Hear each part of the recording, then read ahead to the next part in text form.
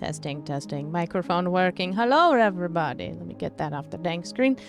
Good evening, and welcome back to Against the Tides, a homebrew campaign set on the continent of Wildmount in the world of Exandria. I'm joined today in every session by our wonderful group of players. Let's kick it off with a round of introductions, starting with Sarah. Hello, I'm Osara X Franco. I play Kelby Sparkspinner, the Forest Gnome Druid. I don't know what she's about to do. Pushing it down to Chum. All right, unmuted. So, I am Chum. I go by Chum Nation around the internet, and I am playing Anders Oberyn. Currently, just a monk. Guess we'll see what happens with that as we go. Over to Tyrant. Hello everyone, I am Tyrant. I will be playing Mistwin Iron Fist, the mountain dwarf. Oath of... What was my oath again? I think... I don't know. Oath of something. Guys, it's been a long week. We'll find out in 3 seconds. Hang on. God, it's Wednesday. It's Wednesday, my dude. Oath of Redemption. There Aha. it is. I was looking furiously. Oath of Redemption Paladin. And I am excited to be merry on Two Saints. Hi, I'm DMM Saint. I play Turley, the turtle, who is currently a cleric, because at level 3, all I get is better spells and spell slots. Passing it on to Mr. Direct Threat. What's going on, guys? Direct Threat. I'm playing Chinook, the Air Genasi Circle of the Moon Druid, and probably confused as holy hell on what's happening. Ash. Yeah, that's me. I'm Ash. Go Bash and Rabbit here on Twitch and over on Twitter. I'm the DM. We're just gonna get into it. All right, cool. Last we left off, the party found themselves among the thick mountain forest of the Copia Wildwood on a task to retrieve Jahia Giantslayer, a legendary hero who allegedly defeated a giant all on her own. She regaled the truthful story, not only to the party, but to one who had heard it before, Chinook, an Air Genasi who happened to be passing through. The party convinced the two of them to join in on their quest to protect the village of Frickley from an oncoming giant attack, returning to the walled-off town in time to cement their plans to thwart the giant. A fake pile of food hovering over a pit and an arrow-happy teenager standing ready at the walls, the battle was afoot. Jahia took much of the damage from the onslaught of Yegor Bonecruncher, the giant, but even then, both Chinook and Mistwin fell unconscious. The battle was rough, full of twists and turns, but ultimately the day was won and the giant was felled. Everyone in the town convened at the inn for a victory round of ale when Turley, excusing themselves to their room, noticed a peculiar light coming from their bag. A moment later, Mistwin joined to witness the strange fractal dance of the orb in Turley's possession, shifting the locale all across Exandria, only to land in a larger, busier tavern.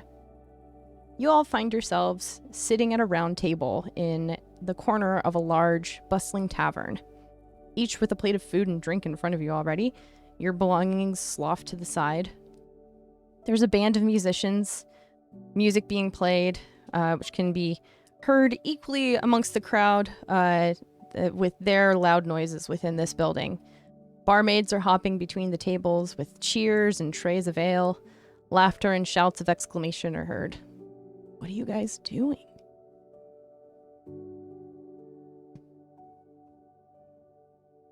Turley is looking around, sus as fuck. Do I recognize this place? Maybe. Regale me in the major cities that Turley has explored. Turley currently is most concerned that he's back in the same place in Port Damali that he was in before, where they had met up with the friend of a friend, the pirate. But he has also been in Nicodranus. He has been to a number of small cities. Those are the two big ones I think he's been to. Okay. This doesn't look familiar.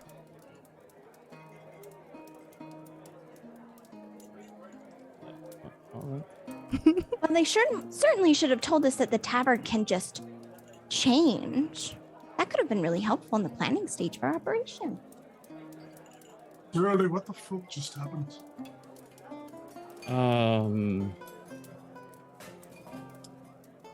Nothing. You should get us a drink. Oh, we already have some. Look. We're gonna need more. Insight check on the nothing. You want? Go for it. Me too. It's a 19 for me. It's a 6. I'll go get the drinks. But we already. Oh. Something's up. Turley is very well. I'll say this: Turley is suspect of everything, but it's like it's not danger. The nothing he's hiding is not dangerous. Just confusing and well, Chum the player knows. But yeah, an idea of what's happening Mm-hmm. in general. Where are we? And why did I get dragged with you guys? Are you sure that you didn't drag us with you? You That's a guys, fair question. y'all said something about some orb. And now we're here. There's an orb? Mm-hmm. Where? Bottom of your glass.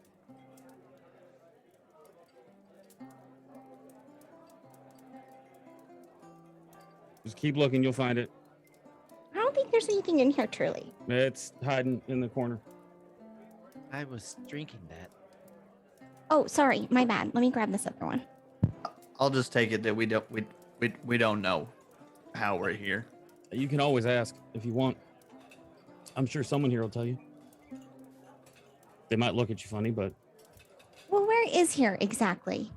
And Kelby's going to look for a bartender, barmaid of some kind, and wave them like very excitedly down. Oh, sure. And they're easy enough to find. This is a fairly large tavern. There's probably like 30 tables in here. And barmaids hop in and around all the tables and chairs, and it's like packed in here too. But they see you trying to flag them down fairly easily. And an elven woman comes up with a tray of empty tankards. Hi, can I help you? Everything going okay over here? You feel all right? Yeah, I just don't know where I am. Could you tell me? That's a silly question. I mean, you're in the Gilded Griffin, but like, are you okay? Did you hit your head? Do we need to cut you off? Too much? Well, my mom says that there was this one time where I very aggressively headbutted a wagon. Oh, I don't think that's really relevant to our current situation, as that was some time ago. But could you tell me Okay. what city, town, village are we in? sweetie, I'm a little worried about you, but we're in Zadash. Are you okay? I don't know where that is. And she's going to turn and look at Anders. Do you know where that is? Yes, it is quite far from where we were. Oh, and it looks like I ordered food. Did I do this? I mean, yes, I took your order not 10 minutes ago, and we're fairly busy, but we're very good at getting things to you on time. So is this okay? I just dropped it off. Oh, yeah. Oh, no, I definitely believe you. I'm just a little bit disoriented. I see. Yeah. Speaking of disoriented, I'm sorry. I just I read this book about these dragon chess problems, and I've had one on my mind for a long time. And so I've kind of been a little distracted. Can you tell me about how much time has passed since we sat down? I mean, I kind of also just got on shift. You guys were here before I started, so I'm not really sure. I could go ask the lady who got you your waters. If you could, that would be most appreciated. Sure. And she just kind of like eyes all of you, very confused. be right back. And she, It's okay. We're not from here. right, tourists, it's okay. And she heads towards the back room. I keep hearing this word a lot. Tourist. What is a tourist? Have you ever been on a vacation or a holiday? What's a vacation? Okay, it's going to be much more difficult. So people sometimes when they get bored at home, they want to travel. And when they travel, they are touring somewhere that is not their home. Oh, then I'm definitely on a vacation now. Yes. Mistwin will walk back with a couple of mugs in his hand, place them on the table. Just kind of, he's got like 4 mugs in his hand, just kind of places them above his head on the table. He just kind of pats Turley on the knee. So I just heard words, Zadash. What the fuck just happened, Turley? Why are we here? We were just... Any idea? Yeah, I do have an idea. You're not gonna like it, so you might want to sit down.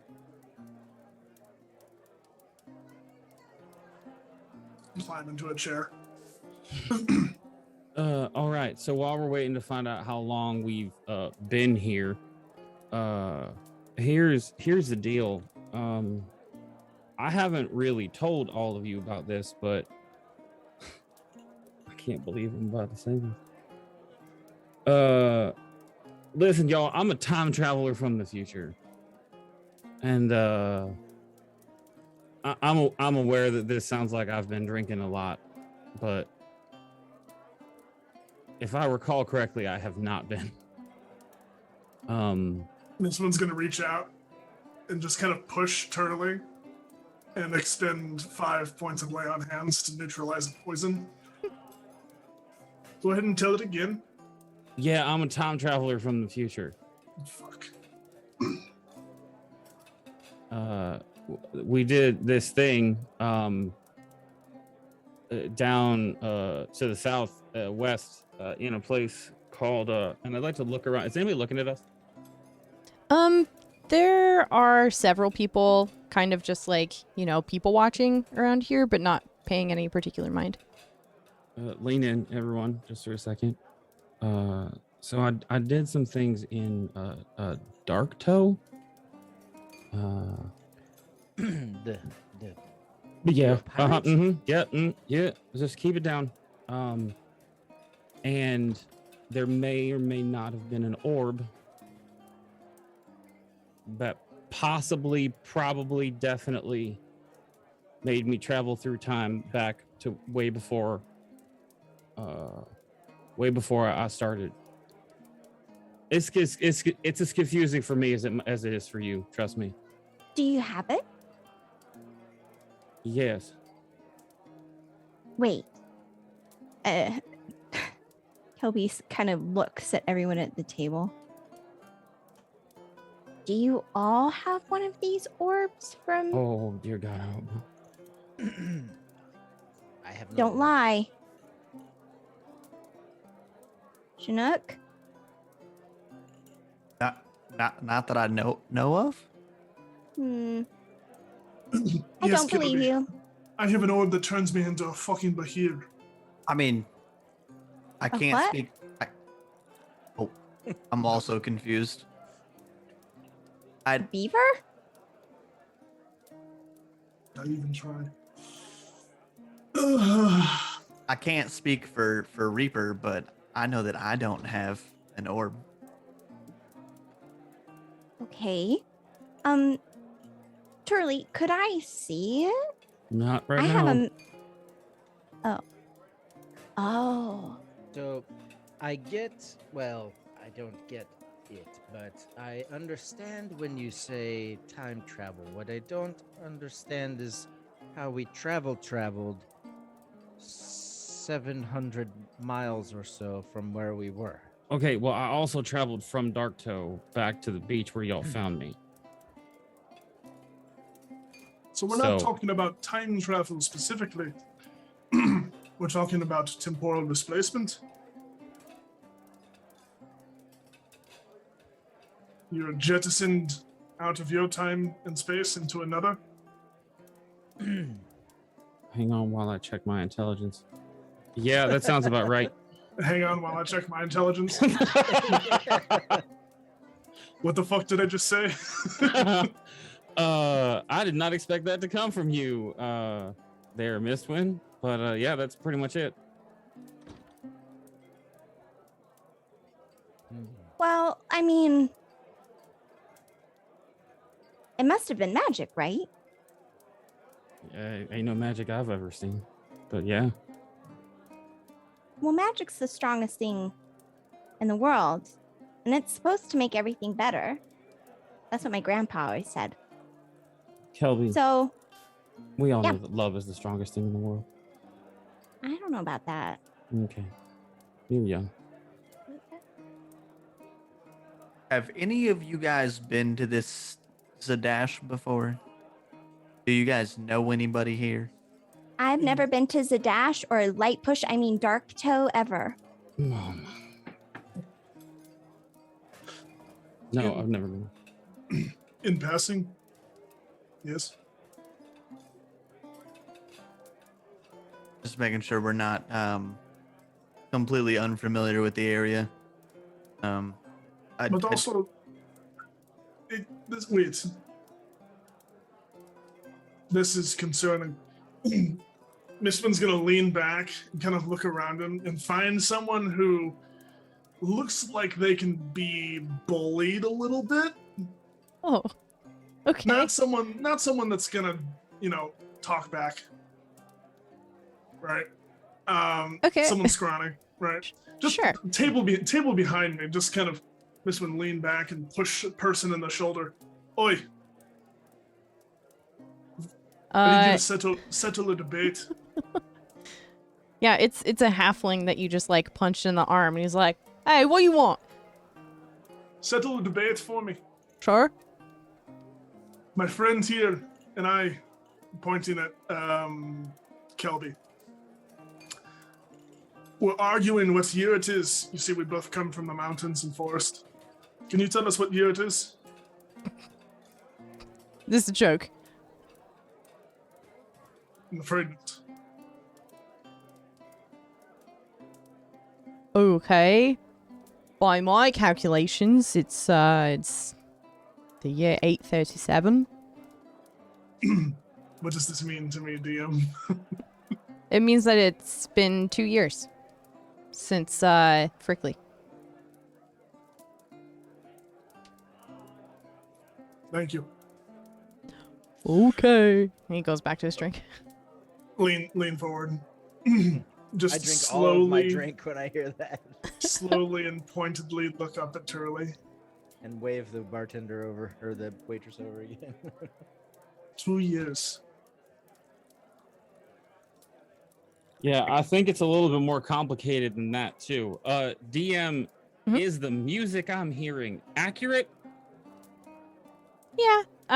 If you look over to the band, you see this guy, on a guitar, playing Winter's Crest music, and kind of being booed by people in the front row, like, "It's not even that time of year yet. Calm down. We just got a pumpkins out." I'm assuming this is also out of phase with when we left. Mm-hmm. Well, I don't see why they have to be rude. It's just sometimes holiday songs are easier to learn because of the chord progressions. Yeah, but it keeps happening earlier and earlier every year. Kelby, you have to admit that. Well, I mean, it always happens at the same time. Yeah, it does, but people start celebrating it earlier than that. Like, it started out a couple days earlier than December, and then all of a sudden, whatever the month system is in Wildmount, I can't remember. And then suddenly it's weeks before, and then it's months before, and the next thing you know, it in the middle of summer, Christmas in July is actually the start of Christmas season for the end of the month. I'm sorry, but how can something Yes. start a month before it actually starts? I mean, he is not wrong, Luis. I saw pumpkins out in shops the, 2 weeks ago. Well, listen, the It's bar not cat here for says that the another 2 fritters are pretty months. good. All I heard is pumpkins, and I love pumpkin everything. What about that pumpkin? The pie, is it okay? Not as good. She says the pie's not as good as it used to be since they changed the chef. I don't... Oh. She might be a little biased, though. Apparently, there's not cream left out anymore. What are you gonna do? Eventually, the barmaid comes back, like hand in hand with another woman, and says, "All right, Janine, you want to tell them how long they've been here? They wanted to know." And this human woman standing there, like extremely confused. By my accounts, you've been here for about an hour, I think. Time is weird. You get in the state of flow and things go really fast. Anyway, is that all you needed? I'm on my break right now. Yeah, thanks. Appreciate it. That's all I needed. Did we get rooms during our period of, forgetting? That's what I'm going to call it. I don't think so. You all kind of shuffled your way in here, asked for a table, and got some food and sat down. You're looking a bit more lively now, though, so glad to see you're doing okay. Lively. Mhm. As opposed to deadly. No, not really. Like, you just looked really tired. Kind of staring past the thing you're looking at kind of thing.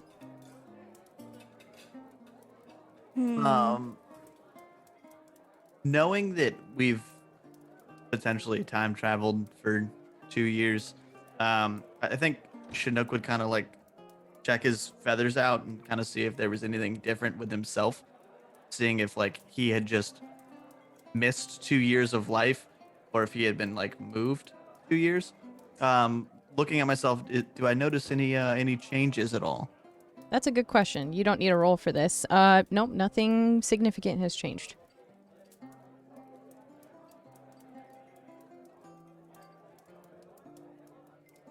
Well,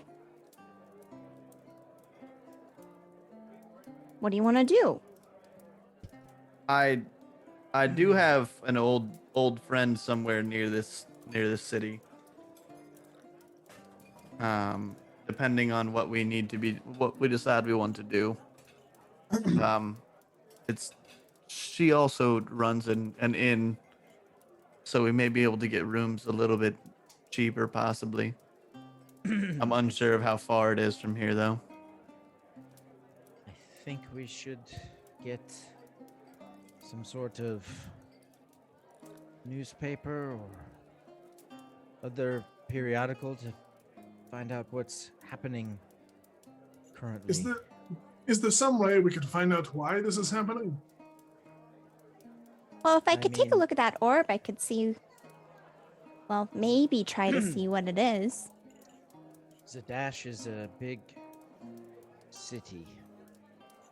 While I don't doubt your talents, Kelby, and please, by all means, do that, but there are resources here. Magic resources in the city. So, Like, people who can teach you better magic? I mean, there's a fairly famous shop here that we could try.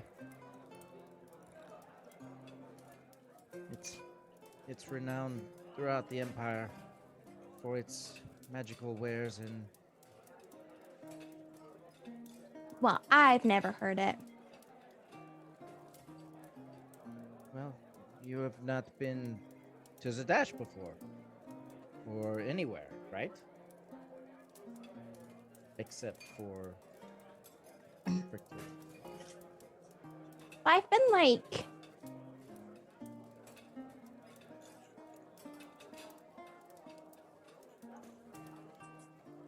2 other places, if you don't count home.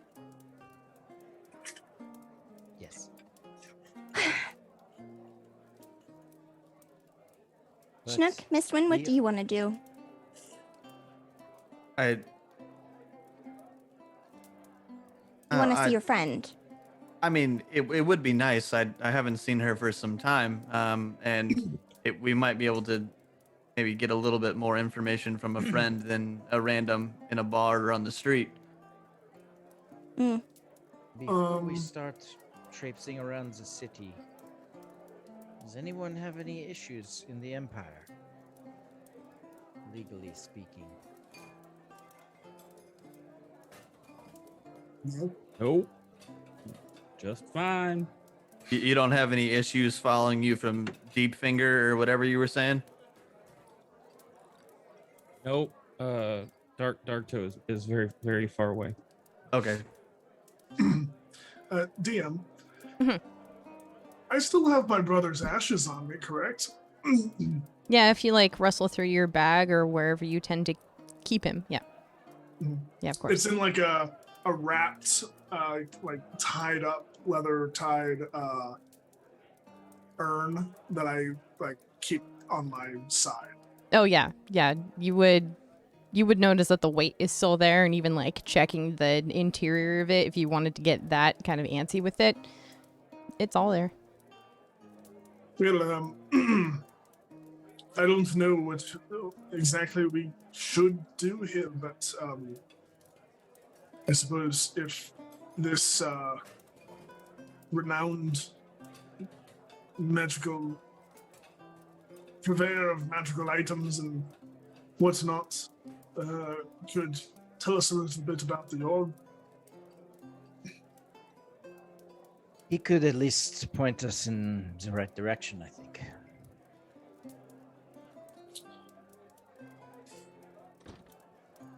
Right.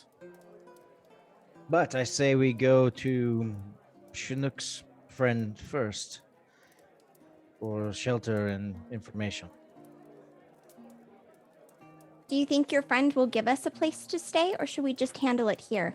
They already think we're crazy. They might feel bad and give us better rates. I would think that the rooms would be heavily discounted if not taken care of. I don't think I've ever met a friend that would discount my rooms.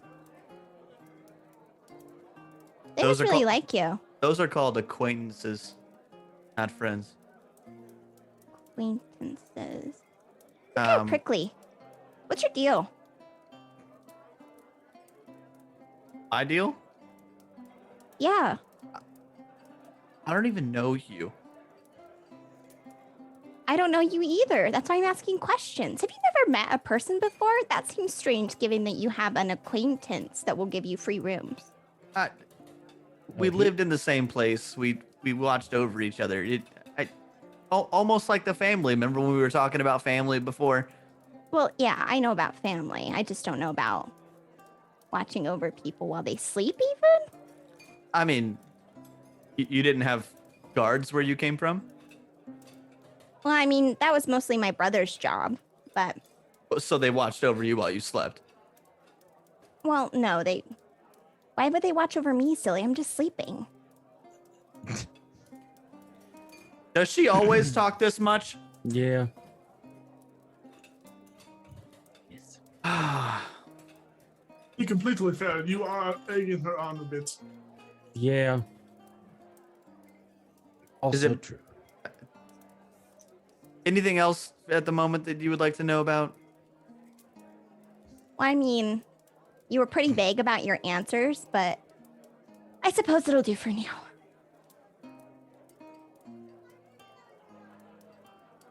Right. So, friend, I would I don't know everyone's name still because I'm a dumbass. What was the magic shop? Do you know the name of the magic shop we're looking for? The Invulnerable Vagrant. I almost wore That's that an- shirt too. God damn it. I would grab someone like that worked there nearby and ask if they knew where that shop was. And also if they knew where 1 second. Eldritch The crooked Blast. wizard is. So you're just flagging someone down to get this information? Yeah.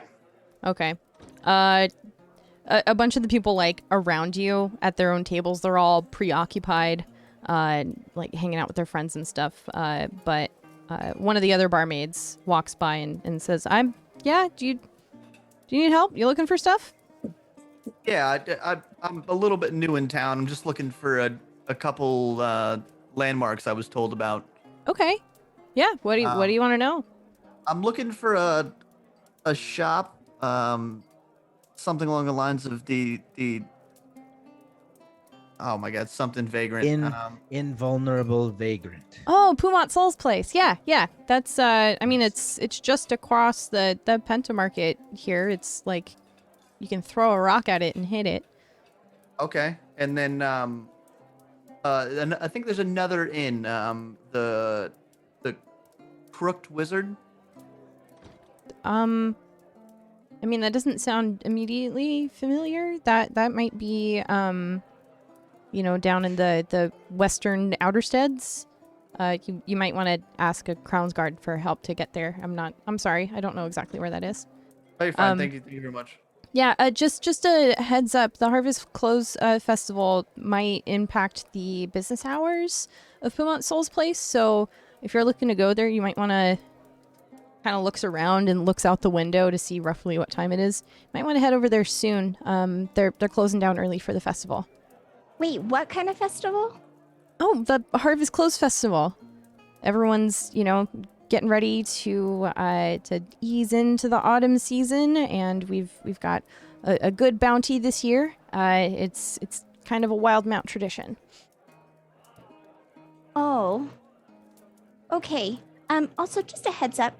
You should probably talk to the cook about including just putting out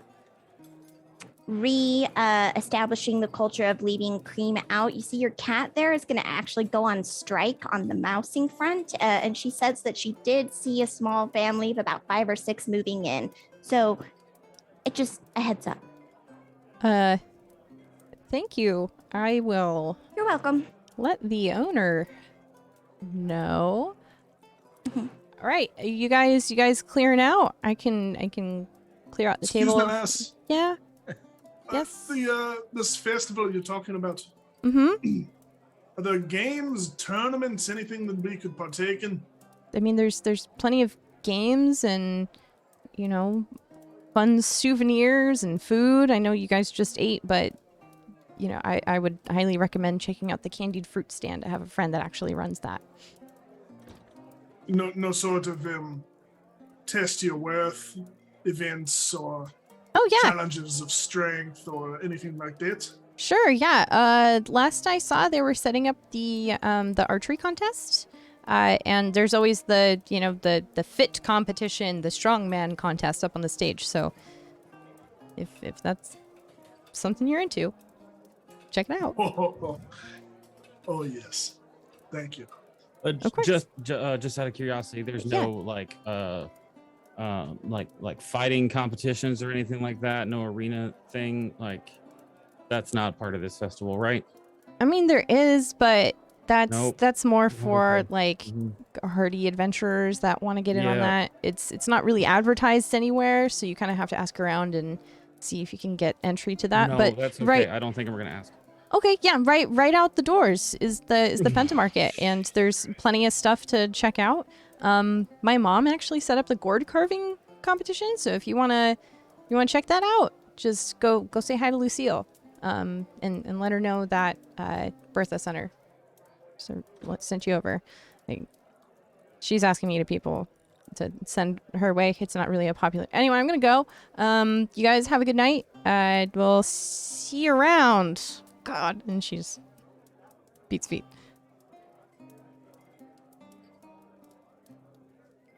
Well, we better hurry if they're going to close soon. Yep. Did we pay for this doesn't already? have- No one's asked you for money. Very well. I mean, there also doesn't have to be a rush today. I mean, you could always go tomorrow. Assuming we're still here in this time, place when we Oh, wake I'm, up. I'm absolutely going to that strongman competition. I mean, if we're not here tomorrow, does it really matter? Nope. Nothing really matters. Okay, let's go. I'm gonna leave a gold on the table, just in case. Okay. Cool. DM. Yeah. So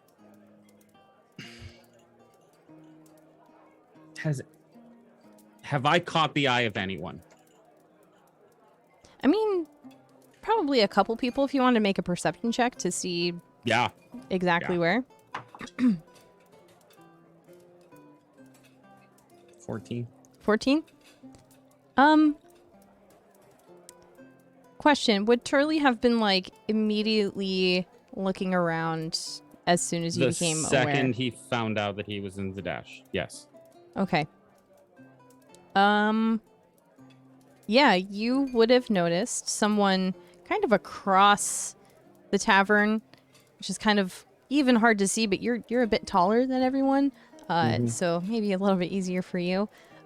You would notice kind of diagonal from where you guys are in the opposite corner, a table of rather innocuous looking people, but one guy in particular just kind of staring at you all. And as you guys are getting like ready to go, he has like booked it out the door.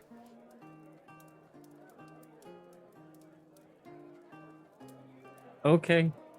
Yeah, we should go, guys. Let's go check out the festival. Start stretching.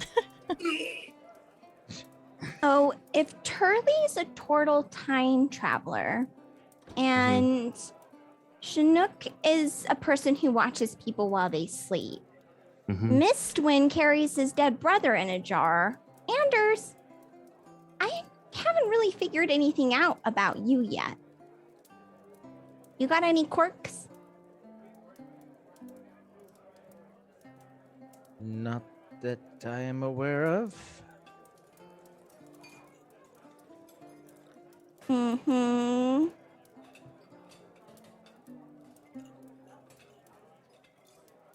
Listen, I just think that if we're going to be stuck traveling through time together, that maybe it would be nice to know like one or two things, like, you know, what your favorite color is, or your fondest memory of your mother, or what you want to do with the rest of your life. I don't know. What street you lived on when you were growing up, what your mother's maiden name was, you know, those kind of things. Exactly.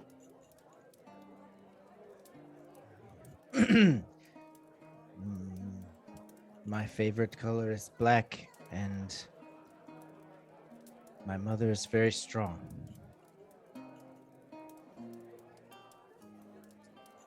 Okay. This is good to know, Anders. Thank you. And as they walk, Kelby will start to hum a song about sleepwalking 500 miles and sleepwalking 500 more, just to be the one that woke up inside the Gilded Griffin's door. Da, da, da, da. Take a point of inspiration for that, please and thank you. Hot diggity dang. Okay, yeah, everyone is making their way downtown. Walking fast. Yeah, Face past and making all it that. way. Making my way. Well, you don't have to travel very far. You guys exit the Gilded Griffin, kind of passing this mound of people, just so many people in this place. And you are immediately in the Pentamarket, which is kind of named for the shape that it is. It's like a pentagonal shape.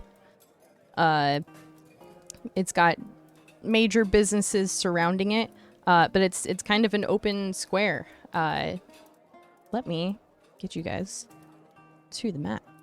I don't like that there's a battle map. It's just a place to come hang out. That's all. Mhm. She never said that it was a battle map. Yeah. She just I said just- it was a map. Yeah. You know, just- you give us plenty they're of all- maps from time to time too. They're usually Battles planned for them all. GM, can you? It's the Pentamarket, correct? yes, correct. PENTA market. And yeah, you guys enter into the Pentamarket. It is packed full of carts and festive banners. The autumn trees surrounding the Pentamarket are in full autumnal spread. And there's plenty of festivities happening all over the place. Anyone looking around would see over yonder way is kind of the sweets cart. Plenty of pies and treats over there. There seems to be some sort of mystic set up over on this table. Down this way, there's an archery range. Over here, there's more kind of savory foods. And then here's the candied stand. These two carts over here to the right have more like souvenir kind of things. But there's several other places I couldn't fit on the map that you're welcome to explore at your leisure. What do you guys want to check out? Oh yeah, and of course, Mistwind. Here at this stage, right here's the strongman competition. Hey, I know that it's gonna be hard, Mistwind, for you to do this. I get it, but there was time that we were here in this city before we were, here in this city. And we don't know what kind of reputation we may or may not have gotten in that time when we were not here, but we were actually here. You know what I mean? So, like, maybe a lower profile is better than a higher profile. Also, DM, where are the guards? They're kind of patrolling on the outside of the Pentamarket. They're not really diving too much into the main space. Excuse me. But yeah, they have a presence here. Turley will be staying as far away from them as possible at all times. What's everyone else doing? I see Mistwind has stepped up to the stage. He has stopped as Turley has confronted him. He turns back reluctantly. Are you meaning to tell me that you want me to not engage in a bit of friendly showmanship? No, I'm just saying, like, maybe be a little bit quiet about, who we are and where we're from. No, Turley, I want you to be honest with me. Are you asking me not to engage in this? Nope. All right then. I mean, who are we? Well, that's an existential question. I'm not prepared to answer, Anders. I know who I am. Yep. Do you also not know who you are, Turley? No. I forgot. Can you tell me? Is it a side effect of whatever happened? 100%. Okay. Well, listen. Your name is Turley McTortleton, and you. Sorry, I'm being very serious right now. I can tell. And your favorite joke is about broccoli and boogers.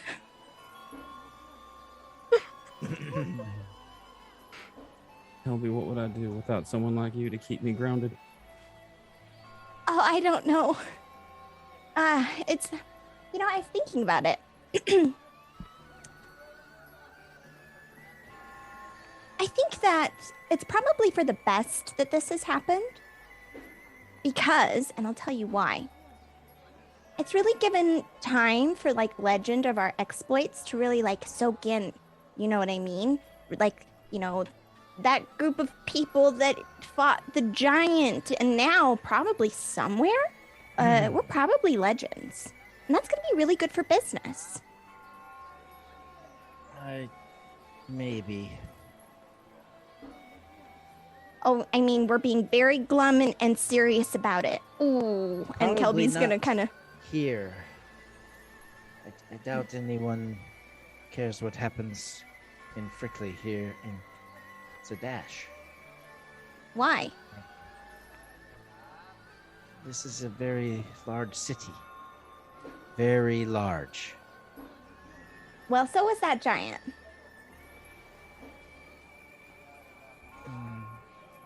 Yes. Okay. Is the archery contest around here somewhere? Yeah, down in the bottom left corner of this map. You'll Ah, see there it is, I here. see. Hit, up. Get it That on this trim for Right. the peoples. Yeah, you found it. So you're checking that out. Mistwin has already approached the stage for the supposed strongman competition. Hello there, fellow beefcake. Hello, you sir. You here for the competition?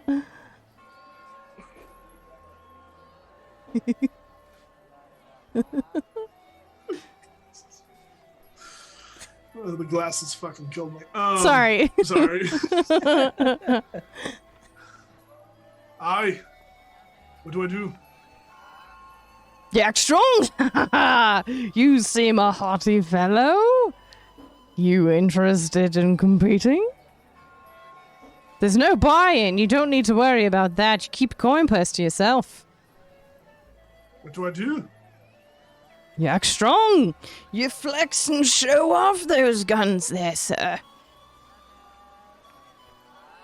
That's it? Yes, we've got a few others lined up for the competition as well. Whoever gives the best show wins. Alright. I'm okay with this. Miss One's gonna... 1 second. Of course. Run back to... Where did Turley run off to? Turley is sitting down, currently fidgeting with his clothing and backpacking gear. And I run over to Turley. Yep. Turley, do you mind washing some things for me?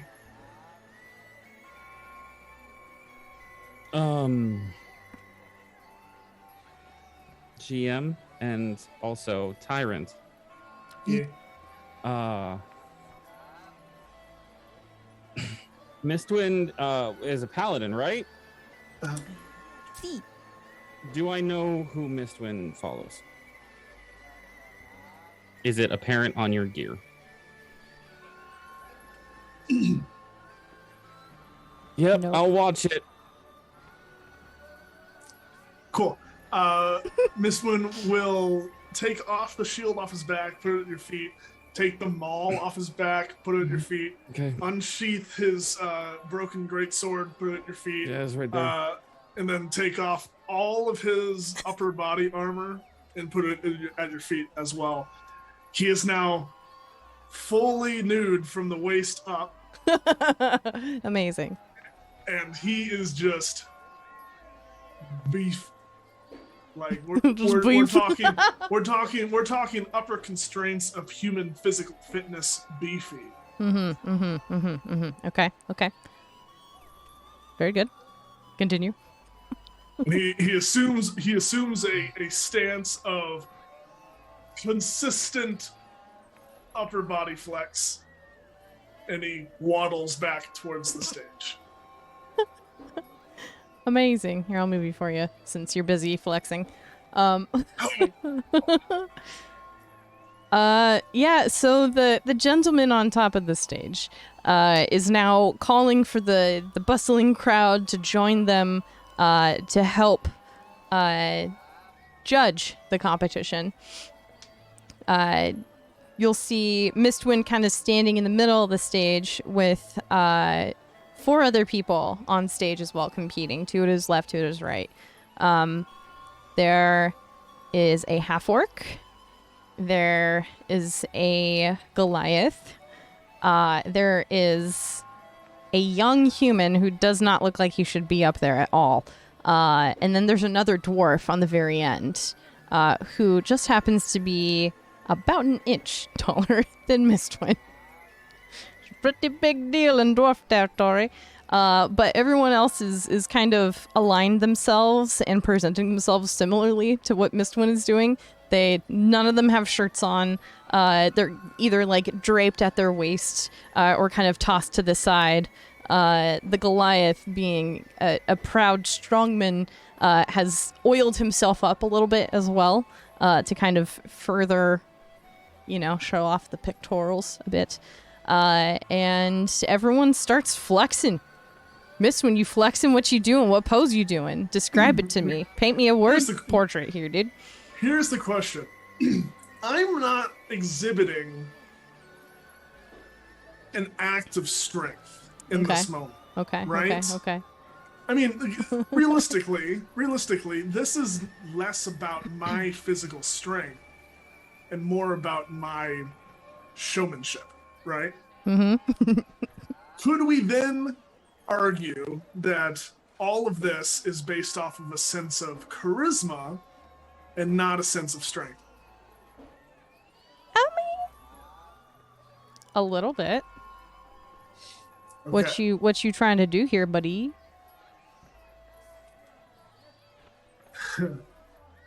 I'm going to go into, I'm just going to like slap up, the muscles a little bit, just kind of get them all watered up, get the blood rushing to the area. Absolutely. Just come down in a nice, like fists together, like shoulders and biceps approach, and then go up into the Supermans, and the over the heads. Mm-hmm. I don't know anything about this. But what I want to do is I want to use my channel divinity. Oh, okay. Make a case for this. What you doing? As I go up there, I don't think I even realize I do it, but I'm so excited and happy in this moment to just live in the moment a little bit. Mm-hmm. That I'm going to use my channel divinity, Emissary of Peace. Ooh. Tell me what that does, dude. Which, for the next 10 minutes, I get +5 to all of my persuasion checks. Okay. So if I'm persuading the judges or an audience to choose me, I seem to shine extra good. About that, Kelby would want to help if she could. Mm-hmm. And like seeing like him get up and watching everybody like flex and stuff, she would kind of like, as she like got close to the stage, and would try to cast like druid craft to make it look like there's just like some like, when you're in the forest and there's the little dust motes that glow in the sun, like doing that just like kind of around his like shoulders and like the crown of his head, so he does actually shine just a little bit brighter as he stands there. This is very good. I was initially going to make you roll a performance check, but I will allow a performance check as well as a persuasion check. Okay. Performance check first. Are either of these at advantage because of Kelby? Or am I getting both those rolls because of Kelby? The performance roll is at advantage. Good. Very good. Because my performance is not very good.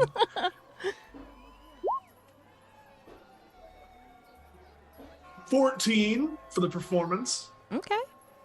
Which is better than a natural 1. Mm-hmm.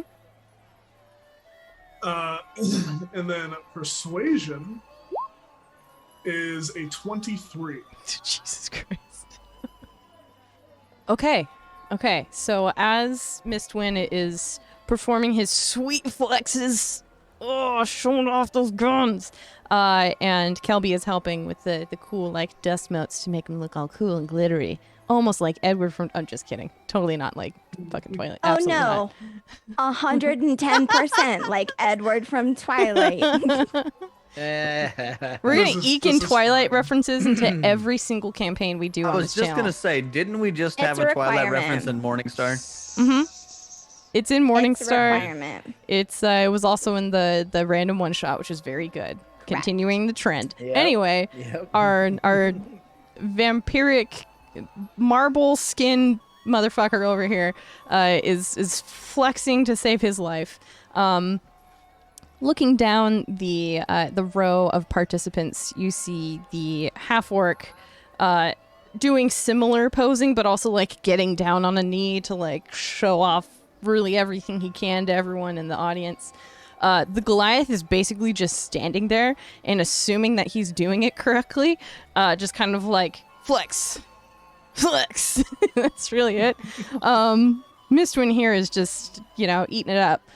The human right next to you is fairly scrawny and is, copying everything that you're doing because he has no fucking clue what he's doing. But trying his best. Do I see him kind of try? Do I see him trying?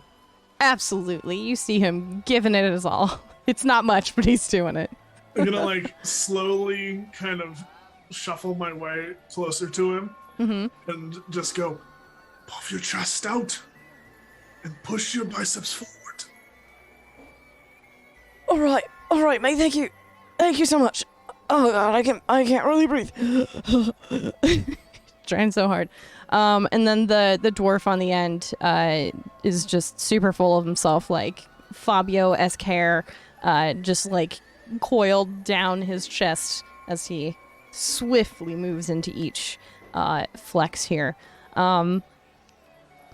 The gentleman hosting this competition then goes in front of each of the participants and says, our orc over here! And there's a gentle round of applause. Points toward the Goliath, and there's a pretty rowdy response, even though he's doing the bare minimum just because he has muscles on top of muscles. When the crowd gets to you, they go fucking hog wild. Applause, cheers. You hear a couple women in the back going, ow, ow, and just losing their shit. They get to the human and it's near silence. Except for Kelby and like maybe one of the kids up front. And then the dwarf at the end has a same amount of applause as the half-orc at the front. And it seems as though you, Mistwin, have won this competition. The gentleman rushes over to you, grabs your hand, and thrusts it into the air. Our dwarf friend here, the winner! Woo! Everyone give a round of applause! Woo! And the crowd goes wild, and he kind of just like looks nervously around. I don't really have a prize. It was mostly just exposure. I hope that's okay. What's your name, sir? That's fine, lad.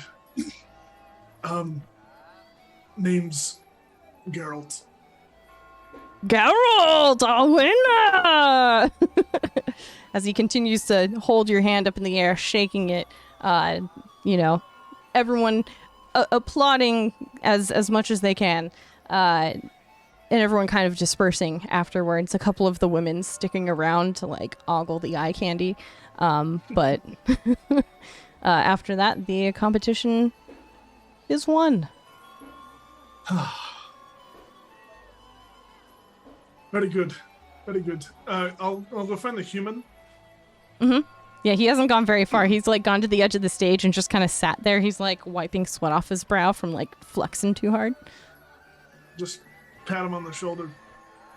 Good job out there, lad. Keep it up. Next year you'll have it. Thanks, man. I was kind of forced into this, and it was really embarrassing. It was really like you and my daughter that were like even remotely supportive of this. She was in the front row. She was like, Dad, and that was about it. But yeah, thank you. You keep flexing, my dude. And he kind of shakes himself off and heads out. What's everybody else doing? Yeah, what is everyone else doing? You're muted, Chum. Chum, you're okay. I was gonna participate in the archery. Hell yeah, down here in the archery range. Woo woo. Get that on this stream. Sick. There are 3 in here. There we go. It's just on the very edge of the map. Cool. Yeah. You see a gentleman here kind of manning the crossbows and the bow and arrow. That's there for use for anyone that doesn't have a weapon. You sir, you interested in an archery contest? Yes, I've never done a contest before. What are the rules? Well, this is eagle shot. It is archery. There is a silver buy-in. You get 3 chances here to hit each of the varying distances, and prizes awarded for each one that's hit. A silver, you say? Yes. Okay. I'll give him a silver. Very good. He'll take it and kind of bite it, shove it into a coin purse. All right, you know how to use one of these. Do you need the tutorial? No, I mean, I haven't done it a lot, but I think I'll be all right. Oh, okay. Yeah, you seem fairly experienced. Yeah, I will step out of the way. Eagle shot up! Eagle shot up! As he, calls to a crowd to see if anyone wants to watch. Back away for safety! Back away! You there! And he's, pointing to a kid running behind the archery range that, snuck back there. Get out of there! Jerry! Jerry, get out! You good? Okay, great. All right, so it's your shot. So the way this is gonna work, it's just roll to hit. There's a certain number that you need to hit for each of the targets. If you hit any of them, you get a prize designated to each target. So go for it. All right. Let's see what we got. Are there 3? Is that what you said? Yep. I'll just roll 3 dice. All right. I got a... What is that? A 9. That's 15 for the first one. For the first one, great. A 20 for the second one. And a natural 20 for a 26 for the third one. Damn. All right. Yeah. You lay waste to these targets here. This guy is used to kids and inexperienced people coming up and attempting this. And you basically just nailed it for all 3 of these, hitting fairly close to the center for the first 2 and damn right in the middle in the third target, way in the back. And he kind of stands there shocked. My God, did I bring enough prizes for the day? Oh, shit. One moment. Let me go retrieve the arrows, and I'll bring you prize in just a moment. And he runs off to the targets to go and collect them really quick. While he's doing that, what's everyone else doing? Nervously still looking around. Okay. Make a perception check for me. I love nothing more than that. Yee.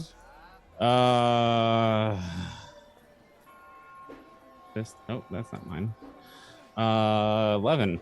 11? It's pretty crowded out here. I didn't really do that with the tokens to save bandwidth. But yeah, there's a lot of people out here, a lot of kids running around enjoying the festivities, people eating, drinking, being merry, all that fun shit. Nothing really out of sorts here, just a lot of people enjoying a festival. Yeah, first time here, knows things, keeping a low profile. Cool. Doesn't know what to expect. Totally fine. The gentleman returns to you, Anders, with a kind of a large bag. People haven't hit the second one for hours, let alone the third, so Here are all the 3 prizes. Please enjoy. And he hands over the bag to you. You're muted again. Thank you. Oh, no, you're not. Just kidding. Beginner's luck, I guess. Yeah, And, are you interested at all in joining the Crown's Guard? I'm not a recruiter or anything. I just have a friend that works there, and they're in need of a good shot. So, oh, no, my mother would not like that very much. She really doesn't like me messing around with these things, but it's so fun though, you know? yeah. He'll kind of pat you on the shoulder. Good work. Eagle shot, anybody? Eagle shot, as he kind of nervously looks around in the crowd for people to completely fail at this game. You now have a bag of stuff. Cool. What are, hey, a 25 to hit the long target. from where you're at the stage? It was a 26 actually. Is that what you're attempting to do? Throw a hand axe at the back target from the stage? At least from here, no closer. Oh God. Wait. What's the? Where, hold on. where What's is he? Where are you? He's right next to you. Oh, you're right next to me. I thought Kelby was there. Where'd she go? You just run away from me? Is that what happened? Hold on. Wait. 16 to hit, because it's a disadvantage from that range. 16 to hit the long target. Okay. Yeah, so you kind of stand there. You're watching Anders do his thing and collect his bag of prizes, and as he's coming back to you, you're like waiting for the crowd to clear so you can have a shot here. And as soon as it does, and even the guy who's like setting up the arrows and stuff again moves out of the way, you huck it straight towards the back. And it hits, but it like kind of glints a little bit and starts to hang a little bit. It hit it. It's just not really like super connected, but it's there. The man manning the eagle shot station looks at it and then looks over at you. Oi! What are you? This is for arrows. They can barely handle it. What are you doing? It costs a silver to play. My bad. I wanted to see if I could do it. I mean, I'll just jog past and toss a gold at him. Oh, gee. Well, And grab. jolly good to you, but jeez, fellow. I mean, at least you hit the target, right? I mean, Honestly, from that distance, it's pretty impressive. Oh, some would say. What's everybody else doing? Yeah, I'm what's just kind of peeking at this table and kind of seeing what's over here. what? Oh, you're in front of the cool looking table. Just make sure. is it like a that's- shell game? It is. Hey, you know. Yeah. There's a woman behind this table, full of like cards and crystals and globes and stuff, who's just like eagerly awaiting anyone to come and engage with her. And she sees that you like make eye contact. Yes, you. Yes. Would you like to play the game? What game exactly is it? King's Vault, good sir. Would you like to play? It's a silver. I'm unsure how to play this game. Oh, well, I it's look easy. at Mishra and I go, this ought to be good, and I'm gonna go stand over his shoulder and watch. All right. Well, King's Vault, very easy. Silver, and I'll show you. Sure. I'll hand her a silver. Very good. She'll very quickly take it out of your hand and place it beneath the middle shell. She'll pick up the shell, kind of show you that there's nothing underneath it, place it on the table, and put the shell back down.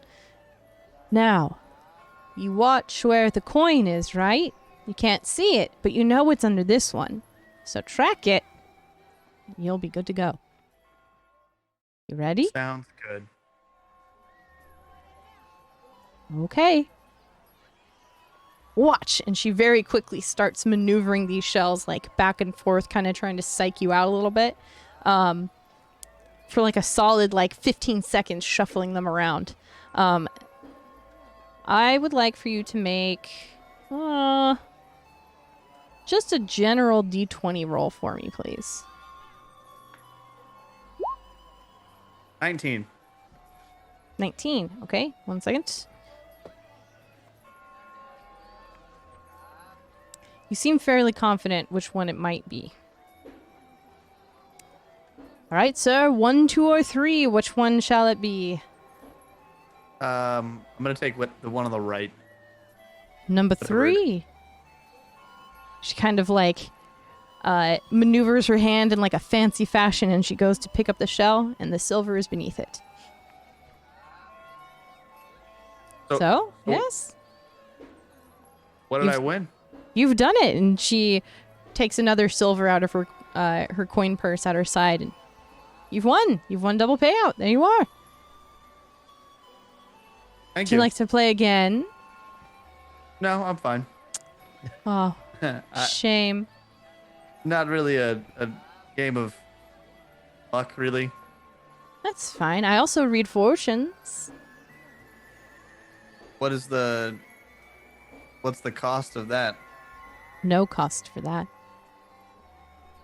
Well, sure. Your soul.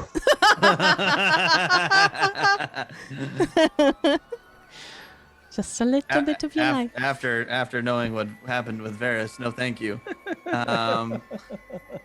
Yeah, sure. Let's get the fortune read. Okay. 1 second. While I pull up my tarot card thing. Do. All right.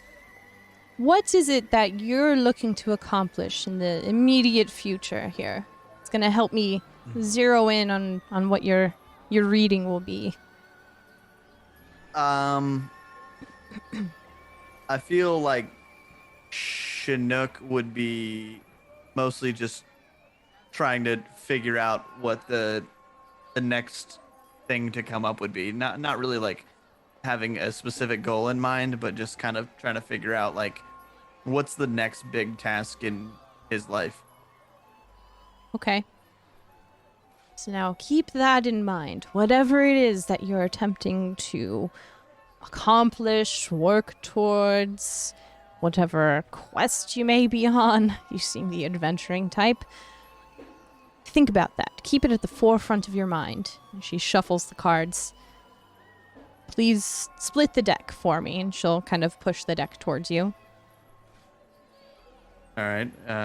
Chinook would split it into 3 out on the table. You've done this before, I see.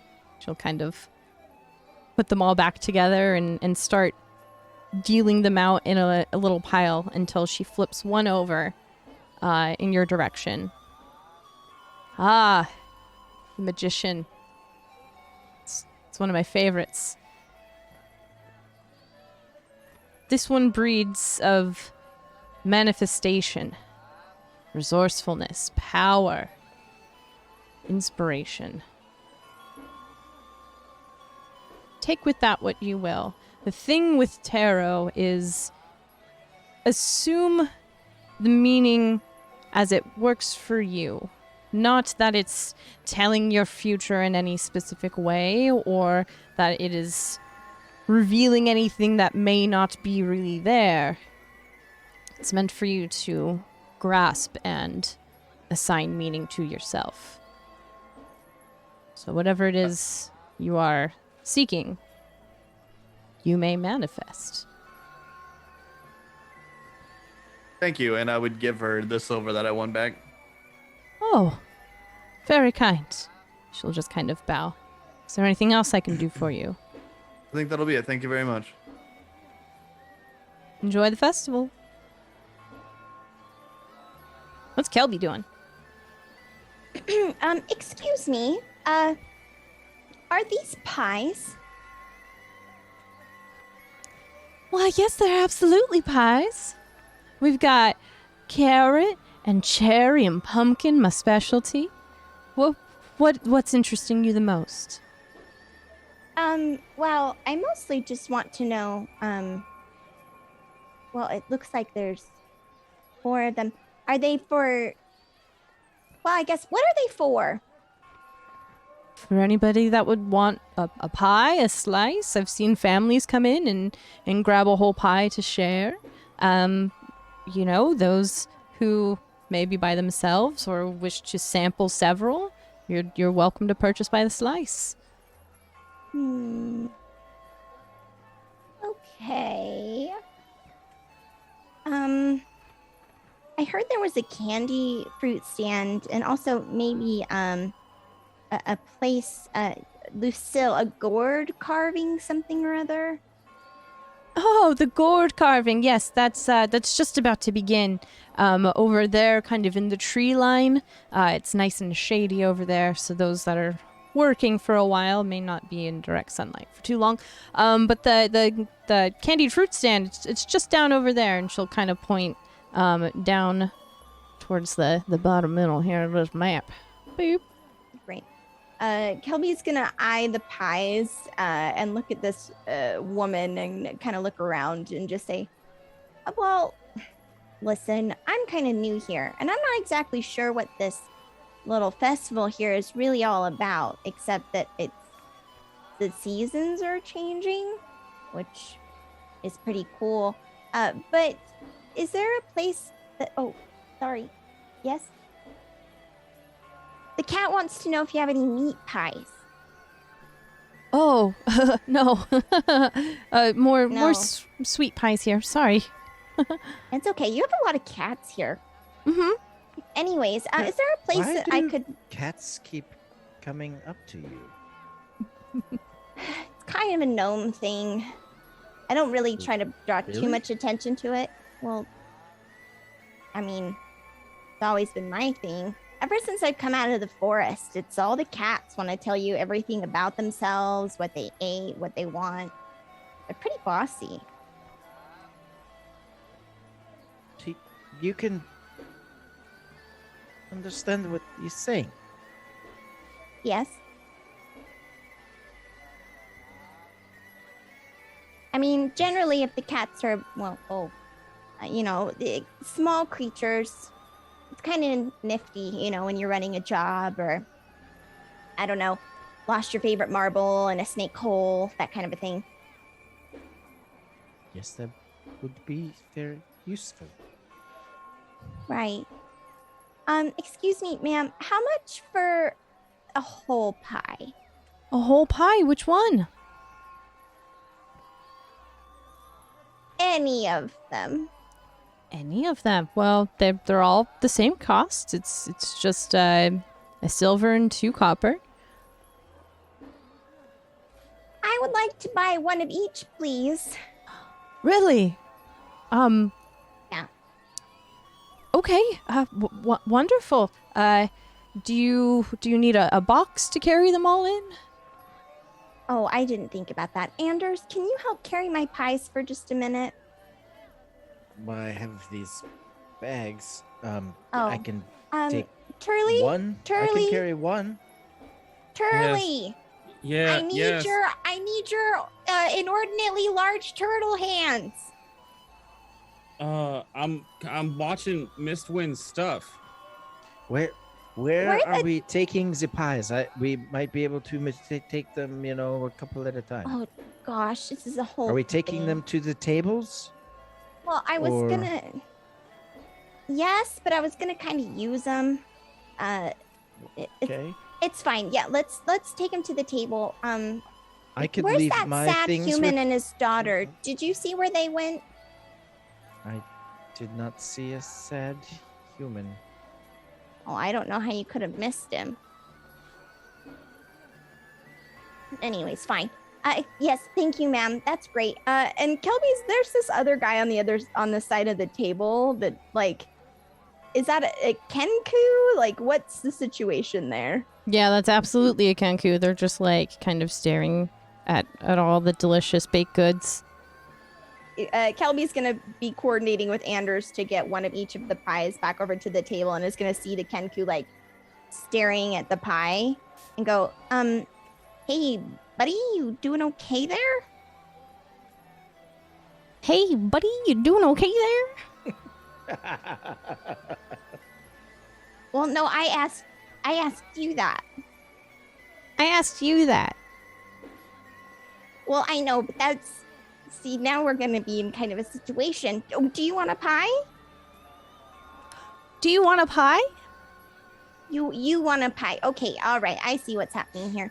You're doing that annoying thing that little brothers do. What kind? Kelby, it's not being annoying. That's how they talk. What? They mimic other creatures. You see it kind of nod. It's how they talk. How he talks? You know this guy? Well, I know people like him. Oh. Her. I don't People know. like him. Okay, Oh. there you go. Okay. Well, do you have a name? Do you have a name? I'll look at him and say, I'll put my hand, Anders. Well, don't give him your name. Unless your name is Anders. Is your name Anders? He That kinda is just highly unlikely. Looks around. And he kind of flaps excitedly, kind of looking at the table here. Pumpkin. Pumpkin. Oh, well, that's actually very well timed for the season, Anders. But Yes. Pumpkin, would you like a pumpkin pie? Like a pumpkin I'm pie? Yeah, I'm Kelby, by the way. Kelby Spark Spinner. It'll kind of like reach out with its little like feathered hand. Kelby Spark Spinner. Okay, yeah. Excuse me, ma'am, can we buy Pumpkin a pumpkin pie as well? Why, yes, yeah. Yes, of course. And she'll kind of like look a little shifty-eyed towards Pumpkin here. That one's on the house. That's fine. Oh, that's wonderful. Guess it's buy four, get one free day. Well, I'm okay with that. Pumpkin, you're more than welcome to sit with us. Will you just help Anders carry these over? Madam, if you don't mind, that was very kind of you. I can just do something really quick. And Kelby's gonna actually climb up on the table, standing between, like, putting her feet where the pies were taken, and, like, pull her lute over her shoulder and, like, start strumming out a couple of notes. And go, listen, we're just gonna, just some free exposure, you know. I hear that's how you guys like to pay people. And she's going to make a minor illusion from one of the pies sound like a drum. And she's going to play a little pie jingle, singing about the delectable pies of the harvest, you know, moon, and how they're the best damn pies, in an attempt to like draw a crowd to the pies. No more than like 5 minutes at the most, as she puts on a little, using druid craft to like make little like puffs of like nature kind of around the table as she maintains the beat with minor illusion. And you as she also finishes, hear a tambourine accompanying No. out of one of the other pies. Amazing. But you may not know exactly where that's going. yeah, from. no, Kelby will look at the pie and just go. She'll look at the pie and be confused, and then just grin really big as she continues to play her song, and promoting this wonderful pie stand. She will then turn to the lady, give a jaunty little bow, and say, "Thank you, and have a wonderful rest of your harvest." As she just jumps down, not waiting for any response, and hurries over to everybody else with all of the pies. Very good. You had drawn a bit of a crowd. A lot of kids came up and kind of started clapping along And Pumpkin is happy to assist with grabbing all these pies. They kind of take one of the crates next to them and help the shopkeep fill it up with all the pies and brings it on over to the table here. You- On the wrong- Anders, it's just like you said. Yes. Well, you said Yes. that this city had magic, right? And then it could make you get better at Yes. magic. It's already happening. Normally, I can Yes. only charm one pie, but now I think I can charm two. It was very impressive. Yes. I'm actually very excited about it. I had marked on my dream board that I'd be able to do that. Well, I guess it's been 2 years, so technically I'd probably be behind. Either way, I bought us a lot of Don't be pies. too hard on yourself. Yes, it was good.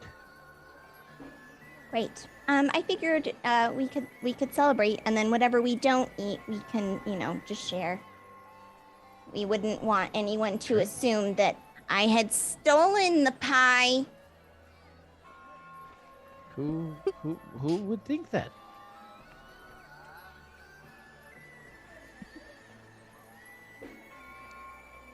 Did someone steal a pie?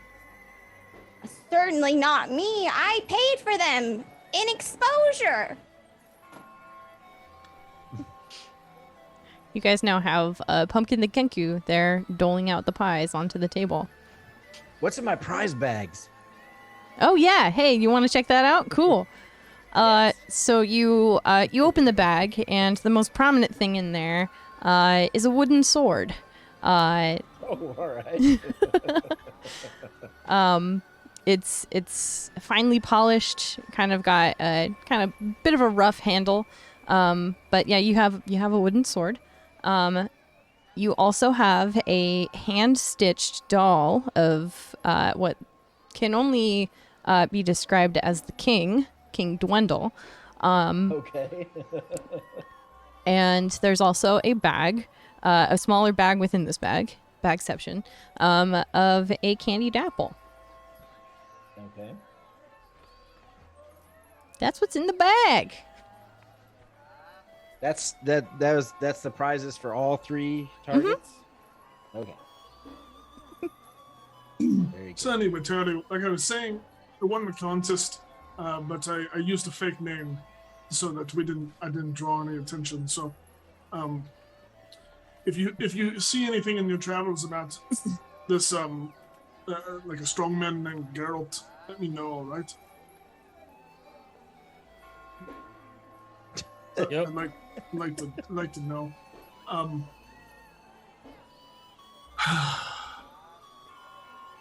missed that fanfare contest. It's nice. Were you some kind of showman, Miss Twin? No, I was just around it a lot. We had frequent performers and contests and trials and tournaments, and it was nice. Don't get that a lot out here. That does sound nice. By the way, this is Pumpkin. Apparently, Pumpkin can only say things that you say to him. So make sure you only say nice things, because listen, he's actually pretty good at impressions, so I'll know who said mean things. And she looks over at Chinook. Hi, Pumpkin. Turley. Hi, Pumpkin. I'm Turley. He kind of relaxes a little bit. I see. Pumpkin. Pumpkin? Yes. No. Yes. No. Maybe. He kind of starts clapping as if it's a game. Maybe. Bathroom. Bathroom?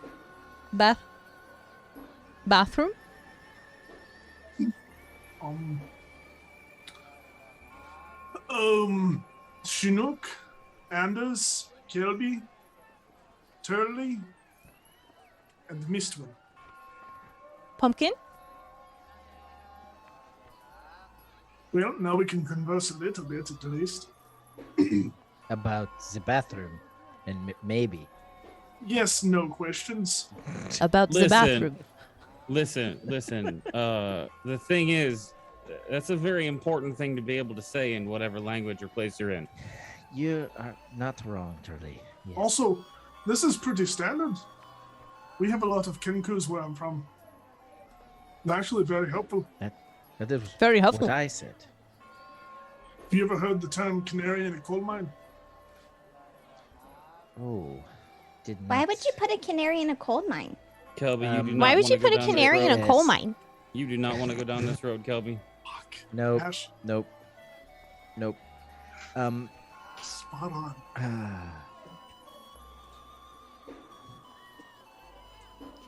Yes, well.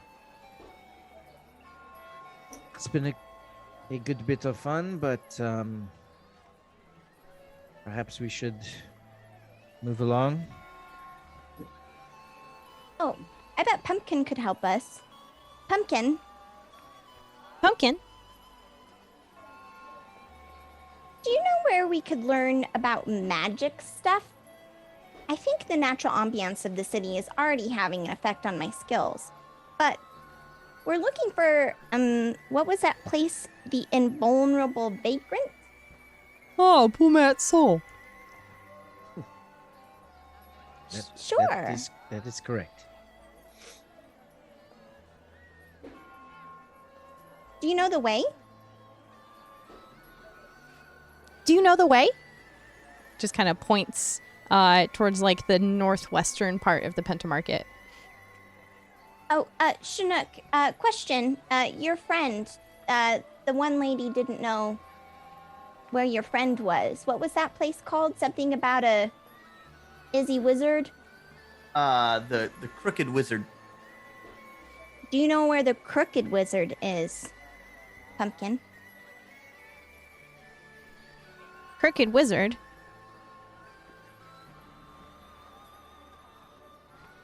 No.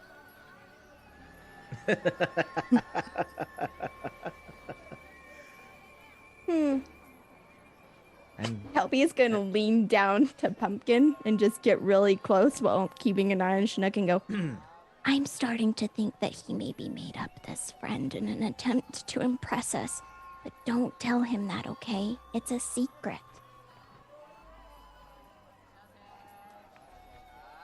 It's a who are you telling that to? The Kenku? It's a secret. She'll wink and turn around and say, well, I tried all the pies, so I'm ready to go. Ready It to is go. very strange that no one seems to know where this inn is. I'm sure that's totally normal and has nothing to do with the existence or lack thereof of a particular acquaintance that watches Chinook while he sleeps. Watches Chinooks Well, while he sleeps. Well, it could be that it's no longer in business. It has been a little while. I'm just gonna ignore her in every way, shape, and form. Pumpkin. Oh, this is going to be a new game. A new game. Show you the way? Yes, please, Pumpkin. Yes, please. Just kind of stands up and just like looks ready to guide you where you need to go.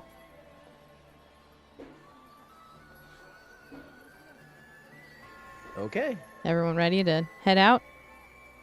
Yep. Okay. Cool. So y'all head out. Let me move the map. There's not a map. I'm just bringing you guys back over here.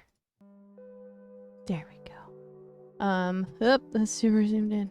Bear with me one moment.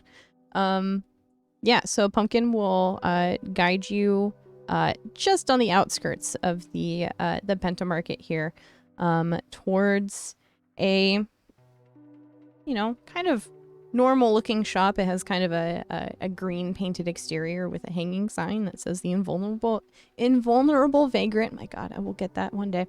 And just kind of guide you towards the door. They're closing soon. Oh, we better hurry then. Better hurry then. Yes. Right in.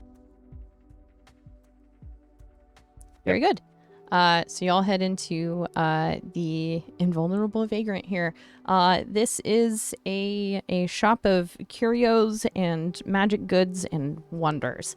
It's a fairly spacious area. Actually, I think I have a handout for you guys for that. I do. Here you go. There it is. So this is the Invulnerable Vagrant. There's a lot of goods all over the place. There's, stairs. We didn't get I don't one. see that. I said show to players. When let's work. Oh, here. I think I have to edit it and put it in your things. My bad. Hang on 1 second. 1 second. Please. Save. Does it show now? There it is. Hey, there we go. Yep. Cool. Yeah, so this is the Invulnerable Vagrant. It is a shop full of stuff. Goods lining the walls and kind of in their own little boxes. There is a staircase that leads up to a second level with more kind of natural looking stuff. But there is also a shopkeep towards the back. A furbolg with goggles on top of his head, kind of paying attention to the thing that he's currently tinkering on. But as you walk in and the door chimes, he'll look up. Oh, hey there. Welcome to the Invulnerable Vagrant. My name is Pulmatsol. I welcome you to my establishment. Hello, Matsol. Hello, little one. What can I do for you? Can you identify magic trinkets? I can, usually. I'm, fairly adept at adding, magic to items, so you would assume that I'm pretty good at, being able to deduce the magic from items. One moment, Pumat, can you get out here?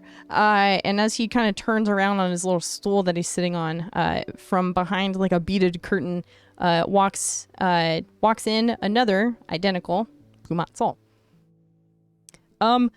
This little one here is looking for identifying magics.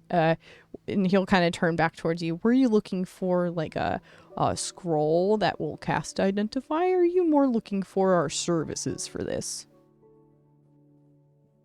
Kelby will just slowly turn to look at Turley. I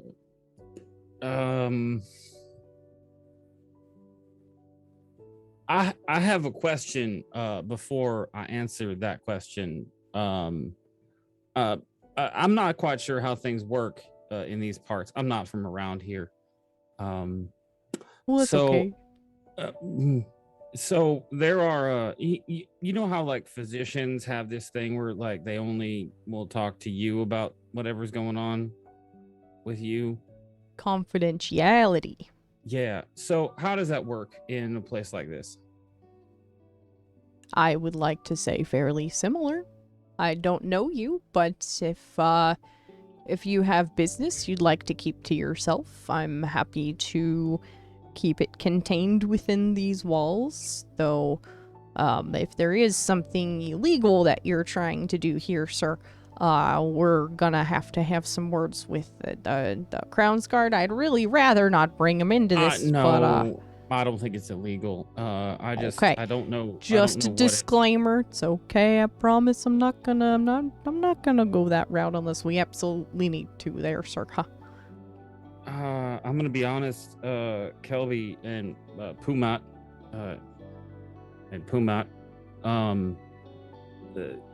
I don't know that just having a scroll is gonna do it for this.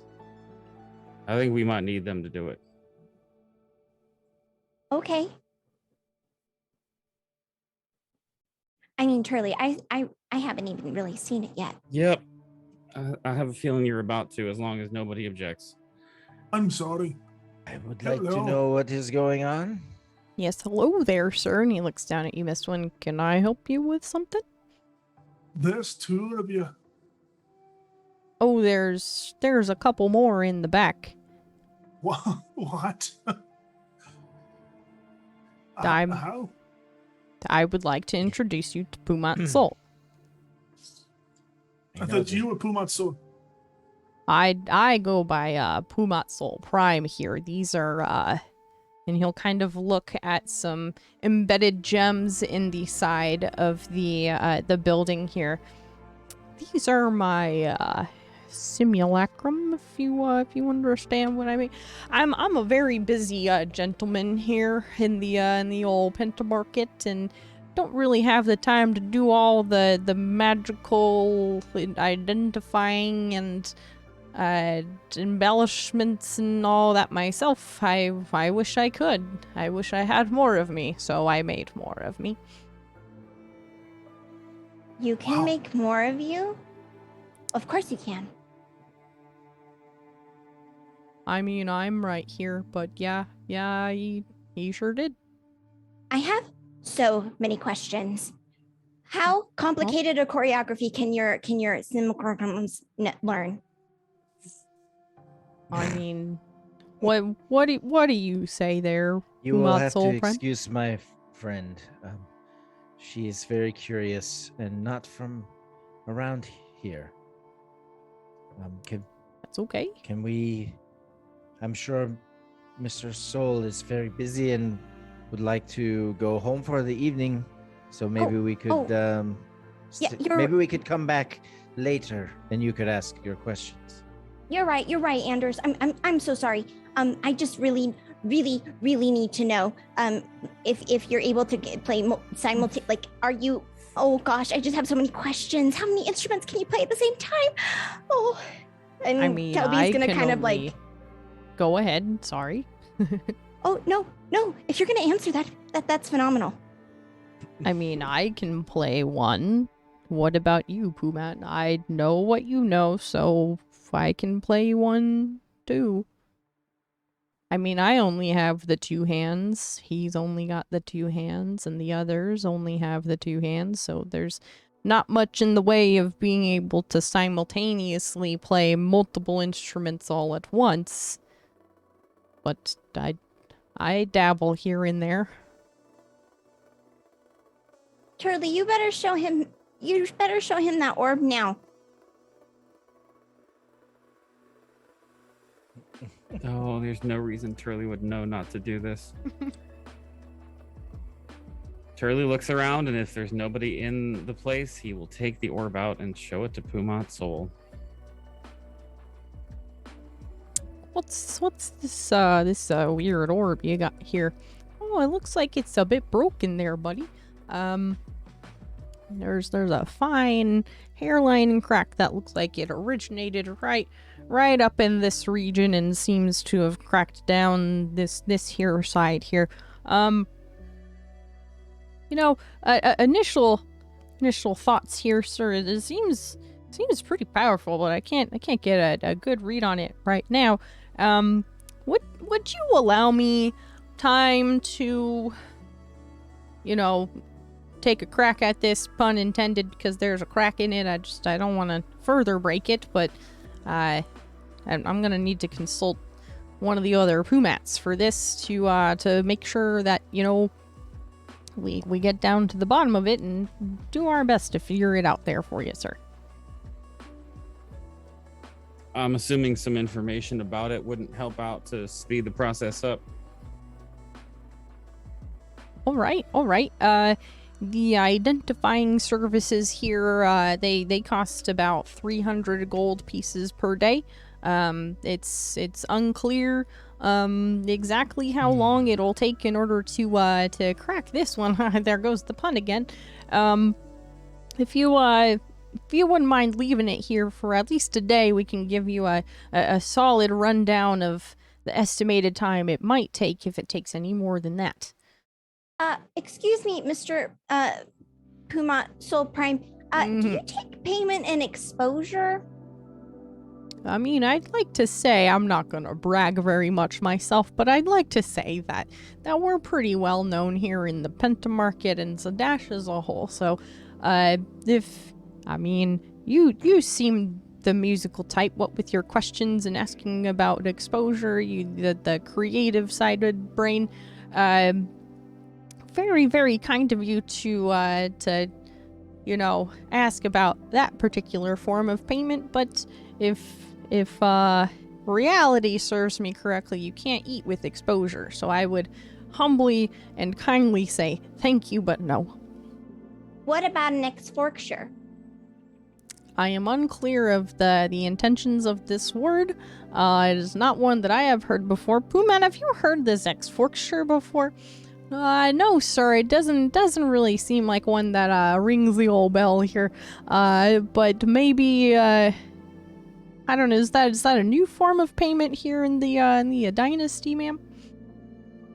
Well, it was mostly just a bad pun. I find that oftentimes humor acts as a very good tool in social situations. Interesting. Okay. It's all right. Thank you. GM? Yeah. Sorry, go ahead. I thought you were done. You're My good. Yep, no, you're good. bad. Would I know anything about using currency from somewhere else in the Empire? I mean, probably. You want to roll a history check there for the old brain juices to get a fire in. 30-20. Right as I bite into my dinner. God damn. Sorry, I rolled fast. No, you're fine. I would say that you're familiar with like the exchange rate, and that the Empire is fairly forgiving with using money that may not pertain directly to the Empire. Okay. But there So might it's not be like a danger or anything of depends on what you're trying to use. the money that I have that did not come from here.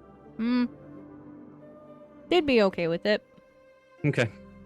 Does anybody have 200 gold? Because I'm a little short for the day one. I mean, I have 50, but that is I have 49 and 9 silver, but that will be all that is all I have. Well, I have to keep in mind pie expenses. So I have like 10 gold. But if I do enough shows, I could maybe work up some more. There is a whole festival. I've got exactly 100. Quick question for everybody. Where does everyone keep their money? Son of a fucking bitch. Kelby would keep it in a small pouch that's tucked on the inside of her garments. It's actually very like well sewn in a false pocket, designed smuggling the funds away. Okay. Yeah, same. Just like my sword is hidden amongst my clothing, my money would be as well. Okay. Coin purse on the hip. Okay. Where would Chinooks be? I would, front right pocket. Where does Turley keep his money? All right, so in a dangerous place, but I'd like to make arguments here. He's a tourist. He travels a lot. Mm-hmm. Probably had money stolen from him at some point. Would know to be careful. Also, he is on high alert for anybody noticing certain things. Okay. But on his belt. Okay.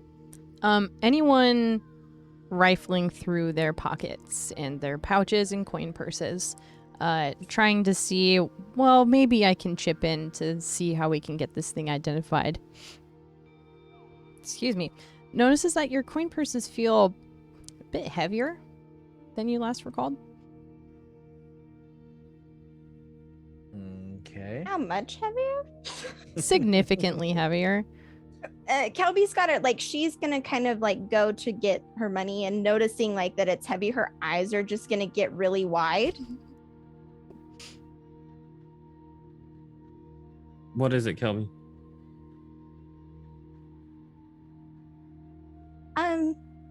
Yeah. Well, when you take into consideration, pie expenses, and technically I'm feeding 2 now. Isn't that right, Pumpkin? I can really only afford to give 10 gold.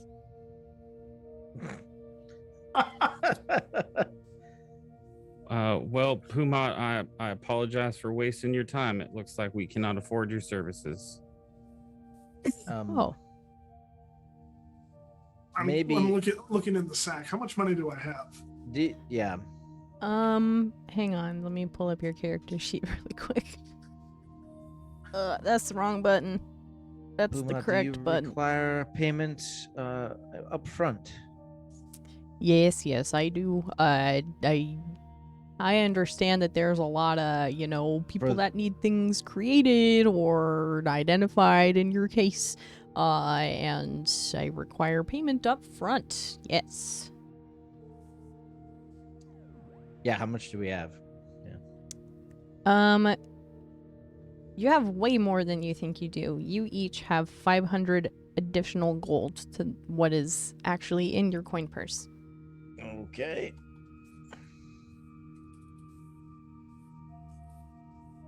Is that across the board? Correct. What? Turley, I think we would be all right. Well, I mean, you said you had I don't remember how missed- much, but and Mistweed only had like 50, and miscounted. Kelby had like 10. Yes. Okay. So Yes. does that mean that you have what 100 and what is that? 140 gold? 1, 2, 3, 4, 5 of us. I have enough to pay for my share. All right. Well, like I said, If I we have split even. I have 100. So, I can pitch in 100. but you just said I'm really okay. I mean, I said 100. Oh yeah, that's right. You just say 100. That's Well, that's 2/3 of the way 200, there. I will also give 100. I miscounted my coins. Okay.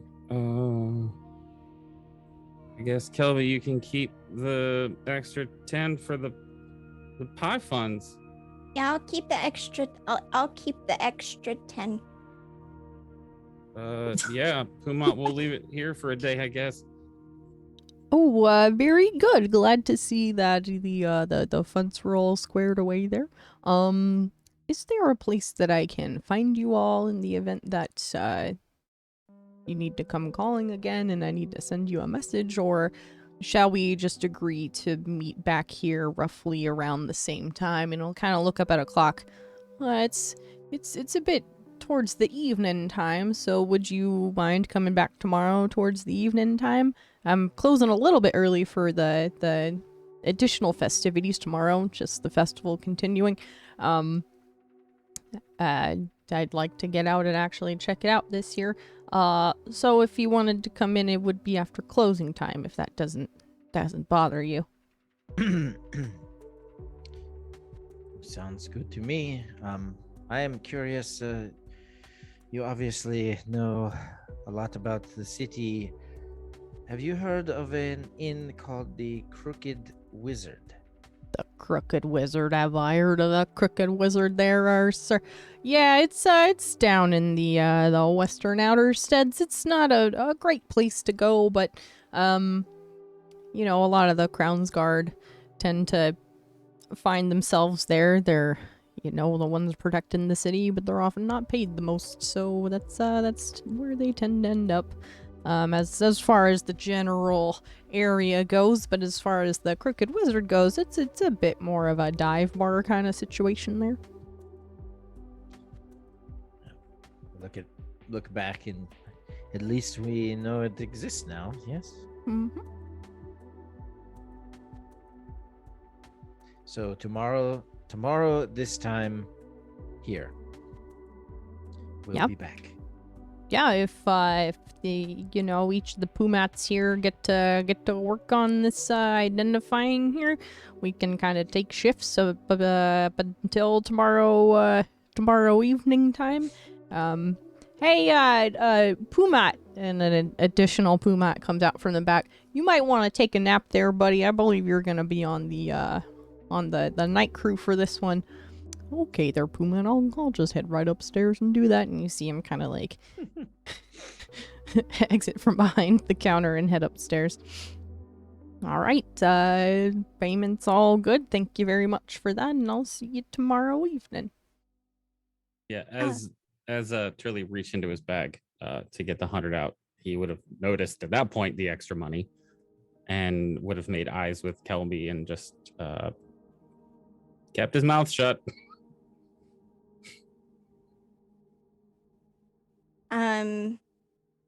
Kelby is going to be kind of like, it looked like she's rummaging in her bag, probably like just kind of absent-mindedly, and is going to like drop something on the floor and go, oh no, and like kind of take her time trying to pick up said item, intending to be the last person to leave the shop. Okay. Is everyone else heading out, checking out the rest of the wares? What you doing? Pumat, I know you're going to be identifying Sphere, but I was wondering do you have any idea how to repair magical items? Repair? I mean, yeah, I'd like to think that that's one of our specialties as well, not only with the crafting and enchanting of magical items and obviously identifying them, we can indeed repair them as well. What exactly are you looking to get there repaired there, sir? Mr. Wynn will pull out the broken greatsword. This sword was my brother's, and he passed away recently. I'm sorry to hear that, sir. Thank you. It had magical properties, which is why I'm surprised that it is broken.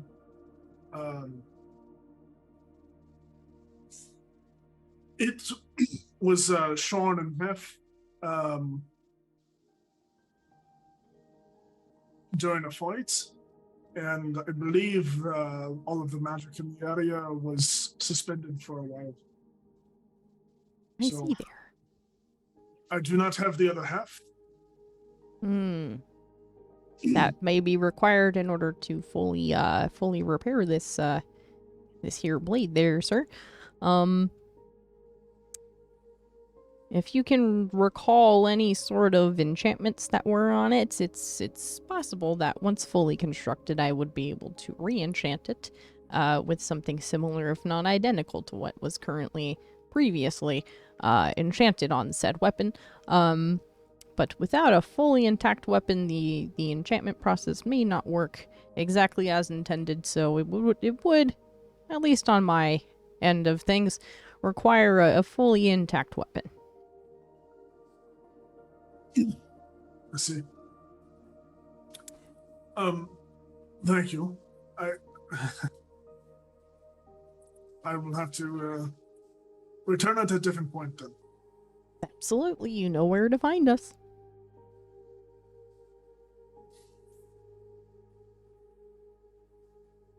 All right, we'll see you tomorrow. Is everyone heading out? Except for Kelby being the last one? Yep. No. Yes.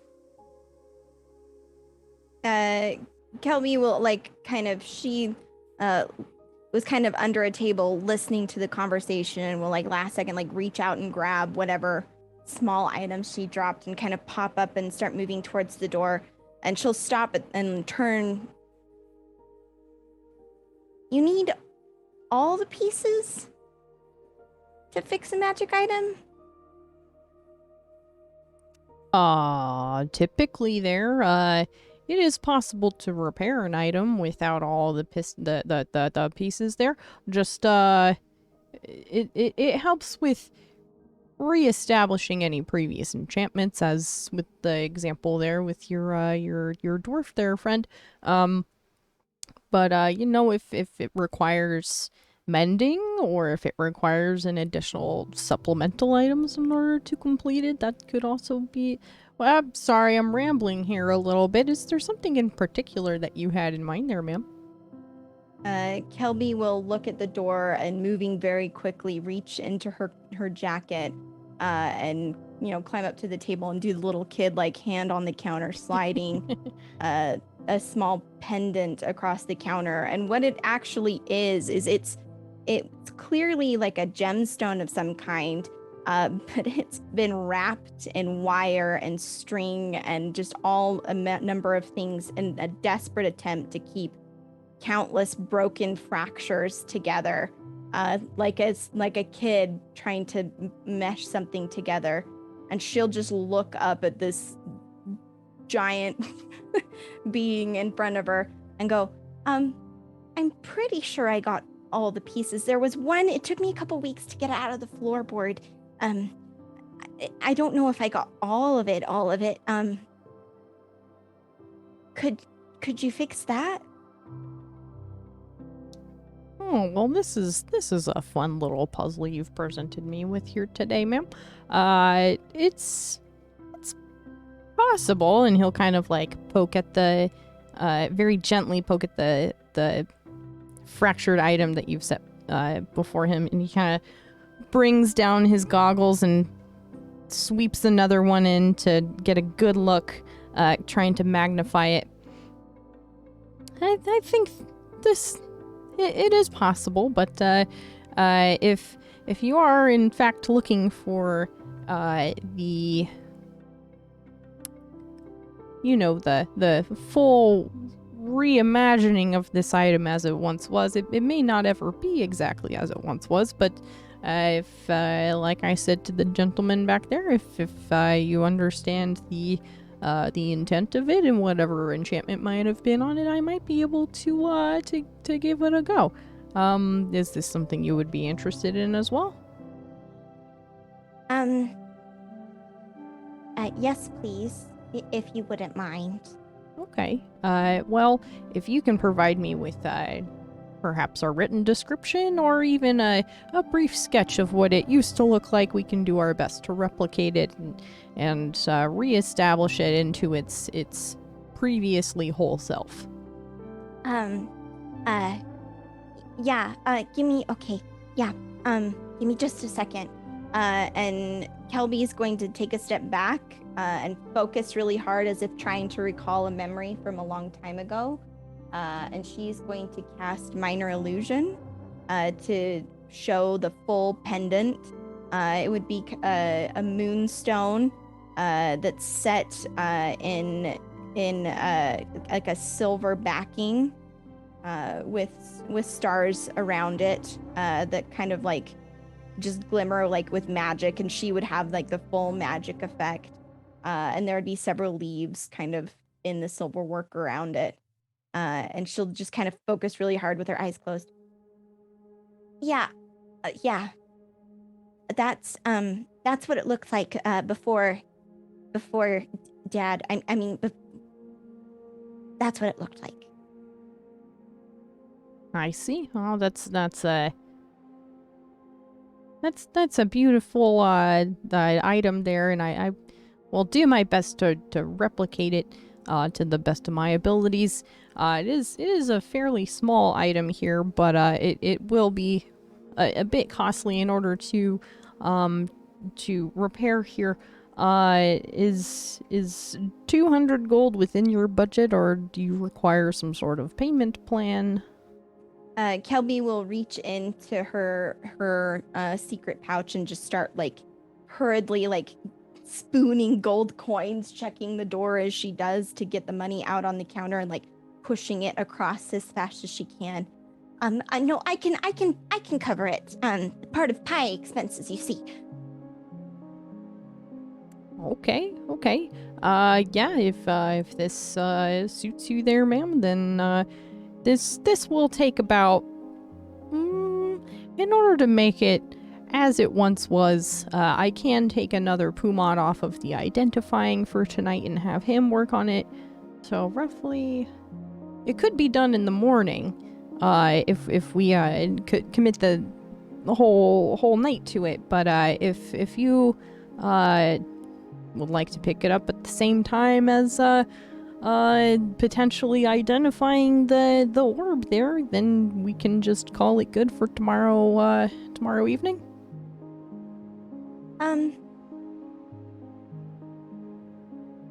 Okay.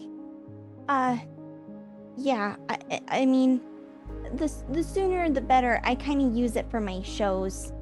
But I understand you're very busy, and identifying the weird orb kind of is very important. So, yeah, that'll work. Thank you. Absolutely. It's a pleasure doing business with you. I'll do my best to, well, maybe other Pumod is gonna do his best to, make sure that this is taken care of. I assure you, you are in good hands. And he just kind of holds up his big kind of furry hands. I look forward to speaking with you tomorrow and hope to have a presentable object in return. Thank you. Your discretion on this is appreciated, Pumaso. And she'll give just like a cute little bow, and turn around and just as quickly as she can, scoot for the door. Very good. Yeah, everyone has exited the Invulnerable Vagrant here. Should have just put this in Discord, but does anyone want to take a break right now? We can go for a little bit longer if you need. It's up to everyone else. How's everyone feeling? I could use a break. I just need to refill some water really quick. Yeah, Let's take the break then. Yeah, we'll take a quick 5-ish minute break here. And we'll be back here in just a moment, everybody. Hang tight there, and we'll see you in a minute.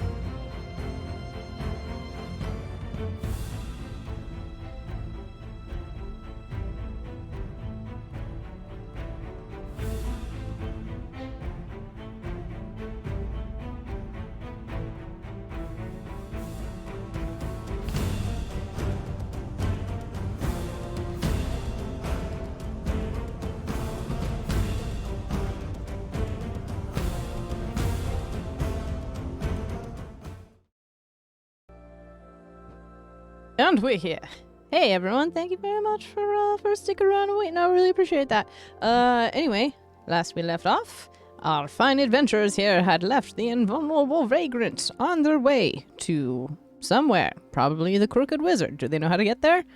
Not exactly, but they have a Kenku there that can try and help a little bit. You guys try to find your way there. What's up? Kelby, did you get lost inside there? No, I dropped something and it kind of it fell under the table. So I just got distracted thinking about what the best number of backup dancers would be for the opening act. You know, he's really got to time it. If they can each cast a druidic thing, that would be pretty good. All right. Well, onwards and sideways. So you see Pumpkin, the Kenku, kind of nervously walk up to one of the Crown's Guard, and kind of just like tug on its sleeve until it gets their attention. The Crooked Wizard? Where? The Crown's Guard looks a little confused and then recognizing like what it's talking to.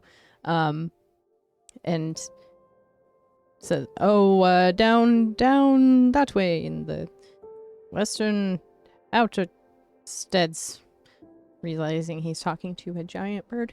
But Pumpkin gets you directions to the Crooked Wizard and kind of starts haphazardly guiding you through the streets. Zadash is huge. Let me show you how big here. Sorry, gotta add this to everyone's heckin' journal real quick. 1 second, 1 moment. There's a thing, there's a thing, there's a thing. Do you have a "this is you" map or a "you are here" map?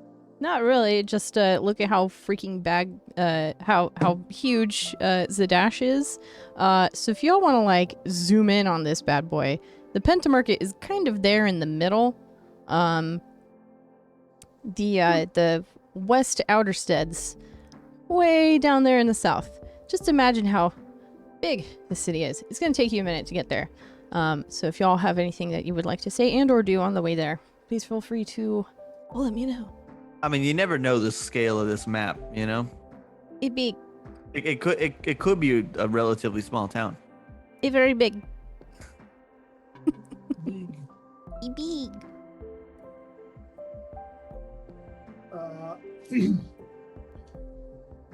Well, so we meet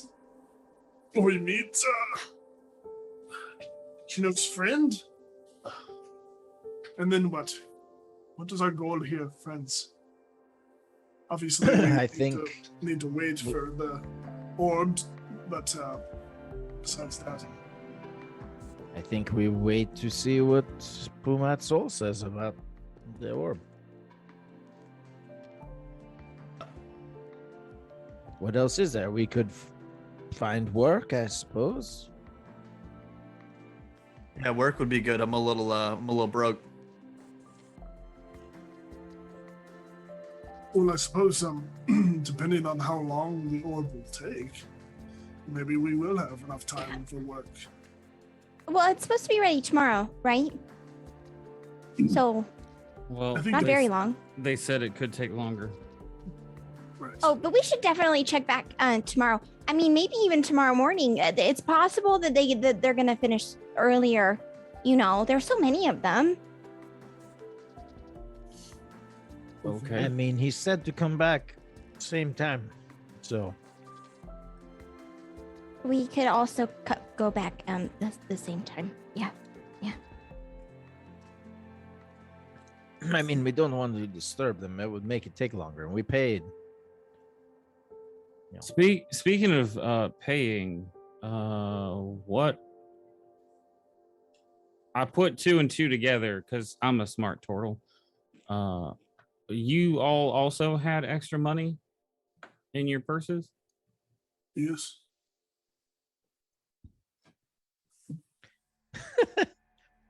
Yes. And I'll look at Kelby. Define extra.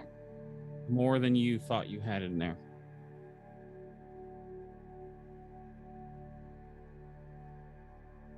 Well, when you take into consideration pie expenses, I'm kind of checked out to be exactly the amount that I thought it would be.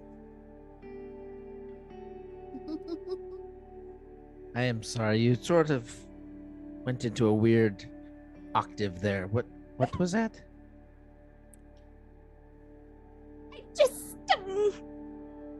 I have exactly the amount of money anticipated for someone who apparently has been sleepwalking for 2 years.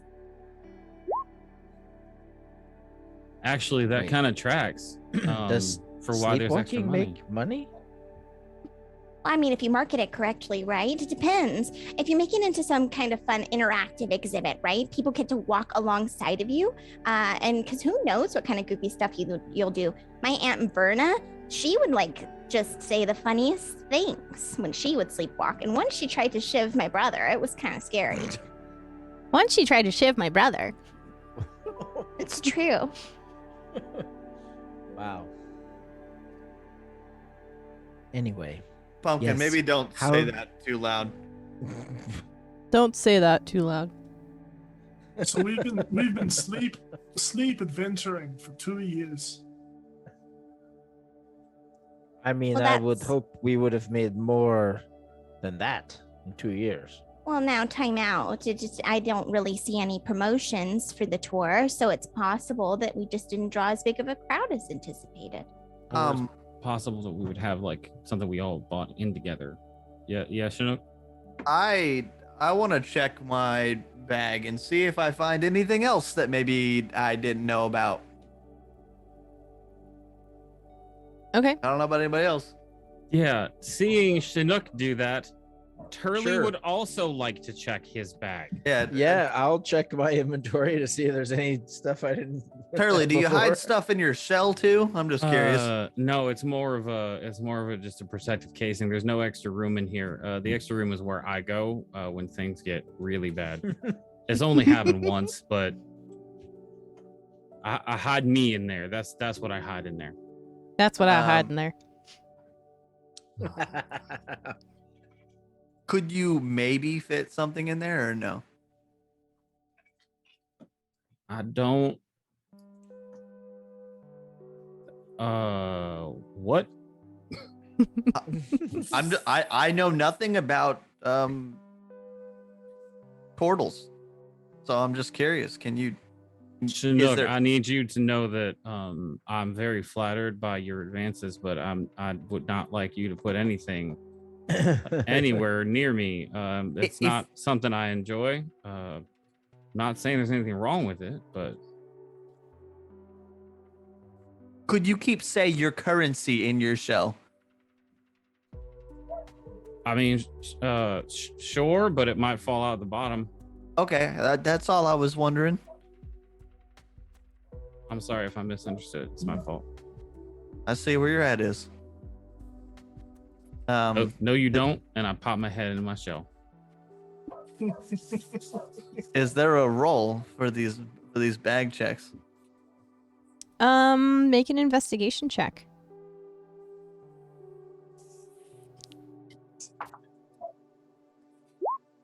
$12.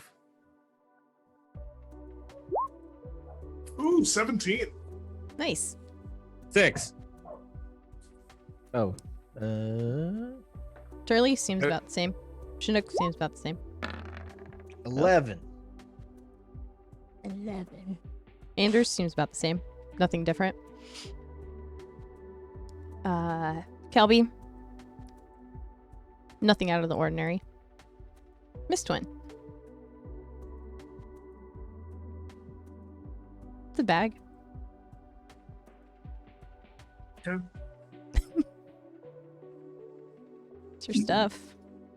You know where everything's tucked into. Normal wear and tear. Cool. Just a weird idea, I guess. Onward and forward.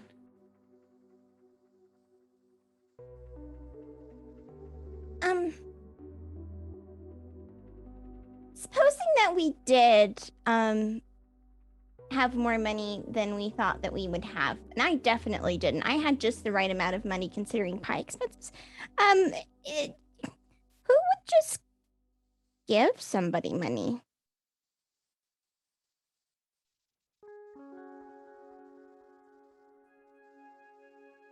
Somebody with expendable money. Well, do you know anybody like that? Because I don't. I don't. I mean, I know if... actually, GM, how much time did I go backwards from Darktow back to the beach? Was it less than 2 years or more than 2 years? Make a history check. Oh, boy. I have no idea. 5. 5? Nothing seemed out of the ordinary in the terms of the time frame. Just maybe a season or so. So if we went 2 years forward and I'm still in the same world as I was, and I didn't completely like shift to an alternate dimension, then it is possible that the people that I knew that were there are alive and have progressed forward now. So, I mean, I might know a few people that could, but I don't know why they would have given you all money. Well, what's that supposed to mean, Turley? I told you I traveled through time. I knew people from before. Well, right, but you're seeming to suggest that they wouldn't want to give us money too. I'm seeming to suggest that I don't know what I'm confused. Listen, the thing is, if for some reason I came into contact with them and I don't know how this time travel thing works. I'm just saying I know people that had that kind of money that would have given it to us if we needed it. Kelby's gonna go up to Turley and pat his shell a little bit. It's okay, Turley. Sometimes when you're learning new magic, it takes a little bit of time to get used to it. You'll get the hang of it, I'm sure.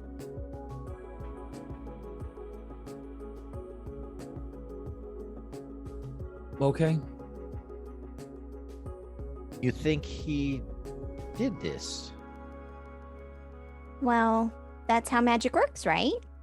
He had a magic orb that was kind of broken, and surely he just tried to cast a spell and it went a little bit goofy. GM. Yo. Would Turley know anything about Dunamancy? Make a history check. Oh, God.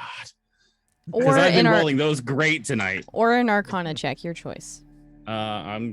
Yeah, they're both pretty solid. That's a 10. Hasn't really come across your path. God, I wanted to take that crumb and run with it, but okay, yep, just gonna sit here quiet.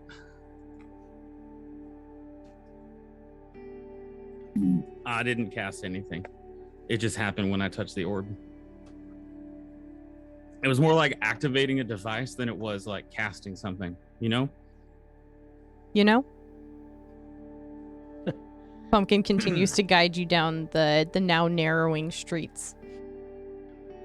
Oh, I don't know about hold that, on. Turley.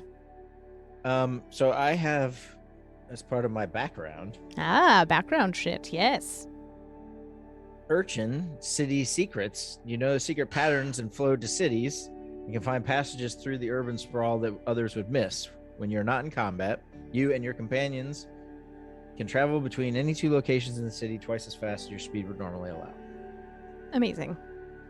I love this. So I'm we're also ducking in and out and darting around and stuff. Yeah, like guiding people through crowds, like having them cross streets when it doesn't really seem safe, but it's like, if we don't go now, we're gonna miss our chance. Yeah, you guys are moving much quicker than you would think. Words are hard. Turley, you keep talking about these people that you miss, or that you knew, but you time warped away from them. What if you, maybe on accident, tried to time warp back to them?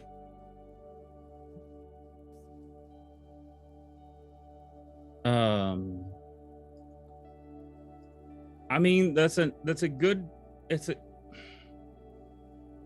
theory. But the thing is, I didn't know. I wasn't the one that started this off. Like, we were down in the common room of the tavern, and all of a sudden there was like lights and things going on, and the device was active, but it was nowhere near me.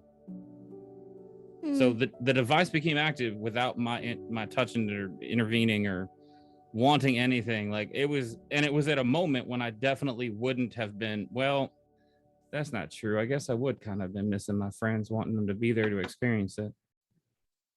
Grandpa always said that magic items and focuses, they just channel intent.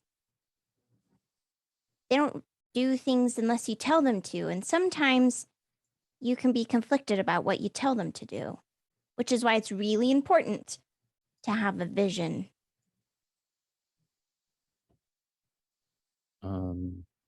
You mean like hallucination? I mean, you could make the argument that would work. But I think more like a purpose, goal, drive, ambition. Okay. Yeah. I just want to explore. Well, maybe that's all this is then. What if that device was controlled by someone else? Maybe Turley had nothing to do with it. Maybe someone else moved us. I mean, that would make sense. I don't think that Turley is the money fairy. I mean, none of it makes sense.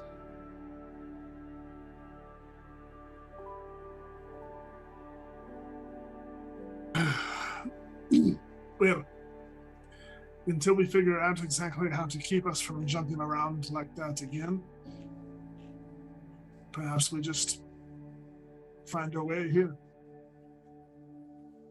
Find our way Kelly- here. Continues guiding. Kelby's gonna skip forward and get right next to Chinook and do that really coy, putting her hands behind her back and kind of sauntering and go, I don't know, Chinook, you've been pretty quiet. You have a friend who will help give us free rooms. Are you sure you don't have a friend who would give us free money? No, definitely not. Did you put the money in our bags? I wish that I had the kind of money to put money in your bags. I definitely wouldn't have done it, but I wish I had that kind of money. Well, yeah, you don't have that kind of money because you put it in our bags. Sure. I found the culprit. I mean, we were all on a job, but you joined us later. So it makes me think that maybe, I don't know. Yeah, I Maybe like you. you're a I part like of you it. guys. I like you guys so much that I just gave you all a bunch of money for nothing. Now you know. Well, I don't. Listen, they say money talks, but all mine says is goodbye. So I wouldn't know anything about that. And I think you like us just fine. You haven't left us yet. That's a good point. You did say yet. Well, I mean, time changes everything, right? I thought that was love. Are you Again, saying with the love, Turley. Is there something changes you want to everything. say? Are you sensing that there's No. love in this group right now? No, I thought that was the saying. Love changes everything. True. And for the record, I didn't raise my hand to be teleported here with you guys. Well, I don't think any of us remember raising our hand. In fact, I'm pretty sure I was in the middle of telling a really foul joke. Was it the one about boogers and broccoli? Oh no, that's a kid's joke, Turley. Oh, I wonder why it's my favorite then. I can't seem to remember it. Maybe with time. All I'm saying, Chinook, is you're still here, which means you're still curious. And maybe you know what happened. Maybe you know what happened. Hey, DM, do I know what happened? I don't know. Do you make a history check there, my dude? Oh, this is gonna be great. I can help you with that. No, I can't. 5. I don't know what happened. This is completely outside the realm of anything you've ever understood. Are we there yet? Are we there yet? Pumpkin, come over here. Actually, I think we can have an idea. Have an idea. Kelby's gonna go off to the side as we continue to walk and kind of murmur conspiratorially with Pumpkin. All right, and we continue maneuvering our way down into the West Outer Steads. It is kind of a long walk. Having Anders there to help you guys is expediting the process. But it still does take you about, I don't know, 20, 30 minutes in order to make it roughly to the area. Excuse me. And maybe another like 10 minutes or so of Pumpkin trying to guide you guys to the correct area, like looking up at landmarks and potential street signs and trying to guide you to where you need to go. And eventually you guys make it to what looks like a hole in the wall. Not much to write home about. Small building kind of tucked away out of the main traffic area of the West Outer Steads. Like singled out from all the other buildings, fallen apart a little bit. But there is a crooked hanging sign that says the Crooked Wizard in front of it. And Pumpkin points you towards the direction of the door. You haven't left us yet. I suppose you're right, and I'm going inside. Everyone Right. heading in. Yeah, follow Chinook in. Cool. Yeah, so you guys head into the Crooked Wizard. It's kind of a shady bit of a tavern. It's pretty small. There's only like 2 tables in here and kind of a wraparound bar. It's not very well kept. It's pretty empty, save for the bartender, a tiefling, and maybe like one other person, someone who's super plastered outside of their mind, kind of passed out in the corner. Yeah, you guys have made it in. The tiefling kind of like cracks her back a little bit, stands up, and without even looking at the door, "Welcome to the Crooked Wizard, oh... Chinook! What are you doing in Zadash?" Valshun, it's been a long time. Long story how I'm here, actually. Right. Haven't heard from you in a while. Good to see you. Anyone looking at her would see, a tiefling, kind of older. She's got long, wavy black hair. She's got kind of dirty red skin. She's got a bit of a round face and kind of hunches over a little bit, kind of unkempt general presentation of herself. "So what's this long story? You have friends?" Always took you as the loner type there, but... Acquaintances. Hello, I'm Kelby Sparkspinner, and I'm Chinook's favorite best friend. As far as I know, he hasn't watched me sleep yet, but I imagine it's only a matter of time. She'll kind of reach her hand over the bar. It's kind of like long and spindly a little bit, and she shakes your hand. Nice to meet you. Any friend of Chinook is a friend of mine. Acquaintance. Friend, definitely friend. I'm getting conflicted signs here. Can I get you anything to drink? I think we got a couple people over here that like a couple drinks. Sure. We've got ale. That's about it. Hope you guys are okay with that. Everyone? Yes. Ale is that just will be fine. Thank you. So- Yeah, whatever's cheap. Pumpkin will Oh. chime in. Whatever's fine, thank you. And a table. You sit at the bar. Whatever you prefer. I'm gonna go sit down at the table. My head's kind of pounding a little bit. Do you need Yeah. water? Of course I have water there, Turtle. Nope, I need ale. Copious amounts of the cheapest ale you can give us so that we can afford as much of it as possible. Right, okay. Coming right up, and she just like barely turns around, and there's a giant cask right there, and she just starts pouring. Please continue with your story there, Chinook, and as she's pouring, she's just handing them off to everyone. Well, I met this group before we went to save a town from a my brain is so blanked right now.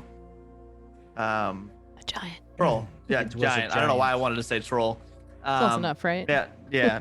So met him up before we went to save a town from a giant, and poof, here we are. Please don't make me come up with more because there's not more. Okay, I trust what you're saying. It just sounds like you guys killed a giant. We had help. In Frickley, have you ever heard of it? Not that I'm familiar with. Mm. Is that to the north? Sorry, I don't know. Don't really get out much. Anders, is that to the north? I'm sorry, what? Where? Frickley. Is it to the north? I don't know. It is mainly west, but northwest, yes. I think. Yeah, it is. You would know that it's mostly west, but a little bit north. Yeah. So you killed a giant, now you're here. Pretty much, yeah. How did you make it here? Are you running? Are you own this now? I mean, I've been working my way up. Yeah, the owner sold it to me about a year ago. They decided to beat feet out of Zadash, and I had nothing else to do, so I'm sticking around. It's just, it's so strange seeing you now. It's been a long time. Yeah, I had word that you were here, and when I found out I was in Zadash, I figured I would rather be with a friend than not. I mean, that's fair. It's kind of a big city, so I'm glad you found your way here. Do you guys have anywhere to stay? I have free rooms upstairs. There's no one staying here right now. There's never anyone staying here. So if you That would be great, actually. Yeah. Real quick, anything we should be worrying about in this city? Specific? I mean, I need specifics from you. Are you running from something? You guys killed a giant. Is there a whole No. family of giants coming after you? What are you... Not that I know of. I'm just more, like local gangs, local rules, maybe not normal to the area. Okay. Well, it's probably been a while since you've been here or thought of coming here.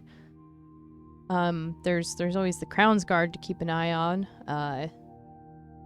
It's a bit strange here in the outer steads. They don't patrol as much, but they live here, so like they're kind of keeping an eye on the place when they're not. At the same time, it's kind of an unfortunate circumstance of where we live here. I mean, there's always mercenaries you gotta look out for. If you're not into the learned type, stay away from the Cobalt Soul. But I understand they're good people. I don't know how to help you, man, if you're just looking for general weird things. It's Zadash. There's weird shit everywhere. Well, I appreciate the rooms and the drinks. I'm gonna kind of figure out what we're trying to do, and then I'll get back to you again. Pleasure seeing you, and thank you again for the rooms. I mean, of course, yeah. I have a question. Sure. What is the current state of the Empire? And the situation to the east? Is the king still the same?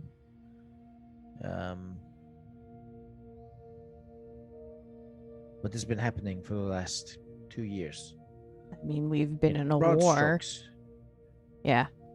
Still in a war that never seems to want to fucking end. Dwendal is... Has it escalated or remained the same? Here and there, you know, it hasn't really come here into the Empire too much. That's mostly in the mountains out east.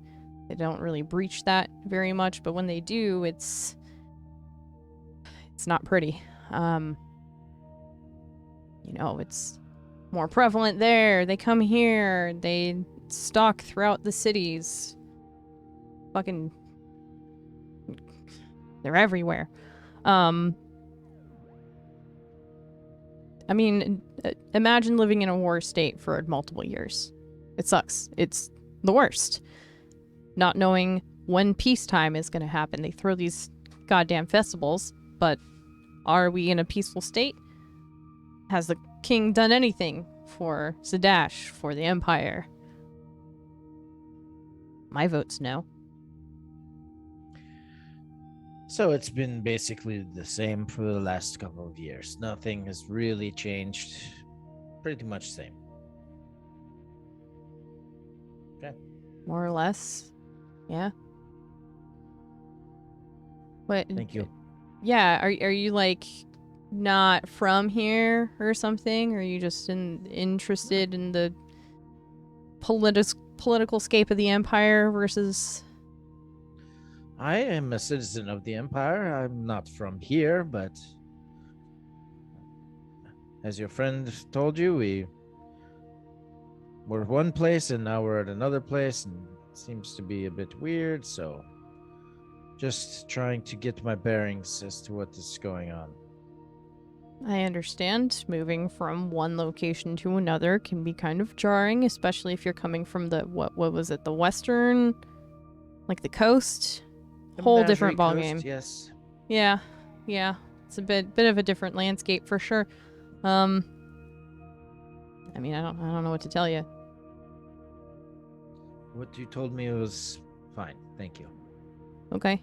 Oh, keys. Shit. And she like look underneath the bar and kind of slap happy, throw a couple keys up. Like none of them match at all. This is for the one on the end. This is for the one in the middle. Here's the first room. All totally different keys with like weird things hanging off of them to indicate that it's for here. Stairs to get up there. It's just behind the bar. Back that way. If you need any, I don't really do like room service or anything, but like if you guys need anything, I'm not doing shit. It's just old George there in the corner, just having a time as he does every day. So not busy is what I'm saying. Do you mind if I... Well, you've got a. I guess I could just use one of the tables. Would you mind if I played? Like what? A game, or you do music? Oh, it's worse. It's worse than I thought. Yeah, music. Oh, You know, liven up the place.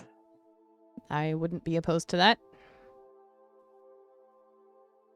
Okay. You can use the table in the corner. Or you can hop up here on the bar and look in your size. I don't think you're going to damage it too much, so don't worry about scuffing up the old boards there. Great. Miss Twin, could you just help me up here really quick? As you're helping up, she's gonna kind of like crouch and she's gonna like lean in and say, Miss Twin. Aye. What's war? Huh? They were talking about it. I don't know what that word means. Oh. You don't know what the concept of war is? Well, I might know. I just don't recognize the word. What is that? Let me see. Have you ever had imagine in the forest when when two bucks are fighting over a herd to lead the herd, or a couple of bears are trying to fight over the fishing grounds. They fight, they kill each other. One wins, one loses. That's war. But for humans, it's more about money, land, power, sometimes magic. Wait, I don't understand. You mean that the natural instincts of like forest creatures? That's what war is? No more the killing. Well, I suppose if you really think about it, it kind of is natural instinct. War, wanting more for yourself, taking from other people. Well, it doesn't really sound like it's good for anything. There you go. Absolutely nothing. Absolutely nothing. Well, thanks, Miss Wren. I'll think about this, I guess. And I'm gonna need Pumpkin too. Pumpkin, hey, Pumpkin, let's practice that thing, huh? Let's practice that thing, huh? Right. So remember, I'm going to count to 4, and then you're going to do the thing that I taught you. Count to 4. Right. Okay. Right. Is Turley still in the room? You're muted. You're muted, bud. Yeah, sitting at a table drinking. Lost in thought. Okay. Lost in the sauce. Are you ready? Okay. 1, 2, 3, 4. Away my way, away my way, away my way, away my way, away my way. In the shell, the turtle shell, the Turley hides in fright. Away my way, away. Oh, And then Elby launches into a song about one named Turley hiding in a turtle shell. And just is grinning ear to ear, just that shit-eating grin as she strums out the chords on her lute, just looking at Turley for approval. And suddenly also hears bongo drums playing. That freaks her out. She kind of like, as the bongo drums start playing, she like looks around. In the shell.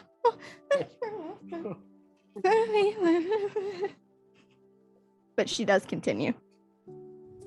It's a very nice song. Kelby, you can stop though. I appreciate it. Oh, you're welcome. Would you like me to play Anders' song then? Since no one else is here. Yeah, sure. She'll kind of look at her lute really carefully. This one's tricky. I haven't had time to practice the fingering, but we'll do our best. And there's a beautiful little fingering pattern before. He sees a red door and he wants it painted black.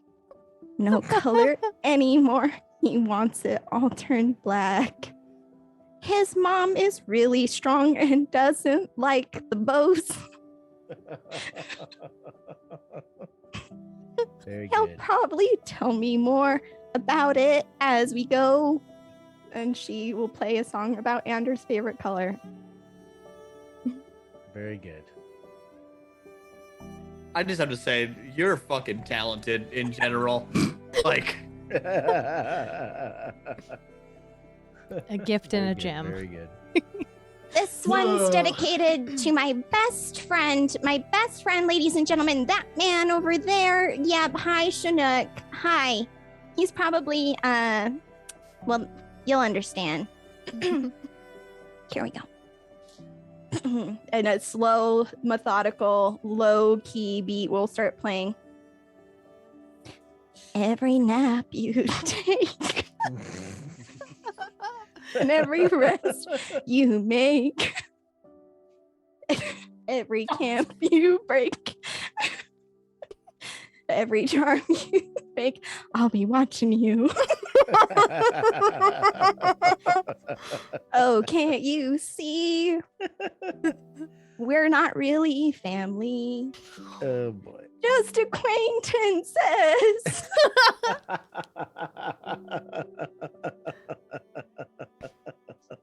holy shit.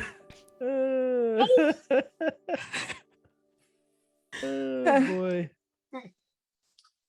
You see Valshun like leaning on the bar, just watching in awe. A single tear just runs down her very dirty cheek and leaves like a streak behind it. I haven't like heard music, like actually heard music in a long time. I have to like crack the door to hear the festivals down the road. That's the most that we get in here. So like another tear comes down the other cheek. Thank you. Would the music have drawn anyone in? That's a good question. It probably would have, with the kind of accompaniments that were following Kelby here.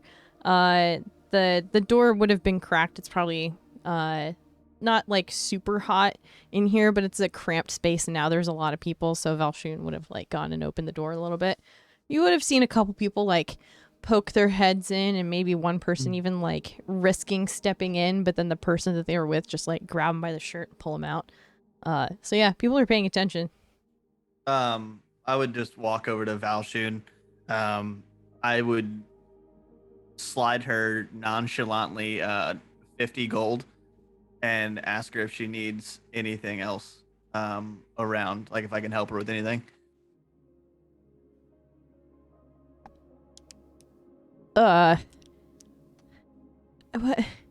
What is this predicated by? Like, y'all, you come and visit me, and I haven't seen you in a long time, and now I get this really amazing performance, and just a lot.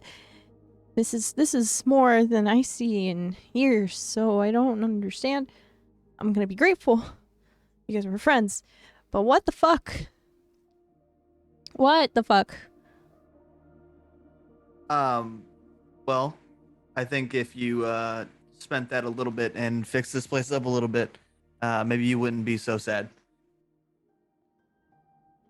You'd probably bring in a little bit more business, and staying busy would kind of keep you up a little bit better. She kind of hangs there for a moment, pauses, shakes a little bit as if to like contain a bit of like internal crying. And she just like pushes the tankards out of the way and just reaches over the bar to grab you and give you the biggest bear hug that she can possibly give from the other side of the bar. And kind of just starts sobbing a little bit. She refuses to let you go for this gift that you have given her. And then I would look at Kelby and say, that's family. Oh, I know what family is. I have many of them. They just don't really care for me. The next one is dedicated to the winner of the strongman competition, the one and only Geralt, who is unfortunately unable to attend with us this evening. But however, let me sing about his prowess. Macho dwarf. I want to be a macho dwarf. She'll launch into the next song for Mistwind. Definitely tambourine accompanying that one. You'll see Kelby kind of like stiffen as something starts playing. And just keep going. All right, Turley. Mm. Do you mind if I join you for some drinks? It's hey, sure, it's a not so free country. It's not what I asked, but I appreciate it. It's a saying. Never mind. Have a seat.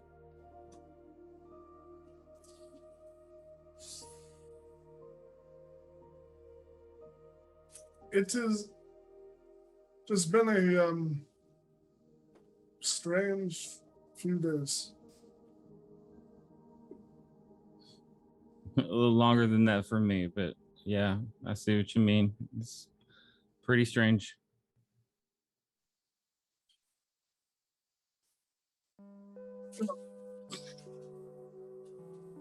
You, my friend, aren't you supposed to get me drunk? I mean, I feel like it's Chinook's turn now. Isn't he buying? I mean, listen, I'll get you drunk at some point, but when there's someone paying the tab, you know what I mean? Pumpkin comes up and puts a couple gold pieces on the table where you guys are. Are you supposed to get me drunk? I would just kind of gesture to Valshun like that I would kind of take care of the party so she could focus on something else. As far as like drinks, etc.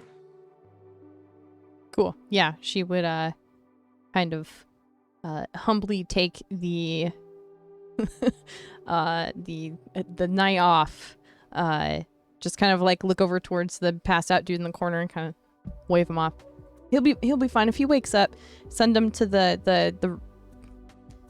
it's behind the bar. There's a room back there. I always keep it ready for him just in case there's a cot and stuff. He knows the way. I'm gonna go take a nap. And count my prayers and bring you in on that. So thank you again. If you need anything, it's the other door behind the bar over here. George's door, my door. George's door, my door. Do not mix the two up, please. Gotcha. And I would just pour another round of drinks for the party. That is the fastest I have ever negotiated my way into an after hours at a tavern.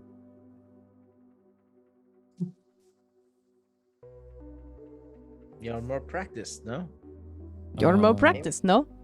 Pumpkin's listen, just like sitting around waiting for a tankard. Here you go. Here you go, fluffy one. Listen, I've had a little more practice recently. Yeah. This is all so weird. I'm sorry. It's just so weird. I suppose it pays to have friends. Speaking of, Turley, you've mentioned multiple times these other friends of yours. Yeah. Are these people that you are wanting to return to?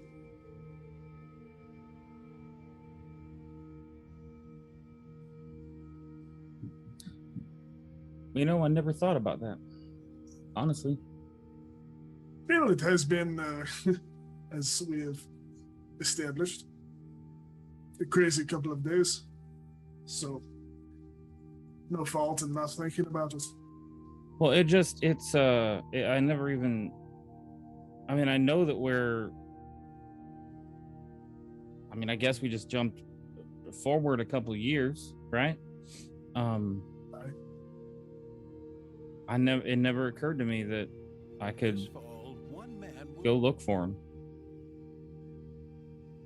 I kind of thought like once I moved, the connection was just gone. Like I went backwards. I went before I met them. Right. So, I mean, I don't know how time works. It's all wonky and stuff. But would I have still met them if I'm here now? Well, it seems you're skipping around, right? You haven't necessarily affected anything that you've already done. Maybe? I don't know. It makes my head hurt. It's possible. It really depends on whether that place we met is still above water or if it is sunk into the bottom of the ocean. Well, no, I do believe if you weren't there, if you were with us, then. But you see, that's my point. Is I was with you when that happened potentially. Well, not necessarily. If time is like a line, and that, let's say you and your friends were at this point on the line, but then you went before that, and then you skipped over that to where we are now. Technically, you haven't spent any time since then in the world. You were skipping it. Hey, right? Anders? Yes? I don't think you've had enough to drink yet, because that made too much sense.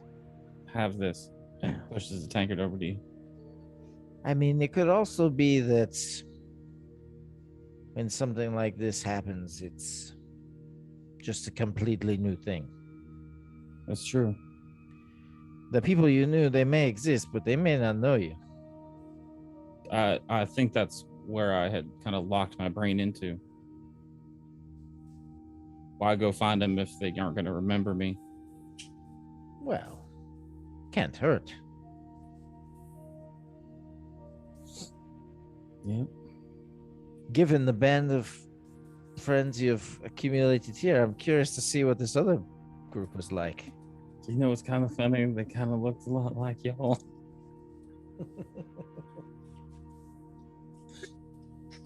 Now, y'all remind me of them is all.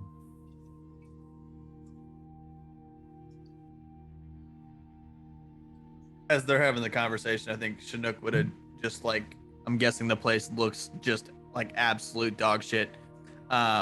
So Chinook would have just been like wiping stuff down, kind of cleaning the place out, found a broom, sweep the place out, maybe went out and like fixed the sign, even though it might have been clever marketing.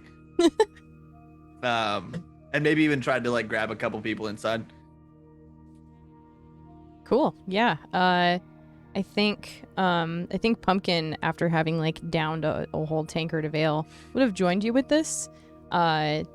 Seems as if this Kenku likes activity, and sitting still for too long is a bit much for them. So they would have like helped you dust stuff. They would have just like taken their arm wings and just like flicked their arms around, trying to use it as like dusters and stuff. Yeah, you've got a helper now. Hey, Kelby, look, Pumpkin's dancing. Oh. Well, that's rather beautiful. Pumpkin, come here, actually. I wrote something for you. I hope you like it. Do you want me to play it now, or would you like me to wait till later? Play it now? She'll smile. and start playing. Blackbird singing for a piece of pie, Oh my god. leading 5 new strangers towards a dive. All your life, you were only waiting for the right words to arrive. Oh my god, that's so cute. Was the Kenku at the pie table then all an elaborate setup for Sarah to get this out? No, but now I love it, and I feel like it was just meant to be. Mhm. So fucking cute. Hey, Chinook, do you need help? Looking around, I think that things kind of would have been as best as they can get. With me and Pumpkin over here just kind of cleaning the place up. So I would say probably some along the lines of, unless you can magically do something with this place, I think it's as good as it's gonna get right now. Looking around, how many people are like close to us? Well, there's the 5, the George, Pumpkin is 7. Mm-hmm. And I don't know if Anybody I was we don't know? successful. Yeah. I don't know if I was successful or not in bringing people in. I think you would have been able to bring in like one person who was stringing themselves by. They Who's kind of already drunk and Yeah. stumbling. absolutely yes. They're already well on their way to a good night, and they're just like sitting at the bar, kind of like in it, having a good time. So hey, come sit down for 1 second. So it's a little I know some of you are familiar with this place, some of you might not be. I just want you to know, on the terms of that magic thing you were just mentioning, I'm not going to be able to do everything here when we're here that I could do elsewhere.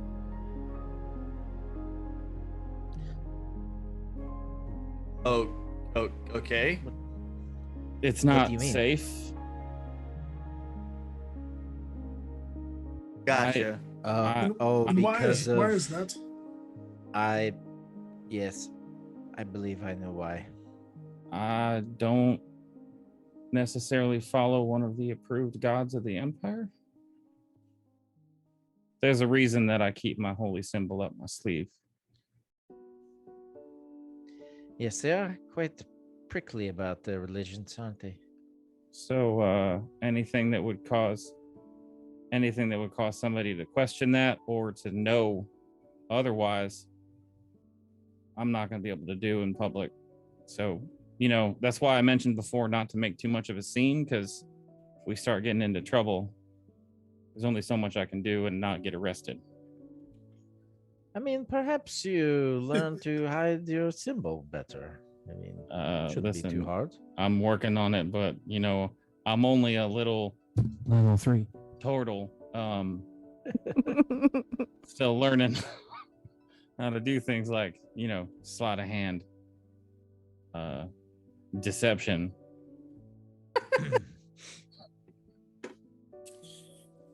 Anyway, I just wanted to make sure that was known. I am practicing as well. Maybe we learn together. Sure. I'll do magic tricks on you. You do magic tricks on me.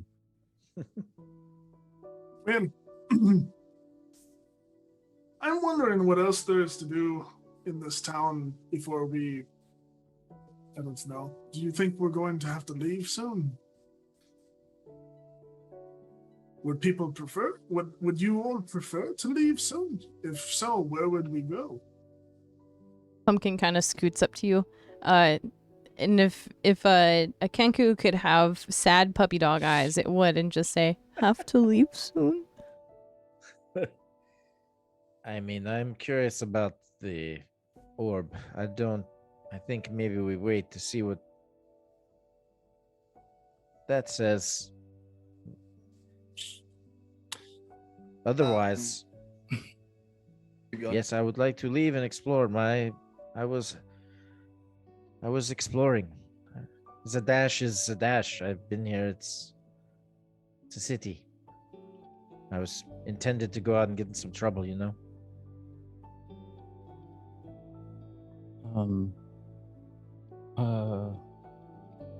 I don't know that we're gonna be able to.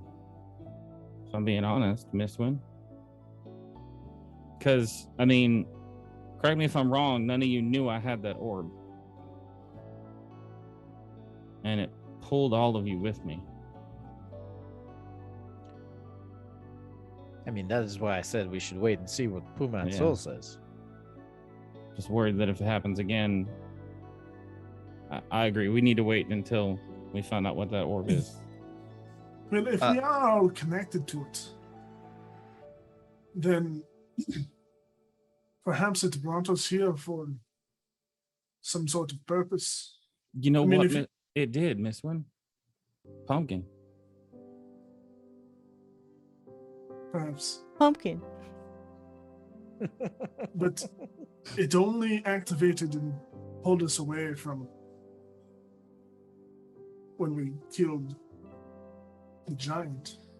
After we helped. It only pulled you away from your friends after. I don't think you've actually told us anything about that. Mm-mm.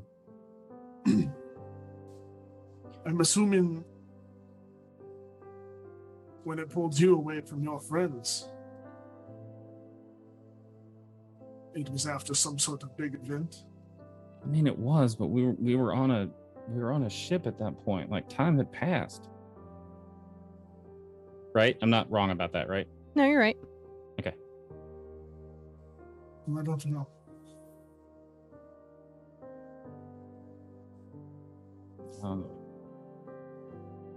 Hey, Pumpkin, you got a family? Got a family? No, sir.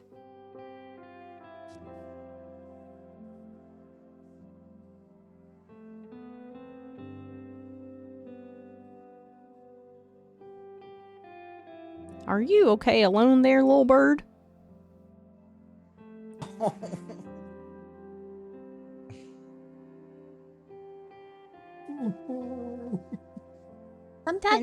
Daddy, can we keep him?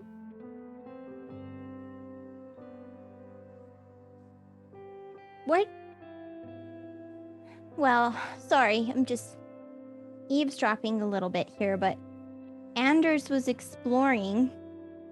I know what I was up to. I was just trying to, get better at my magic. Pumpkin, what were you doing? What were you doing?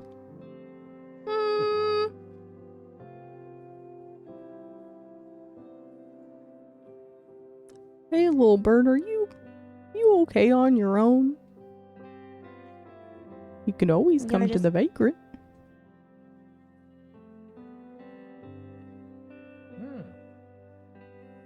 You were just being by yourself. Yes, sir.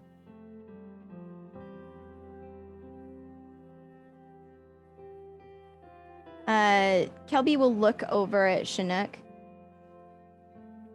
Do you think that maybe he could stay here? He'll know all my songs now. And I even taught him a few little melodies himself. Boy, boy. I think that she could probably get, of course he can probably stay here. He might even be able to help her out with the place a little bit. Help her out. Would you like that, Pumpkin? Yes, sir. I'll talk to her when she wakes up. Okay, Pumpkin, but if you're going to stay here, I have to teach you the song about the old lady who swallowed a fly. Swallowed a fly. Mm-hmm. It's a classic. Well, okay then, little bird. Oh, sorry, Kelby, where is it a classic again? Oh, sorry, I forget. Where I'm from. Okay. Where's Where is that, Kelby? A forest. No. Go figure, right? Shocker, I know. I don't really know what it's called. I think we called it something different. Live where you live. Well, it was mostly just my family. There were other families too. It's hard to run a business when it's just your family, but it was a gnome family, so it's pretty big. Are gnome families big? Oh, what is big? How big is big? well, my family's kind of on the smaller side, I guess. There's really just my 3 older brothers and me, but my cousins have like 13. I have a lot of aunts and uncles. It's big. Yeah. So, yeah, they just they're there running the business, and I'm out here running my business. So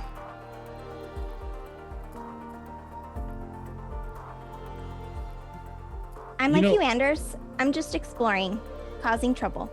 You know what? We've had Wait. Causing trouble? You did say that, Anders. It's okay. I said I want to get into trouble. I didn't say I want to cause it.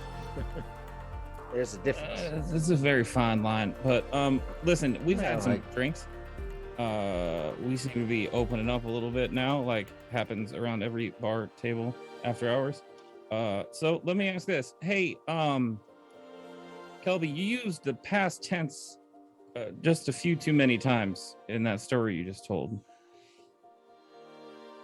What do you mean? Wait. 1 moment. This one is going to reach into a side pouch where he has just a little, number of vials. He pops it open and he pulls out 5 vials of this, opaque, cloudy red liquid that has, little specks in it. And when he uncorks it, the room immediately smells like cinnamon. Oh. Everyone, all of us should drink this. It's a little brew that I made myself. What is it? Alcohol. Oh, okay, that's fine. But I've been saving it for special occasions, and this seems as good as any. Yeah. Pass. Do we each get one, or are we sharing that? Oh yes, no. Everyone take it, an individual. Okay. Is it thick and viscous? Are you making a toast, or are we just? I would lean in real close and be like, "You're missing one." Oh, pumpkin here.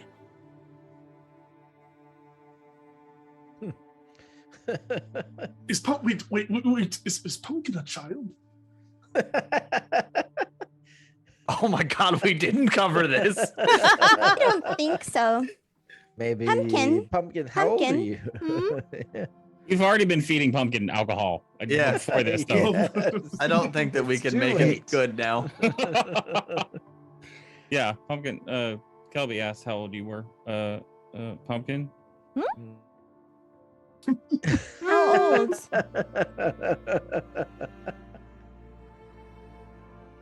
More than 10? I mean, I don't Less think they than live 20? very long, do they? I thought their lifespan was short.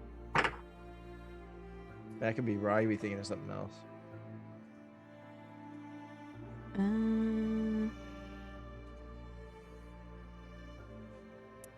Pumpkin will respond, "Never understand. Are these children or adults?"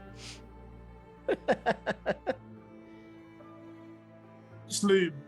If Pumpkin is out fending for themselves, I think they can take a little bit of alcohol. Yep. Pumpkin, just let us know if you start to feel bad.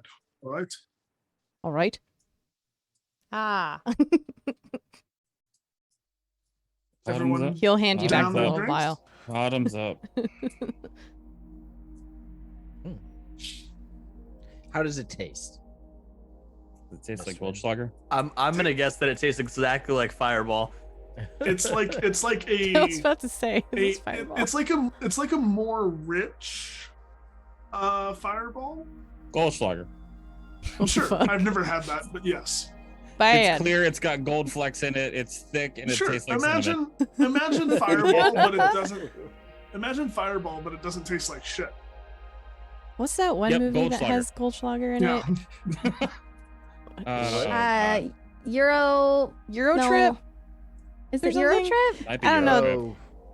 Where they Yeah, have like a probably. bunch Sure, of Euro beer Trip, and stuff. I don't know. But I just remember one guy like getting super wasted. Anyway, that's a conversation for another time. I have so many bad memories. Goldschlager. Anyway. Yeah. How do I feel after taking the cinnamon brew that was given to me? How do you feel? Yeah. Do I feel pretty? Oh, so pretty. Oh, that one's good. Yeah. You should use that in one of your songs later. You feel warm down your chest, and it's something that lingers. And you just feel, I mean, even if this is the first drink you've had, which I don't think it is for any of us, except for maybe Chinook, because he said earlier that he doesn't drink very often. It just kind of makes you happy. All right. So, Kelby, you use the past tense a bunch in that, as if you talked about my family was, we lived. There were just some things that made me wonder why you're on your own right now. Well, Turley, we have been gone for 2 years. So as far as I know, they could have, I don't know, done something silly like moved to a swamp or something. Can you imagine? Swamp gnomes. Kelby, did they move to a swamp? I don't know. I don't know. Maybe. If business was good. I swear to God, I will cast Zone of Truth right now. I don't see why I have to tell everything and Chinook doesn't have to say anything. That's not fair. And Anders only said his mom was strong. I got everyone free drinks. Or I paid for the drinks. I can stay quiet if I want to. You could leave your friends behind. But you like all your friends, and in the end, you really are just kind. I thought you were gonna go with "You are a friend of mine." No, that would be too on the Or nose. a friend indeed. Yeah. Well, he is a friend indeed. He's got a friend in me.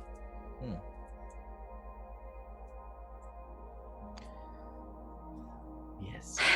It's like I told you, Turley. They're attending to their business and I'm attending to mine. They're not dead though, right? Oh, no, I don't think so. All right, I'll believe you. You think, oh, I guess it's because I'm an adventurer, right? I have some tragic, demoralizing backstory where everything is sad. You know, No, my backstory is not sad. mine's not really that sad either. I was picked on a little bit, but that's because I got a limp. Kelby looks at Mistwin and eyes where the urn normally is. Yeah.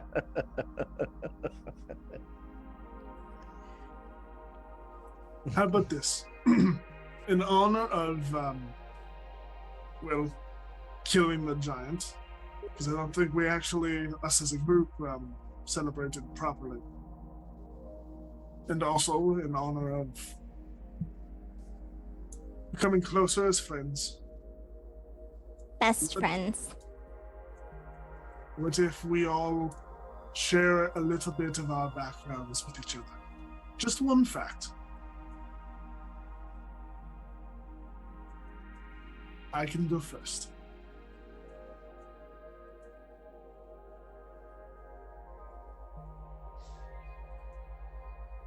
The night my brother died, I was supposed to be guarding him.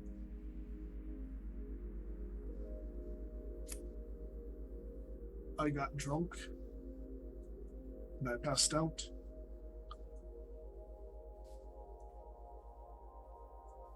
And he died.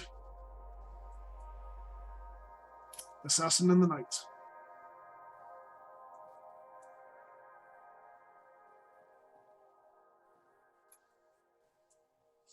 Yeah, Kelby, I think that counts as a tragic backstory. I'm sorry, Miss Dwen. I didn't mean it in any kind of way. It's okay. But, now, the reason I have left in the first place is, I have multiple lives to live. One for myself, and the rest of my brothers. Well, I'm not going to let you get too drunk now that you can't take care of your brother. So I guess our bet's off. Someday.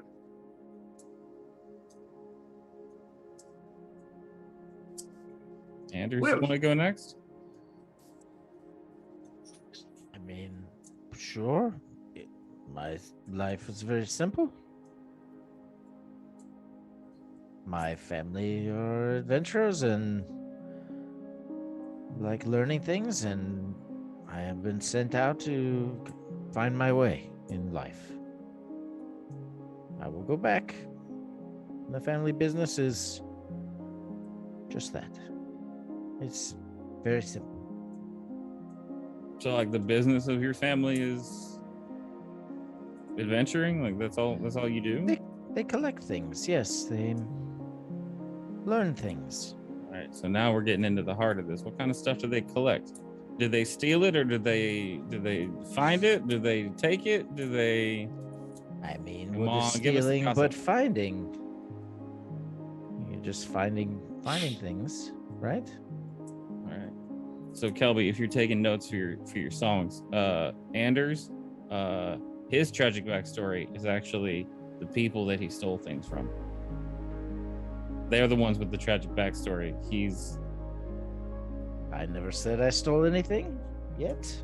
Yet it's see, and there it is. It's the yet, and you're dancing around this issue, kind of like you dance around the battlefield. I mean, it's not I an noticed. issue, really. I never meant to say that it was. Hey, Chinook. Yes. Do you need some more time before you share something about yourself, since you're along on this journey with us? I'll go. It's fine. Listen, you know that limp I got? Yeah. Yeah, I could heal that at any time. But you don't? No, I do not. Or not? I was born with it. And I feel like if I was born with it, then I was meant to have it.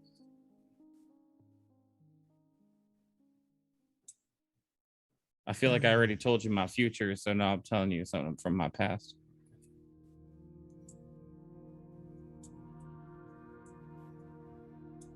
So, you guys remember Jahia? Yeah? The Giantslayer, yes. Oh wait, that's Mistwin now. Yeah. No, he gave that title to the young boy. Yeah. The guy with the guy on the cliff that has like the eagle sight, arrow aim bullshit. Well, my town was actually getting absolutely preyed upon by the ice giant that she killed. Before she got there, our numbers kept getting smaller and smaller and smaller. And then by the time her party came and killed the ice giant, there was only a few of us left. And after the ice giant was gone, we decided to leave our village in Islecross. We all kind of split ways. We do kind of know roundabouts where each other are. And that's why we're here. So you got those little connections all over the place. I wouldn't say all over. There wasn't very many of us, but like, are we talking a dozen or are we talking like 5? I would say that I know 2, possibly 3 others. Well, listen, everyone, if he can get us free drinks in 2 to 3 other cities, I say that's where we go next. Fine with that. You live in Islecross. I mean, now I kind of live everywhere, but yes. Very interesting. Why so? Very interesting. Word is a strange place. Very strange there. And is you just gonna keep doing this mysterious thing all night long? I'm just saying the stories are that weird magical things happen in Islecross. That's all. What kinds of things?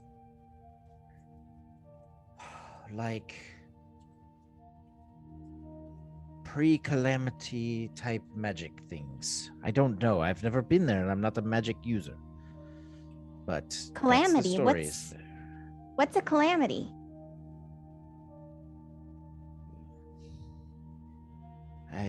It's a very long story, Kelby. We'll have to find a library for you to read about it. It's a very long history of the lands we live in.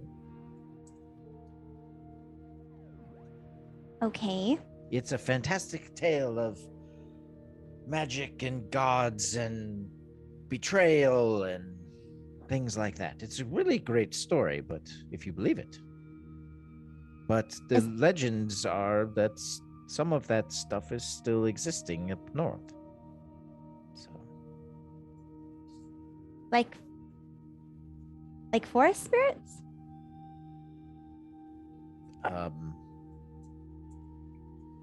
Probably, if I'm reading correctly, more like the things that made the forest spirits. Yes. Very powerful. I can't even imagine what that would look like. It must be beautiful. I mean, that is why it is in stories, isn't it? It is a legend. It is big. But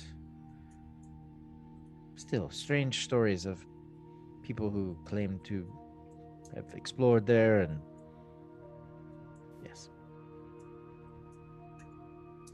So what do you say, Chinook? Does Islecross live up to the story that's being told? There are some very interesting places up there. We didn't live near there. In fact, almost nobody did. We did not go there. It not a super safe place to be. Even my village, there's giant dire wolves around, and it's not too great. But you know, when you live there and you have a group of people, you make a safe area.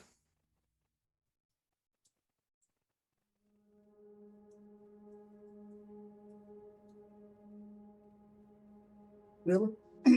Kilby? Have you... Fine. How about we play a game? I do really like games. Find a word that you think least describes me. Quiet.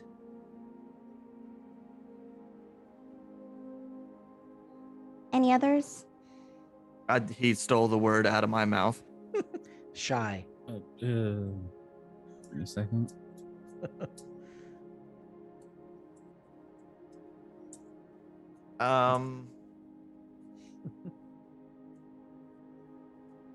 Dull.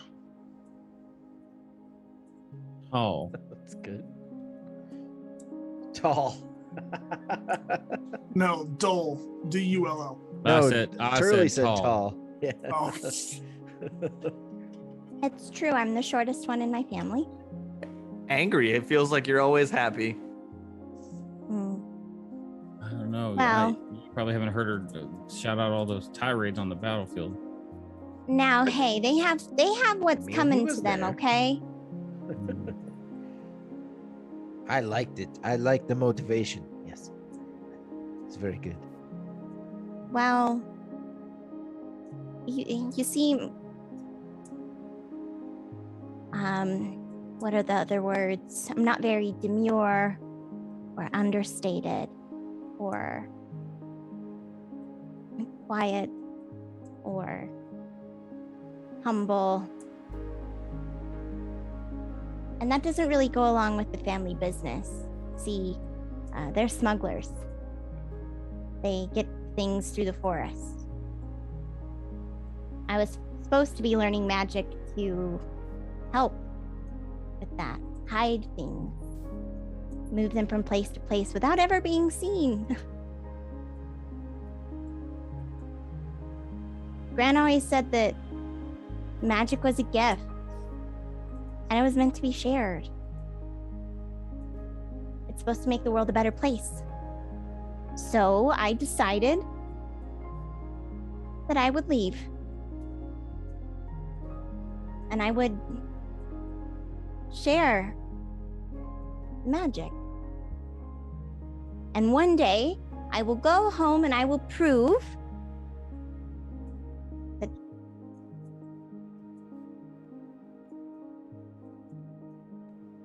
that the Spark Spinner name means something.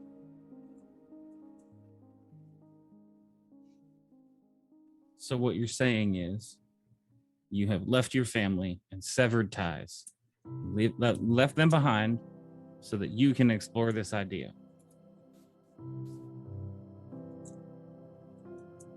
Kind of. Yeah, so Yeah. no one else can ever question my insight ever again because I nailed that shit. I knew there was a past and I knew there was a history there. No one can question me ever again. I'm a literal legend when it comes to this stuff. I don't think that's how it works. There's I'm not even... I'm unlearning Zone of Truth. I clearly don't need it. Well, I thought we were sharing like friends. We are. Sharing like friends. Of course. Thank you, Kennedy. I know that could not have been easy. Thank Well, you for it's sharing. fine. It's just a little embarrassing, you know? Nobody likes to show off. Yeah, Chinook. Nobody likes to show off. When? Coming up in here, getting us all free bar tabs. It wasn't free. Trying to buy our friendship. You know what? Give me all the ale back. You can have it in about 6 hours. Yes, that's what I was going to say. No, the rest of you can keep it. You all, Well, you yeah, all- listen. It'll be slightly warmer than it was before. Chinook, while you're sleeping, I'll put it in your room, okay? I'm not going to be sleeping. I'm going to be watching you. Well, that tracks. Because we're your friends, right? Yep. Yes, he's watching Oh. over asleep, Oh, right? the logic from Kelby. Slowly but surely, yes. Mm-hmm. I still wish I could dial back the talkativeness just a wee bit. Oh, you and the entire family. It's not gonna happen, bud. I'm loud, I'm proud, and I'm here to do some magic, y'all. Let's change the world. Well, Pumpkin, Hmm? you're last. So, I decided that I would leave. Darling, come inside. I've made lemonade. Have fun traveling, darling. I'll see you when you get back. Yeah, Zadash is that way, little bird.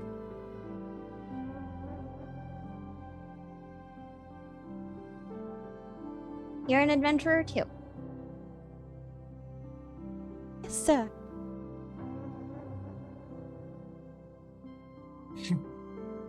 I'm resisting the very powerful urge to bring this thing with us. Well, it's not a thing, Turley. It's a person. I didn't It's mean a it like that. person. Oh, If a Kenku could pout, it would. I didn't mean any offense, Pumpkin. I apologize. That was very insensitive of me. Pumpkin, if you wanted to come with us, I think that would be wonderful. I could really use, someone on backing vocals. Could really spice up the show a bit. But if you wanted to stay here, you could. Really, whatever you want to do. Spice up the show a bit. Really, whatever you want to do. Yeah, Zadash is that way, little bird. Are you looking for something in Zadash?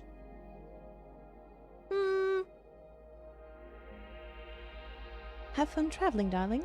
See you when you get back. Your family or a friend? I guess Or a they friend? can be the same thing. Do they have a name? Do they have a name?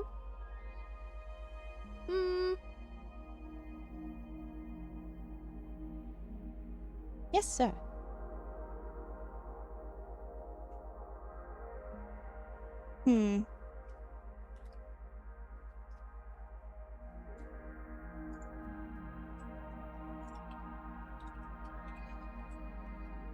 We had a game, and this always feels like that game. You have to guess what they're saying, but they can't actually say it. Did you ever play that? You ever play that?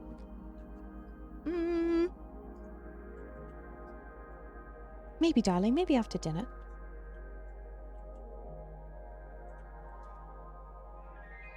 I'm wondering if Pumpkin here is on a temporary adventure, and eventually will want to go home. Want to go home? Do you want to come home? Or go home? Go home? You've got lemonade.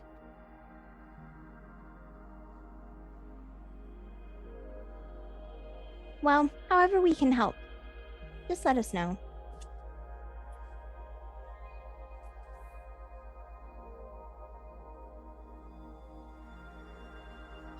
Well, gentlemen, I'm beat. I think I'm gonna head up to sleep now. Right. Well, everyone, thank you for indulging me tonight. It was nice getting to know you all a little better. Yeah, getting to know all about you. It's good. I'll be up a bit longer, doing my thing.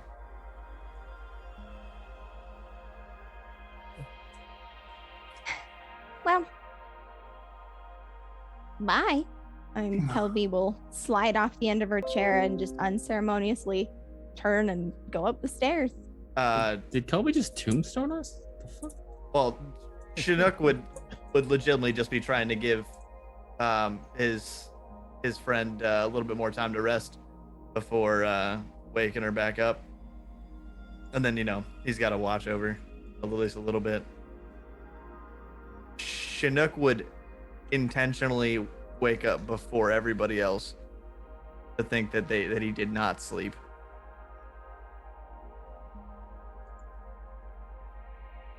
Okay, so you're waiting for everyone to Yeah, skedaddle on out of there? Skedaddle out and then go wake her back up, and so she can.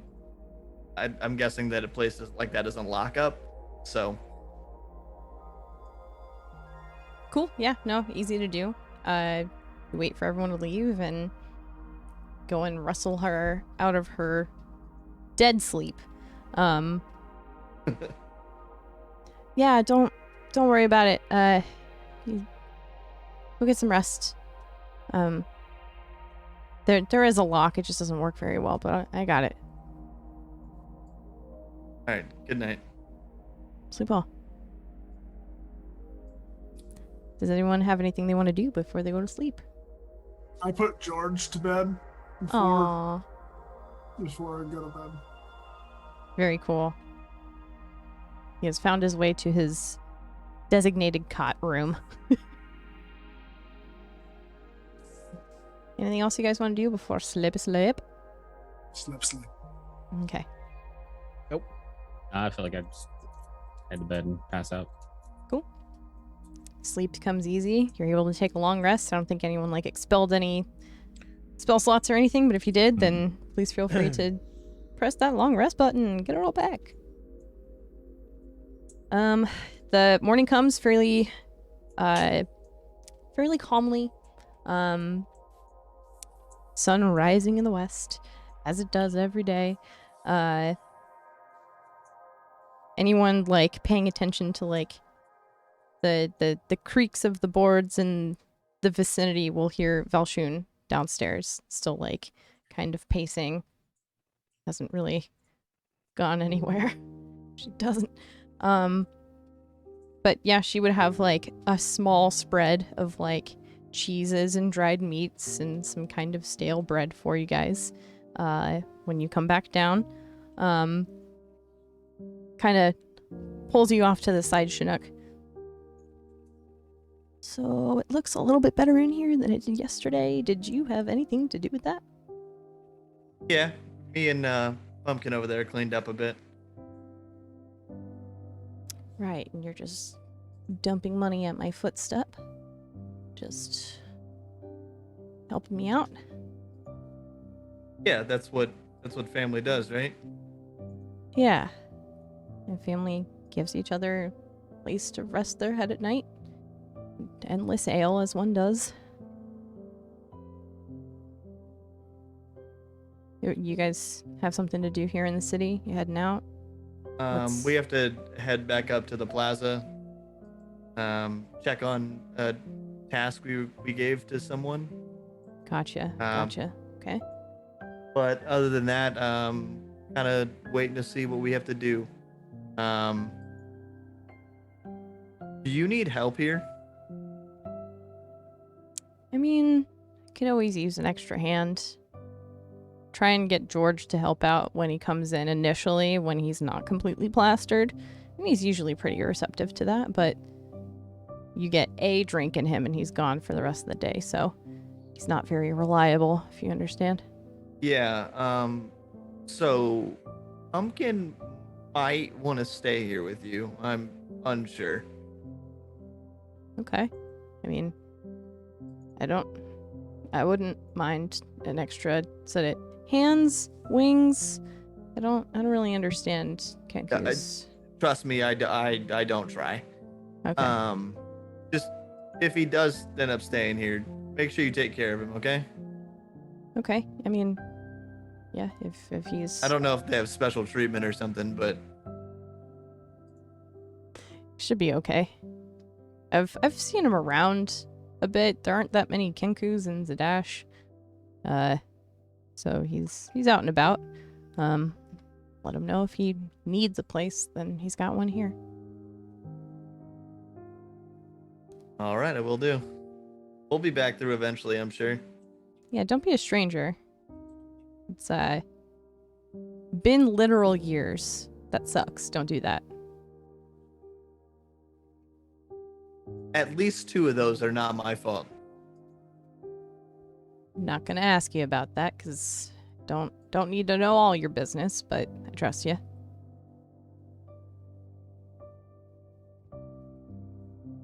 Well, you know where to find me.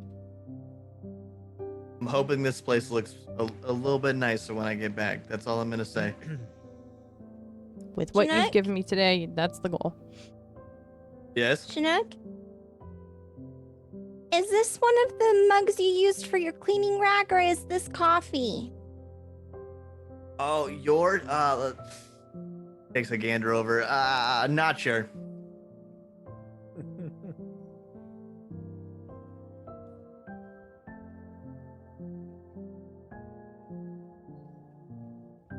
Anyone doing anything for the rest of the morning? Or are you heading out? What you guys doing?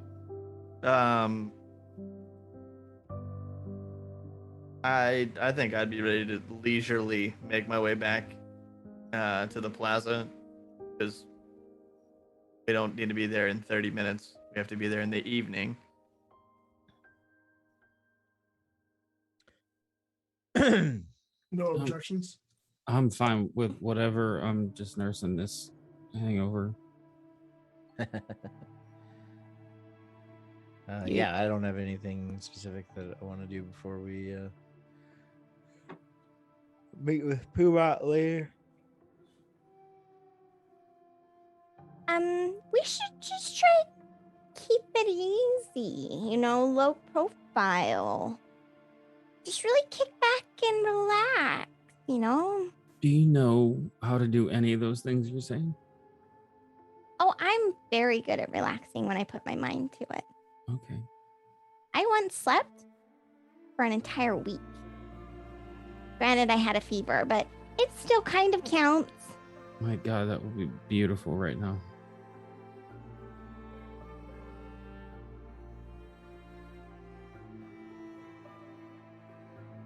Pumpkin kind of Alright. scoots up to you guys. So, I decided that we would leave. Yeah. Pumpkin, I've never been to Zadash. In fact, I didn't know what Zadash sounds like a weird spice that you put on your potatoes, if I'm honest. But could you show us something cool? Or a part of Zadash that's interesting? Memorable? Interesting? Memorable? Right this way. And he'll kind of like gesture out towards the door. All right. Walking out the door. Follow the Kenku. Cool. I will And Pumpkin will take you on a fairly lengthy tour of Zadash, kind of maneuvering you through the outer steads, which is kind of like the slums of Zadash. It's where all of the working class live. Trying to take you to the nicer spots, like here's a little pocket park in the middle, and there's a sputtering fountain over here. Eventually we'll lead you guys up kind of towards the Pentamarchic, but even more so a little bit further north, and he'll take you to the gates of the Tri-Spire, and just kind of stand there looking up.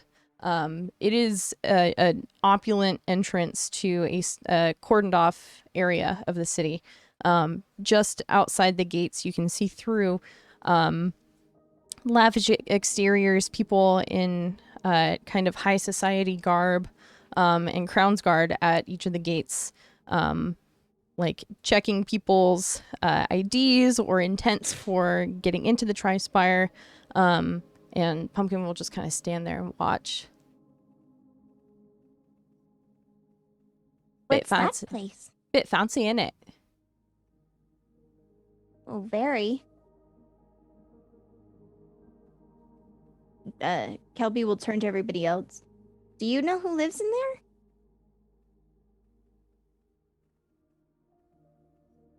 Anders, you There's said some you've been here nobles. before.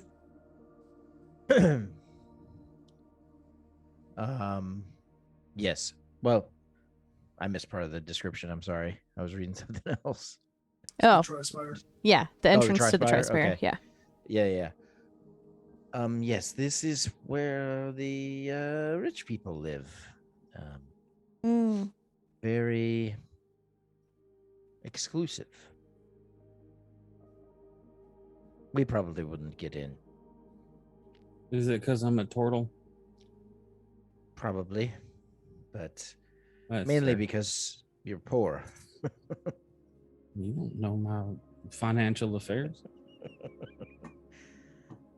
Then it's because you're a turtle. No, I don't know it. I've never tried to get in there, but it is a much nicer area. There's a reason why there's a wall. There's a reason why there's a wall. Yeah, that's kind of a new concept for me. Walls. Like, obviously you need them for your house. And I guess, like, we need to keep sheep or whatever in, but I don't know. These always seem a little excessive. Pumpkin will nod. Seem a little excessive. I mean, we could try to go inside and see what they say. You just have to go up to the guards and try to walk in. Okay. Kelby will unceremoniously just march up to a guard. Success. And kind of put her hands on her hips. Hello, fine sir. How are you today? Hello to one. Can I help you? You may. You can let me into this area because I intend to play the world's greatest show. Is that so? Yes. Is there a specific locale inside you intend to perform?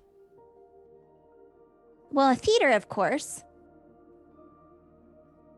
Well, I would need a name, an event, your name. I need intent to gain entrance. All right. Well, my name is Kelby Sparkspinner, and the name of the show is The Spirit of Pumpkin. And it's very prestigious. I will admit that sounds like something that would happen during the gala, but I don't believe that that's on the agenda. Your name wasn't given to us as a performer. I'm sorry, Well, unless you. I was late. We were busy slaying a giant and then sleepwalking. It's a very long story. I see. Interesting. And he'll kind of look over at the other guard that he's manning the gate with. Right. Killing a giant. That's a very normal activity in these parts. Oh, it's not very normal at all. It's actually quite heroic if you think about it. The stuff of tales and legends. Like my songs that I'll be performing tonight in the Spirit of Pumpkin. Interesting. Okay. Well, Kelby, Miss Sparkspinner, I unfortunately cannot let you in without any sort of documentation stating exactly when and where your performance will be and who might be vouching for you. Vouching? What do you mean? He kind of like looks confused, like, I've never had to explain this to someone before. My God. You know, when someone speaks up for you and can say that you are who you say you are and will do what you say you will do, like they've seen it before, or I'm at my wit's end here. Right, well, all of these people have seen me perform before. Isn't that right, gentlemen? Yeah, Chinook, I think you're up. She's pretty good. Oh, I'm not doubting your abilities and your performance. It's more of I feel like it's fairly obvious. It's fairly exclusive here in the Tri-Spire. You have to know someone. You have to go somewhere. You have to have documentation stating your intent. I don't think you understand. if you give her like 4 sentences about your life, she's gonna make a song about you. Great. I have heard bard's tales prior. It's nothing new here. Again, I'm sorry, I do not mean to offend, but it's... No, that's fine. I understand. I'm used to people not wanting others to share their gifts. I'm just sad to see that there's such a large group of people. What's your name? Caleb? Caleb? Is that spelled with a C or a K? With a K. I don't know why you're getting so specific here. I'm sorry. It's just, Gentlemen, how badly do we want to get into this place? No, it's fine. I'm just wrapping up. You see, Caleb, I'm gonna make you a promise. Does that sound okay? Are you cool with that? Yeah, I'm gonna make you a promise. I like doing that. I like setting goals and ambitions and striving towards them. It's really important. It's what makes you get out of bed every day. Caleb, one day, I'll show up here at this gate. And you might even be on duty.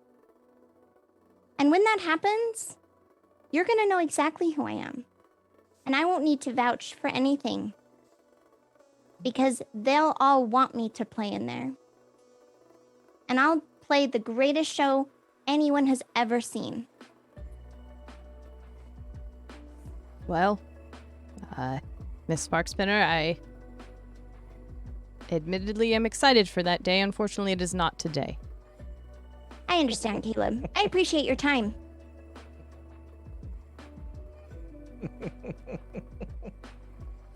Ask again. How badly do we want to get in? I mean, I don't think you're getting in, but go ahead. Hang on, let me try something real fast first. Turley's just gonna try to walk through the gate. Excuse me, sir. Yeah, I have an appointment with a friend. Appointment where and with who, sir? Documentation, please. That's none of your business. As the Crown's Guard of Zadash here manning the gate of the Tri-Spire, of course it is my business, sir. Are you really gonna refuse a cripple to go through this doorway? I'm not saying that, sir. You're the one implying such a thing. Well, here I Anders am. is laughing out loud, by the way, during all of this. Like, laughing out loud. A turtle with who is clearly leg disabled, trying to go through a door, and you're gonna tell me no? You tell me that I'm wrong. Sorry. She came down in a bubble, dog. Thank you How could you? Is this the official stance of the Crown's Guard against those of us who are not as equally abled as others? Sergeant Jameson, can you please escort the turtle away from the gates? Okay. It's all right, Turley. I mean, Mistwood, would you like to give it a shot? I am enjoying this thoroughly, but I think we probably better go before we end up in somewhere we don't want to be. Mistwin will walk up to Caleb, turning his back to the group and kind of positioning. He pulls a piece of paper out of a scroll case on his hip and hands it to Caleb. Ash, please check your DMs. I'm looking. Oh, God. Oh, no.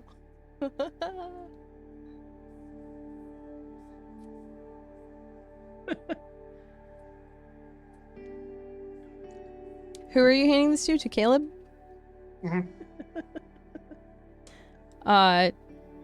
Caleb will kind of like look nervously at you and the note. Jameson, back off.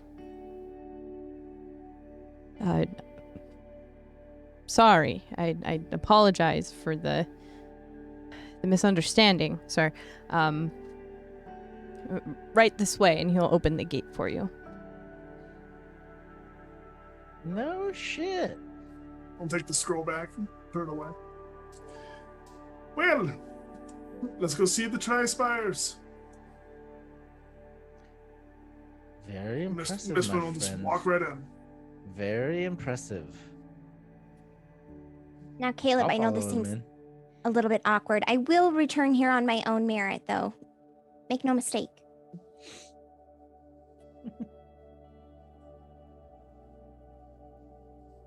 Come on, Turley. It's not Caleb's fault.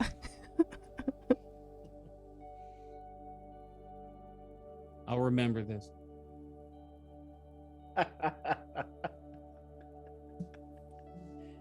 Cool. So you guys just made your way into the Tri-Spire. So this is a very lavish area, as previously described. You know, it's very well decorated. Even like the frescoes of the buildings plural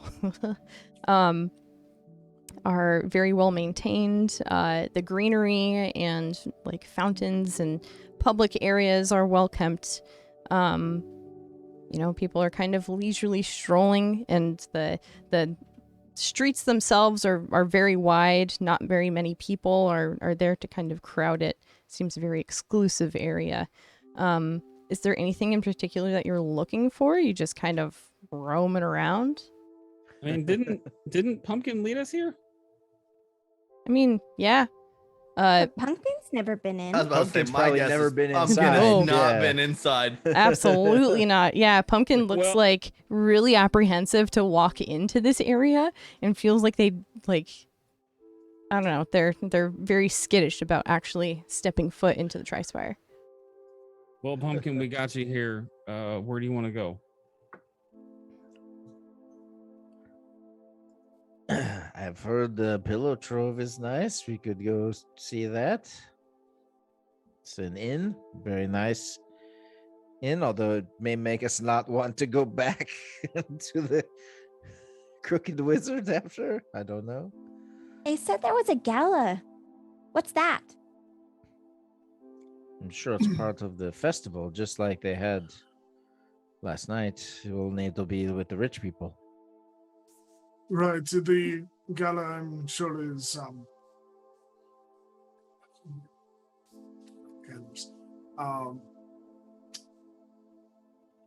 without an accent, because I immediately slip into French accent as soon as Anders talks.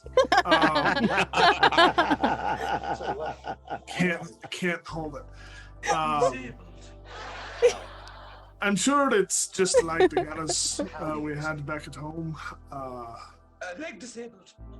Is someone playing it right now? Yeah, someone's clearly playing it right now. Okay. Like, wait, where's this coming from? Wait, I'm pretty sure. Did I'm that pretty sure. come I'm pretty through? sure that was me. Yeah. Okay, I was like, I don't know what it Wait. is. Something is I didn't- definitely I couldn't- wrong in my Go XLR somewhere. I was gonna say I was playing it too, but I wasn't getting any audio through my headset, so that was weird. incredible. I love it. That was my fault. Sorry. No, it's great. Fucking IT crowd. Anyway, it's just like a formal gathering for rich people. Okay. So just a bunch of rich people just get together and that's it. Well, a lot of times they like to throw their money around. There's auctions, art shows, sometimes combat, formal gladiatorial combat. It depends on the culture, to be honest.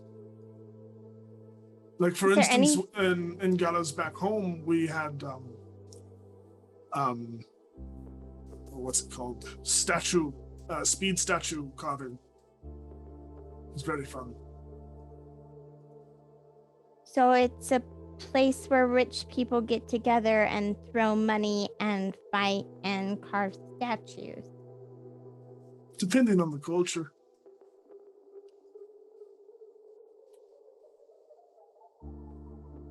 Okay, well, I'm never one to say no to a party. Is it a party? Kind of sounds like my Uncle Erwin's 100th birthday party, if I'm honest. It is a party. Do we really want to go to the gala? mean, Is that happening now? we got in here, but I think we probably need some better clothes if we're going to the gala. Right. Can you imagine the story that guard's gonna tell when we all one by one tried to go through the door, and then Miss Win here pulls out a piece of paper and is like, let me through, and then 10 minutes later we walk right back out. Can you imagine the story he's gonna tell later? I kind of want to do it just for that.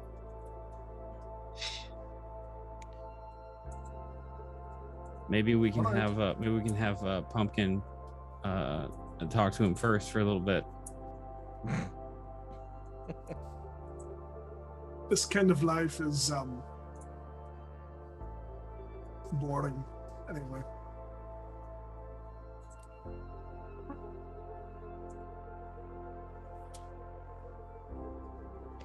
Let's leave. I guess we need to have another fact sharing session.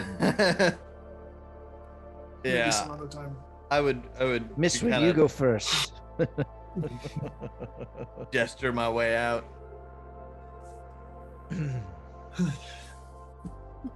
The guard will open the gate again and be like, "Quick trip, huh? It's okay." Thank you, Caleb. That will be all. Right. We look forward to your eventual return. Oh my God! Inevitable return, Caleb. But thank you. As I go past Caleb, I'd like to pretend to trip. Pretend to trip? Oh God. Roll a performance check. Performance check, yeah. I want to know. Can you show me? 19. I want to know how you trip in front of him. Okay, cool. Yeah, describe how you pretend to trip in front of this guard. So like with the limp, as I'm kind of doing like the little hitch step, I'll kind of glance over a little bit, and right as soon as I'm passing Caleb, I'll just pull my leg into the ankle of the other leg and literally trip myself and kind of stumble down and fall on my hands and knees and go, listen, why did you do that? Caleb, I told you I was disabled. Caleb, did you just trip him? No, sir, my gods. Absolutely not. This is Jameson, please help the turtle up. Oh yeah, God. Jameson. Do Caleb, you stay away from me. Caleb, I don't know who I'm gonna write a letter to, but I'm writing a letter to somebody. This does not need to go to my superior in the least bit. This is something that we can handle here. Sir, are you okay? Do you require attention, medical or otherwise? Well, you know what? It's funny you say that. Jameson, I'm not that heavy. Just pick me up. We can handle this here if you want, but never letting the wall stand in my way again and letting me in next time. So long as you, sir, are with this fine gentleman over here, and he points towards Oh my this God, one. I think I twisted my ankle too. Sir, this is a scene that does not need to be caused, and there's like people walking out of the Tri-Spire that are like stopping to watch. My God, I can't believe you're gonna let me sit here with a broken ankle and a disabled knee. I'll keep shouting, Caleb. Don't test me. Okay, fine. Whatever you. Oh my God, it's whatever you want. Just please be quiet. I want a pass to go back in there anytime I want to. You have to. You have to go to the main offices just south of the Bent Market. You'll see the Crown's Guard. You'll see. Oh my God, I can't. Caleb, I don't think you understand. You do it. You make it happen. Such unjust treatment for one of the ambassadors from Torteria. Turley's eyes get wide for a second. Caleb like haphazardly pulls out a small notebook and already at the ready quill, just very quickly writes something down and tears it out and says, "Here, fine. Jeez, it's present this to any guard getting into the Tri-Spire at this gate or the other, and you will be fine." Turley gets up effortlessly and takes it and says, "Thank you, I appreciate that," and limps off. You see Caleb behind you, just kind of like shrinking into himself. Oh no, Nistwin, don't draw too much attention to yourself during the strength contest. No, we wouldn't want to draw a crowd. Ambassador of Tordalia. As we go away, I feel like I would just take a bow towards Caleb and just go, "Thank you," and then leave. I hand the note to Kelby. No, I don't need it. All right, fine. Just trying to. I appreciate it, Turley. But I meant what I said. One day, you will give the finest performance in front Worthy of of this? the most unworthy people. Maybe they just need to be inspired.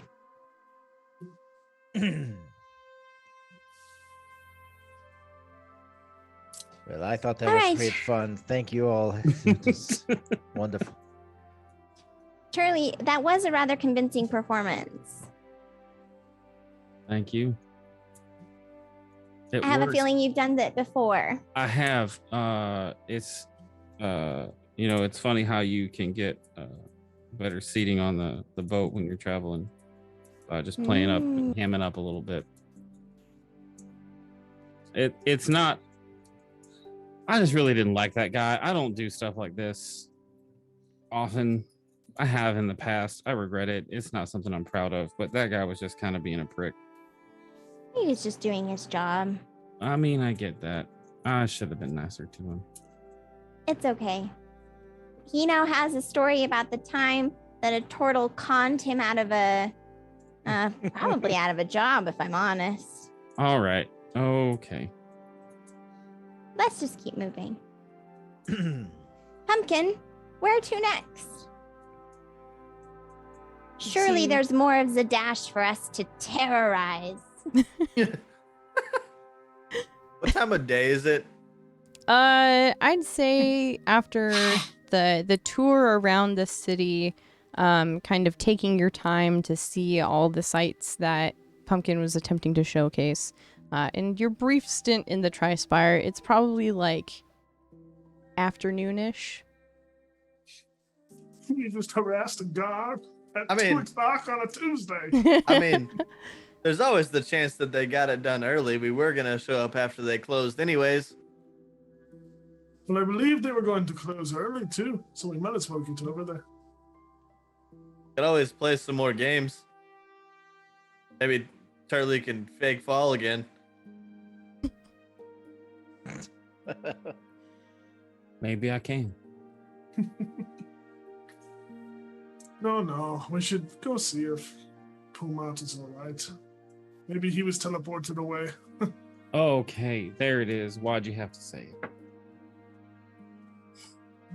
Well, I mean, don't think that it will we were work all like thinking that. it. Oh, I definitely wasn't. I definitely was. Yeah. Well, here, how about this? I'll go in first and I'll check and make sure that everything's okay and then give you guys the signal. I really don't think that's necessary. Wait. Are you expecting an ambush in the store? No, but I just, better to scout ahead and get a reading on the situation. Maybe it's not done yet, and I could just ask really quick. I am the fastest talker here.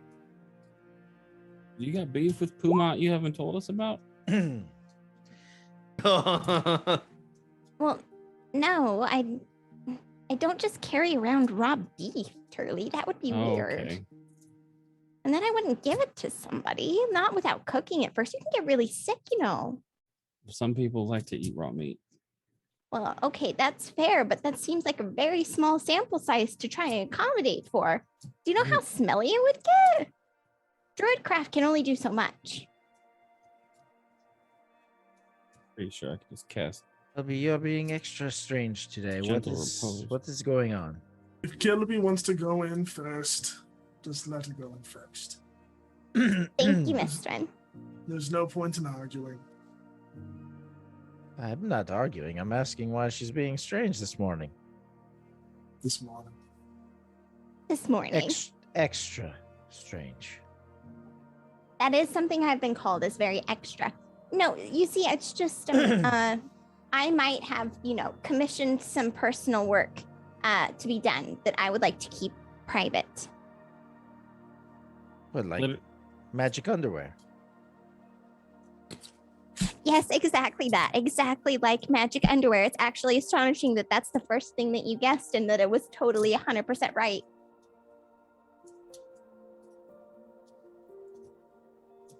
Oh, onward. Yeah, all you had to say was that it was personal and you did something. That's fine. You're just being a little suspect about it. Feel like we're all open and honest amongst each other now. Yeah. Certainly. With us carrying magic documents to get into only the most exclusive of places. And also having the ability to use our bum knee to our advantage in such a convincing manner. Have we all invoked the ire of Kelby today? What happened? I told you, this is what I'm saying. I didn't have my wants to coffee. listen to me, but I'm saying she's extra strange today. I don't understand what is going on. I couldn't tell what was coffee and what was dirty water, so I just went without this morning. I'm sorry.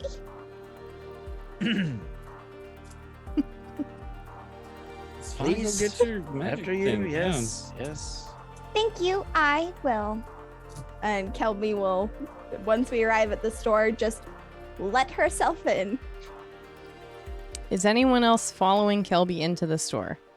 I'm sneaking in. Serious? 23 on the stealth check. The hand just comes around and like grabs the bell. I mean, if you're legitimately doing that, I would say that Kelby is so sure of herself and preoccupied with getting up to the front counter that she like slams the door open so much that it like hits the opposing wall, leaving the door open wide enough that Anders can kind of slink in and hide in one of the more shadowy corners of the store. Yeah, Kelby's been stressing not having this with her. So that 100% checks out as she kind of walks in and nervously looks around for the nearest Pumat soul. And you don't have to look very far. There is a Pumat soul sitting at the counter, kind of mindlessly tinkering at something there. And hearing the slamming of the door, his head will spring up. Oh, Miss Sparkspinner, it's good to see you there, ma'am. Can I interest you in anything prior to your picking up of your designated item? Oh, no. Just the item is fine. It's the first time I've been without it in a long time, and I'll admit that I'm a little more anxious than I realized I would be without it. Sentimental item, I understand. I was able to do my best to repair it last night. Of course, not every piece was present as it was intended in the little illusory device that you showed. But I did my best to recreate it to the best of my abilities here, ma'am. If you would like to take a look at it, and I'm seeking your approval for completion of the transaction. And he'll hand you the item, and it's nearly identical to the illusion that you showed him, just save for like, little cracks and tiny bits that were missing. He's even gone in and like saved the twine and the string and the chains and stuff that you used to hold it together, and just like wrapped it around kind of the rest of it, maintaining the integrity of the main piece. Now, ma'am, I didn't quite understand the exact enchantment that was originally intended for such piece, so it does not have any enchanting properties within it. But if that is something that you require, that could be inquired upon for an additional cost. and more time to complete such a task. Yes. You see, I used it before. It's my focus. I see. Okay. Will it still work that way? Now that it's all back together? Focuses are a bit of a misnomer there in the terms of magical enchanted items. So long as you believe that it accrues that certain magical property, then it should, in theory, return so long as it is now intact, which, to the best of my ability, I have done for you this day.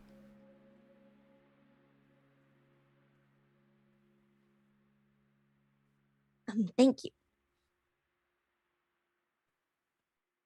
Are you okay? Do you require a hanky there, ma'am?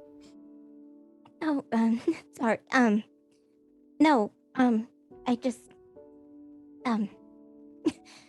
well, speechless. It doesn't happen very often. Thank you. Thank you. It's just been broken for a really long time. I understand pieces like this. It seems like it's a sentimental item to you and has probably been in the family for a while, or at least means a lot to you. So being able to help in this way is it warms my heart and it warms all the other Pumat's hearts, I'm sure, too. Is there anything else that I can help you with today? Not mean to making it a transaction, but I understand you all are here to seek information about this orb that you brought me, and I'd like to be able to help out with that. Yes, of course. Kelby has not been able to take her eyes off of this thing the entire time, and as he's kind of talking about the others, she'll kind of nod and take it and squirrel it back away in her jacket and say, oh, yes, they're just outside. They were being very kind. If anyone asks, I definitely commissioned magic underwear. Okay, Magic and underwear. she'll turn and head to the door to let everybody in. I have found the items to be of a proper fitting. Are you gonna wear it out of the store? A lady never tells Turley. But they're ready for us now. After the rest of you, I'll step aside and let everybody go. Everyone heads in. So Anders appears from out behind the shelf somewhere. Pumat, hoping you can tell me that I don't owe you another 300 for more time. Well, hey there, Mr. Turtle. It's good to see you all again. Thank you again for trusting us in the service of identifying this previously broken and now relatively identified object. It's still a bit of a mystery, but at the very least I can help with a little bit here. Let me go grab Pumat Soul Prime and we'll be able to take a gander at this together. Why don't ya? Give me just a brief moment here. And as he's like saying this, he's like stepping back through the beaded curtain. I'll be just a moment here. And I ask a very important question. Absolutely. Is this? Yeah, no problem. Let me just step back and get my manager, which is actually let me go find the Crown's Guard. No, you can roll an insight check if you'd really like to get more details, but no. Just wanted to make sure that it wasn't like they have this thing they're not supposed to, and we're just gonna stall them here at the counter while we're waiting on the Crown's Guard. No. Okay. Should be okay.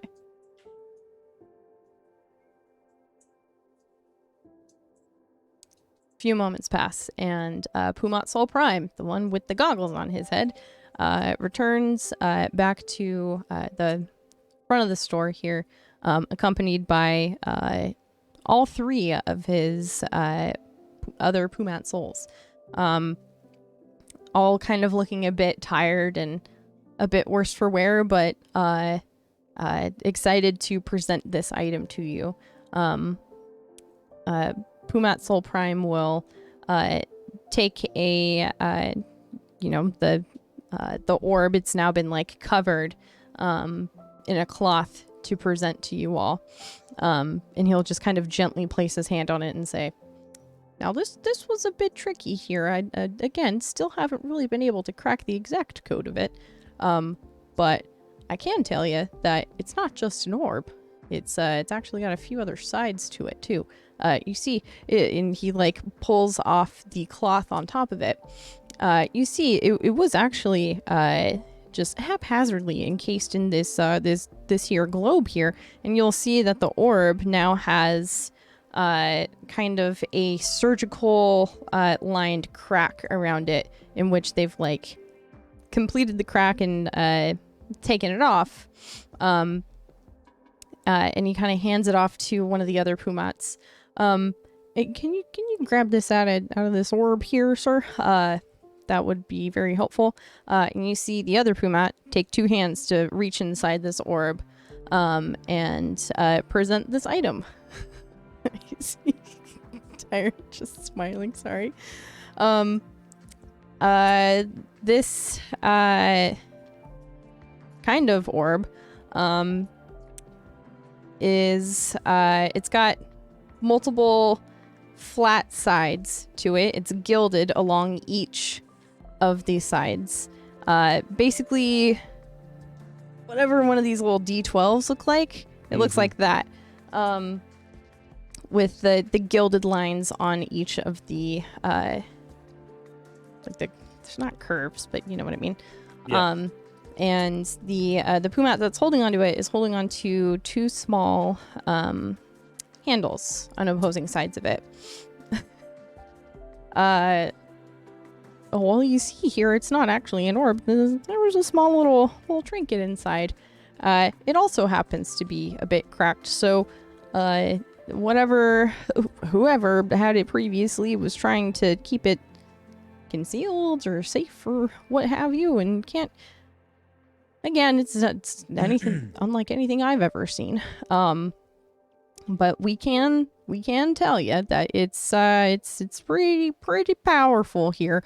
Unfortunately, we were unable to repair this crack on here. You see, we first attempted to repair the crack on the orb itself, the glass, but we realized that there was something inside, and we decided to take a look, and here we were. The most that we can tell you is that it contains unimaginable power. Really anything, unlike anything we've ever seen or enchanted ourselves, and I will admit that we are, pretty powerful here. We do some pretty solid enchanting here. This is beyond our scope of capability and understanding of what can and can't be enchanted. Wish we had a better answer there for you, sirs and ma'am. But this is the most that we can tell you. We would also like to refund a bit of the cost for this, since it really just came down to us cracking open a glass orb and recognizing that it's beyond our scope here. So we would still like to cover the cost of labor here. So we are going to refund you all 250 gold out of the 300 for the transaction there. That's very kind of you. Thank you. Just out of curiosity, you said the the many-faceted thing that was inside also has a crack on it. If we left it with you longer, could you fix the crack, or is that also out of your capabilities? Well, I will admit there, Mr. Turtle, that not long after you all had left us, it didn't take very long for us to recognize that there was something within this orb, and something that we couldn't really do with much ourselves. We spent most of the time that we've had this in our possession attempting to repair the crack, assuming that it was glass or some other known material, but it's unlike anything any of us have ever seen. Well, mostly Puma Prime, but unlike anything that we've seen. attempted every known way of repairing such an item, and it is not in our scope. This is a fine artifact you have here, and in fact, we would like to present an offer to you all to purchase said item. I mean, it belongs to Turley. It's up to him. Well, let's. Is it possible for us to just have a moment to talk amongst ourselves? Oh, of course. Take as much time as you'd like there. So after we get a little bit more privacy, here's my concern: is going back to our time important? Because I don't know another way to get us there with this thing. I mean,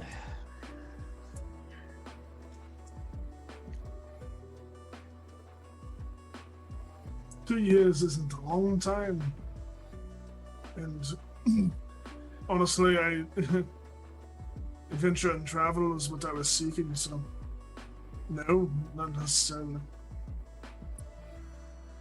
I'm less concerned about that going back than I am about learning about it. I mean, if they think it's something of unimaginable power, then I mean, sure, we could make a quick few gold, but wouldn't it be better to find out what it does? You know, actually, to that point, let's get a little bit more context. Pumat, real fast, got a question. Oh yeah. What kind of question do you have there, sir? What was the offer? Oh, the offer for purchase. So okay. It Just ballpark the number. Sure. What number did we agree on there, Pumont? Well, I think it was kind of in the higher budget range, wasn't it? Yeah, I do believe it was. We are willing to offer you 50,000 gold for it. All right. Well, we'll continue our talk over here for a second. So Right. yeah, when you said powerful, I think he meant pretty powerful. I'm thinking it is. That's a lot of money. That's a lot of money, but I mean, that's what he wants it for. He's either going to study and resell it, or he's going to make something else from it. That's how much he's going to get more than that for it. So it's worth more than that. You got to figure markups at least 100%. So it's worth at least 100K. I mean, only if he intends to sell it. If he intends to use it, that might be full value. But either way, it's not just chump change, you know? I don't think we should sell it. It's far. It seems important. There was an old parable my people used to say when talking about things like this. The deeper you dig down into a mine, the greater the treasures you will find. But the more you pull out, the more danger you invite. I'm just a little concerned that this is going to end up being a little bit like an 8-year-old that picks up a greatsword. You know? Well, only if you leave the 8-year-old unsupervised. Right? Listen, we are unsupervised. The thing is jumping us through time. We're not, though. I will carry it. I will be disciplined. I am not a magic user. I can only assume it's magical, so it wouldn't mean nothing to me, but I'm curious to know its workings. You heard Matt. He said whoever had it before was trying to keep it safe. And I don't know about you, but the longest I've ever slept walk without getting seriously injured was probably about 5 feet. And yet we're 2 years in the future? Right, Kelby doesn't carry the thing, so... And sound? That's settled. Fair enough. But my point is this. Somebody's wants at least Turley and seemingly all of us, considering that Chinook was only recently our friend, wants us to have it. Where They did you provided get for us, they- this? Yes. Where did this come from? What was it? Bright Shove? No. No, it was Deep finger. You took this from Darktow? took is the wrong word. Liberated is probably a better word. There was somebody there that was doing some pretty bad things with some pretty bad intent. There was like a cliff diving competition. We don't need to go into all the details.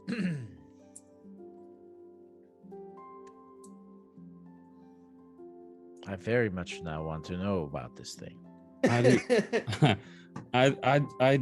I do too, especially because it might be the only way to kind of get back to before. But I'm just worried if somebody was trying to keep it safe, then that means that we're no longer safe. Do you remember what we talked about in Isocross? The weird things. This is the kind of thing that I was talking about. That I can imagine. Well, listen, This is a once in a lifetime opportunity to learn. it Well, is. here's my question.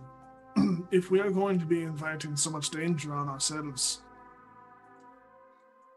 what are we going to do with it? Do we have a plan? Because I think if we are should- going to keep it, then I want a plan. We should try to find whoever brought us here. They wanted us to have it. So you want to go to Darktow where I got it from?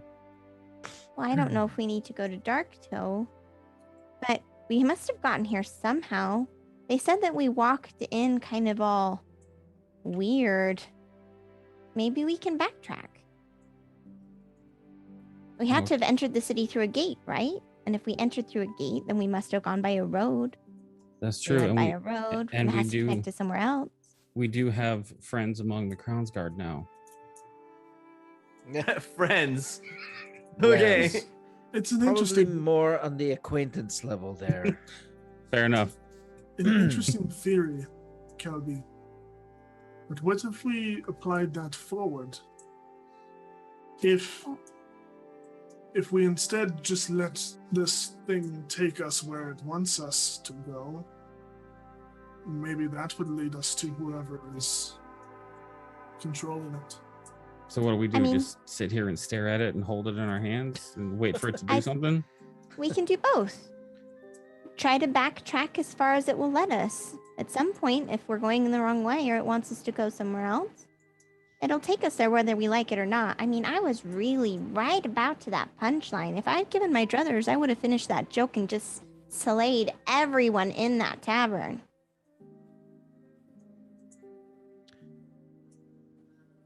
Uh-huh. Chinook, you're a part of this conversation too. You're out of your timeline. We pulled you into this. I don't want to hold it. That's number one. I don't want it. Gotta go throw that out there. I think that if someone's willing to give up that much coin for something, it's worth more than what they're saying it is. Whether that be to us, to someone else, to... I mean, then again, the other part of me is thinking that if we were to sell it to them, the thing was affecting me. I was downstairs in a tavern. How far can it grab us anyways? That is a good point. If we all just sleep outside this shop forever, we could have the 50,000 gold and the thing could still teleport us. I mean, we could try and strike up relationship with Pumat Sol to collaborate. I was thinking that too, actually. Go ahead. I was gonna say we could talk to them about like exclusivity. Like if we do decide to sell this thing, they can have it or whatever. I got an idea there's on that realm. There's another problem really quickly. The government of the Empire, they are not... how do I put this? If they knew of this thing's existence, they would want it. Why? The Cerberus Assembly, they don't let powerful magical items in the hands of the populace. So we would have to go somewhere far or remote. I'm fine with that. We have to get out of the city as soon as possible. I'm also fine with that. Who has the thing right now? It's on the counter still, I think. Yeah. I didn't pick it up. Correct. I want to look at it for a moment. This one's gonna turn around and go back up to the counter. Are the Pumats still there? Oh yeah, they haven't left at all. They're all kind of like still intently watching you all to see if you're considering their offer, as well as still haphazardly continuing to study this thing. Like, they're kind of afraid to touch it too, but Pumat Prime is still kind of tinkering with it. He's brought out a set of tools and is trying to seal that crack the best that he can, and still nothing's working. Excuse me, Pumats. Would you mind if I looked at the item for a moment? Oh, well, sure. It's I believe it is still yours. We haven't completed our transaction here. Just be careful. It's very fragile. Just kind of under my breath, I'm gonna say, right, brother, if you are listening, give me some guidance. I'm gonna grab the artifact and just kind of look at it, see if there's anything on or like looking at the crack in it that would indicate any sort of origin or something. Sure. Make an investigation check. Listen, this is gonna sound weird, Yeah. but I can help you with that. Can I use my stone cunning racial ability to add double my proficiency to this? It's not technically stonework. No, it's fine. I wish I could say yes. Investigation, you said? Yes. Yes, please. Natural 20. Holy shit, bud. That's awesome. So you're holding onto this thing, and you kind of realize the heft of it. Last you saw it, when it was in your possession and prior to bringing it to the Invulnerable Vagrant, it didn't even look this big. The glass that was encasing it made it look like it was much smaller than it actually was. But now that you're looking at it and holding onto it, it's got a bit of heft to it. Very likely because of whatever is encased in this 12-sided weird orb thing. But also because of the gilding on it, that the handles themselves feel like they're made of pure gold. The gilding along all the edges of this thing, they don't look like they're just like barely on there. It's detailed enough that there's enough like filigree and stuff that it is clearly adding some weight to it. There's a couple like small gems where some of the sides meet.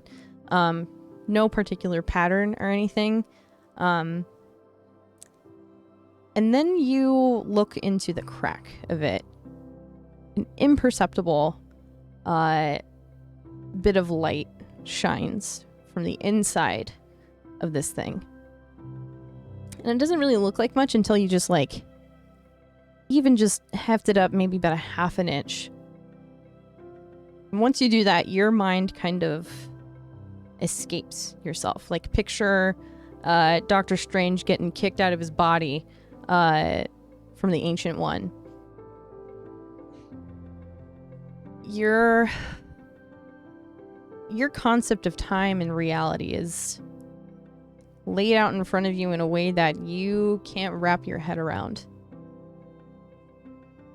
The light that is just barely coming from the crack of this thing now seems imperceptibly bright. Like, it is hard to even look at this point.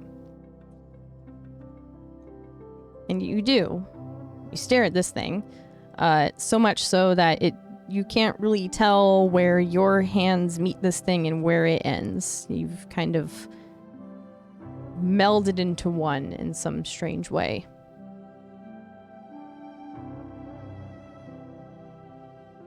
And suddenly you're like thrust back into your own. You're well aware of the surroundings. The weight of this thing brings you down a little bit. And just as you're about to speak about what you just saw, the experience that you just had, those same strange light fractals begin to pour from the crack. The Pumots begin to like back away. They're terrified of what's happening with this thing. Like, well, we couldn't get it to do that. What is this doing? Is it going to explode? And they're theorizing as they're backing out of the room. And the light continues to bounce in strange, odd, unnatural ways until small threads of white light connect to the five of you. And in an instant, you are not standing in the Invulnerable Vagrant anymore. You are now standing in... Are you outside? Is it raining? It's rocky, it's muddy out, there's thunder and lightning, and you can't really tell where you are because of the sheet of rain that's pouring down. It's so heavy you can barely see one another. You miss when looking at this strange object. It's no longer glowing, but it's still within your hands.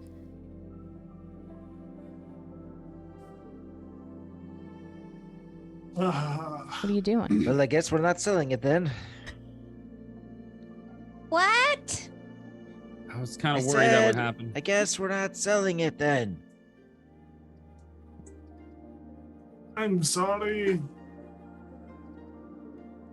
I can't see shit! Does anyone know where we are? Outside. I feel like I'm the only one that might know where we are, since this seems to be following me a little bit. Do I know where we are? Make a perception check with disadvantage because it is Of course. so goddamn stormy out. I can help you with that for a straight roll. If you want. Sure. Mm-hmm. One of them was cocked. That's the only reason I asked. Okay. You fucking asshole. Yeah, it's a 10. I'm sorry if those are the pretty dice. You're welcome to retire No, those. it wasn't. Okay. You can't really tell where you're at. It seems fairly wide open, except kind of dark in your periphery. It's hard to tell. We're in Nicodranus. Mm. Downtown, City Square. Give me a second. Kelby's gonna hold out her hand, and she's going to whisper to the spirits of nature around here to use Druidcraft. So let's see. This one, it is a harmless sensory effect that predicts what the weather will be at our location for the next 24 hours. So trying to get an understanding, like, is this a constant storm, a passing storm? Trying to get an understanding of like how hosed we are right now. Mm-hmm. So you're able to, use your Druidcraft and see within the span of 24 hours what what the weather is going to be. I know sometimes people cast this spell and it's like, here's what it's going to be 24 hours from now. But the way that you see it is in quick succession from the current point to 24 hours from now. So you see basically like a time lapse of a storm passing through, kind of bright clouds and a blue sky. Another small storm passes, but then it ends up 24 hours from now, a clear night. Okay. Kelby kind of watches as this little like orb kind of shifts from like rainy cloud to like blue orb to rainy cloud kind of a vibe. And she just watches it as water pours down her face and goes, well, it's definitely nighttime now. And the storm's gonna pass at some point, but we should make a shelter or something. Oh, I'm already getting cold. Can I look around to see if there's any caves around or any sort of outcropping where we can kind of huddle under? Ye make a perception check at disadvantage because it's stormy. Okay. Natural 1. That's okay. Even with the natural 1, you kind of like fumble around. You don't even like walk 5 feet before you stumble on something. And what you are able to discern, what you have stumbled on, is like a marble pillar that's just like jutting out from the ground.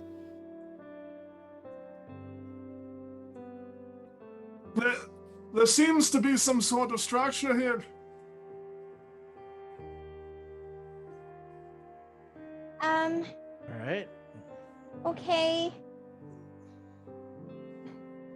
So, Can I follow the rubble to? Yeah, absolutely. head toward Mistwind's voice. Is everyone else convening? Yeah, I'm Yeah. following along. This is a bad idea, but it'll help a little bit. Kelby's gonna cast Fairy Fire centered on all of us. You guys can make a dex save if you want to not be Fairy Fired, but Kelby will purposely fail so she can be lit in a light, like, you know, that like purpley Milky Way color, and it will shed light in a dim 10-foot radius. The DC's 14, so Godspeed. I feel like there is more information that would have needed to have been communicated for Turley to not auto-fail. Roll that dick save, Turtle. Hell yeah, buddy. It's 17. Damn, Hey, yeah, all right. You save. Why are you But- all glowing? It's to help us see, I guess. Yeah. Understanding that Turley's not lit up, Kelby would make sure to like reach out a hand and like grab on to Turley's as hard as she can to not lose track of him in the dark. Is that contagious? No, Turley. Oh, it's so cold and wet and terrible. Where are we? We gotta find. Miss Twin, you said there was like a structure. I believe there's something up ahead. Lead on, little one. Be my guiding light in the storm. Okay. Oh, it's so cold. And Kelby's gonna kind of stumble, like, I'm assuming with my passive perception can kind of see what Mistwin saw and kind of move in that direction, or like following the pillar back to like a main structure. Absolutely. With the help of the fairy fire and Mistwind kind of guiding you towards this pillar and what may be beyond it, you all walk maybe another 10 feet and you see another crumbled pillar kind of pushed off in another direction. Probably probably another 5 minutes pass as you guys come across these ruins, kind of haphazard in the way that they're jutting from this ground, and seemingly the way that they've been felled doesn't really make a whole lot of sense. Until you find a small structure that's like just the corner of it is still it's still there. It's basically like a building fell over, and it's just like a small portion of the top left corner or something that remains. It's enough space for you all to get underneath. There's, water still pouring through the cracks of this place. But you all safely make your way out of the rain. Turley would kind of edge his shell from part of it to create like a pocket so that the wind would give a break from the wind for everybody. Mm-hmm. If there is any. I would say that helps. The way that the rain and the wind is pushing the rain, the position in which you settle yourself, the rain is hitting the back of your shell, so you're able to feel all that, but it's not breaking its way into this impromptu shelter. All right, now what? We just wait the storm out? Oh, yeah. We can do, right? Ooh, can we start a fire or something, though? It's freezing. Is there anything Miss to Wynn, start a did you fire? see anything before we got teleported? GM, now can I use my stone cannon on these pillars and the structure? Yeah, to see if I... So you're trying to deduce the origin of this? Yeah, it says whenever you make a history check related to the origin of stonework, you're considered proficient and add double your proficiency bonus to the check. Okay. So it's this plus 4. I am proficient. So it's this plus 2. 12. Okay. Being where you are from and the experience that you have with this kind of material, excuse me, this does not seem native to the region that you are from, but does seem native to the mountains to the east that you would know as the Ashkeeper Peaks.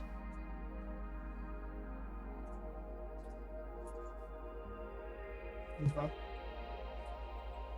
But yeah, somewhere in the Ashkeeper Peaks, I couldn't tell you exactly where the...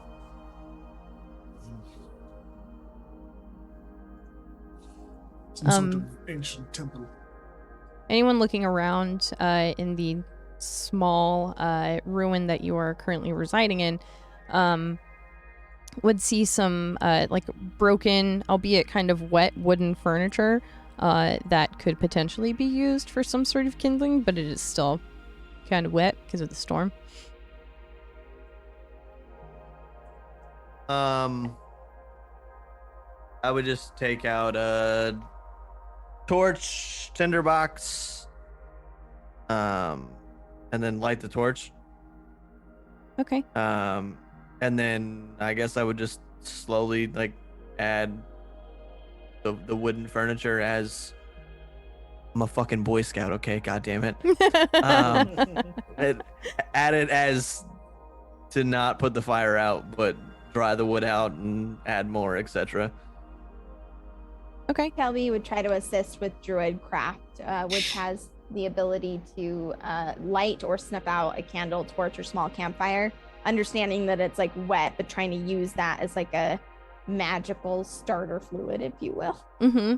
It probably even helps dry out the wood a little bit too, because you're still trying to set it on fire, and the heat is kind of, bringing the water out of the wood. Yeah, I would say after a few minutes that absolutely helps you create a small fire. It's gonna take a bit in order to maintain it, but you have started one. Ooh, okay, all right. I don't know where we are or why that happened, but it seems obvious that this thing wants us to have it and not anybody else. Oh.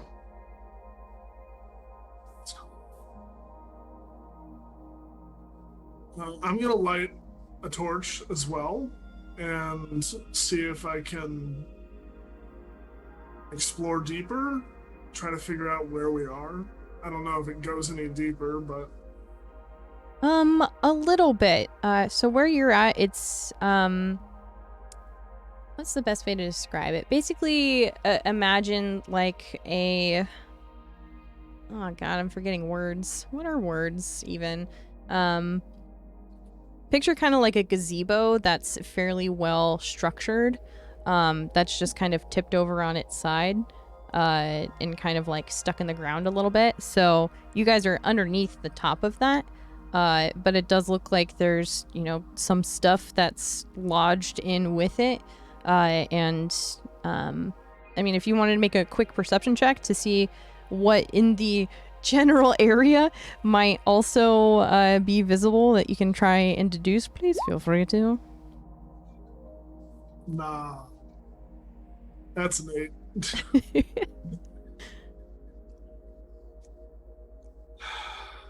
I guess at that point I'm just looking for anything obvious, right? Sure. Any like dead bodies or living creatures further in, or you know, stuff like that. But I'm not gonna find anything hidden or anything like that.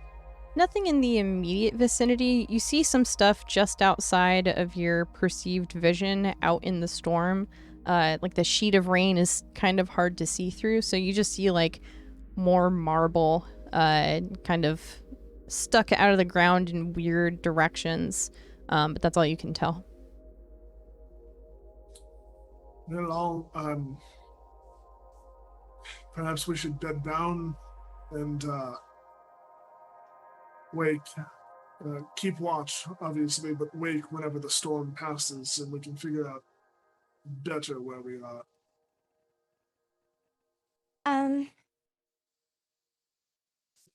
I might have something I can try.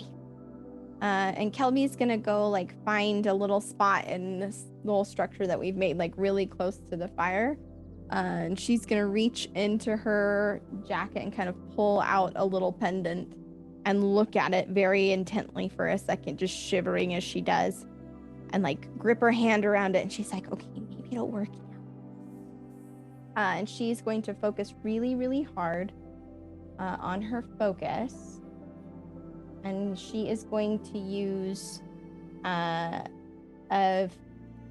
charge of her wild shape to, like as she's muttering to herself and really focusing, like next to her, it's gonna look like a weird little like bit of starlight that forms and shapes, like just like a strange little constellation is forming next to her.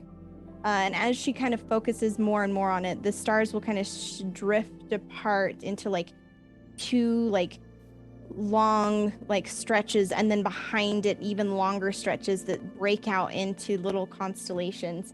And she'll keep focused and then kind of get to the end of her spell and open her eyes. And as she does, the little constellation will kind of shudder, and in its place, like between the stars, the air will begin to fill with white fur.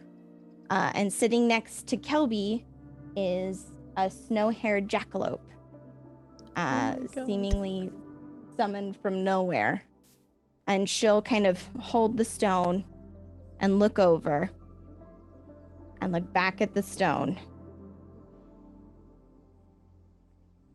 Holy fucking shit. It worked. Oh my gosh. Oh fuck. It's a oh. It worked. It worked. You can see in the dark, right? And it will nod.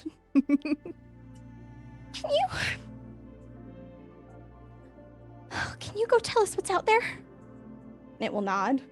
And the little jackalope will spring out into the night, into the water, with Kelby just like holding the stone and staring after it.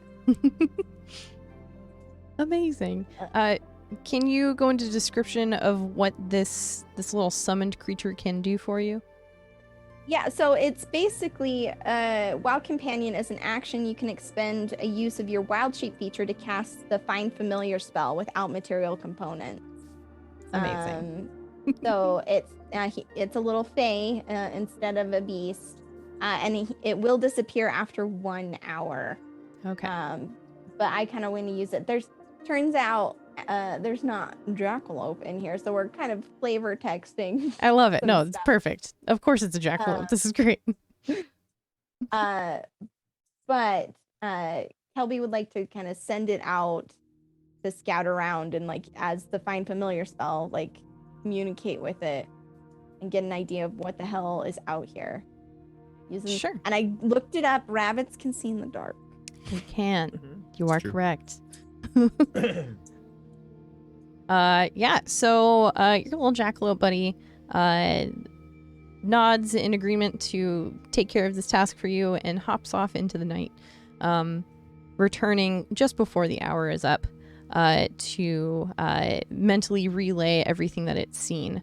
Hasn't gone super far, but they are, fairly quick and quiet little creatures that can bound between, small crevices and all that. So it mapped out a fairly good portion of this area.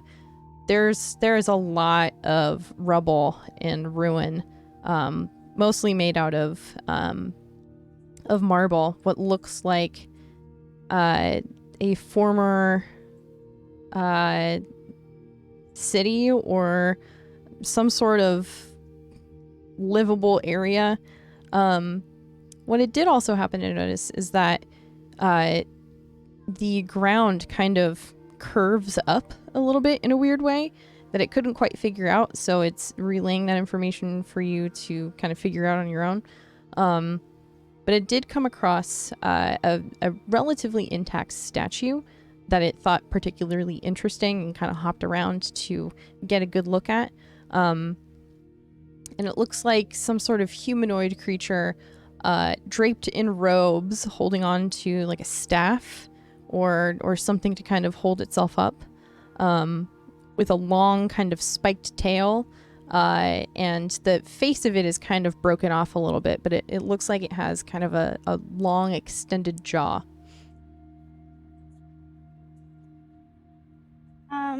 Okay. So it seems like we're in a ruin of a city. It's not just a house. It's bigger, and the ground goes up weird, and there's a statue of a person. They're wearing robes with a staff, and they have a pointed tail and a weird jaw. I don't think I've ever seen anything like it. Does any of that make any sense to you?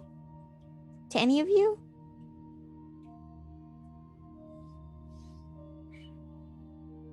Would Turley know the history of this region? Because we were told by Miss Wynn about Ashkeeper Peaks, yeah?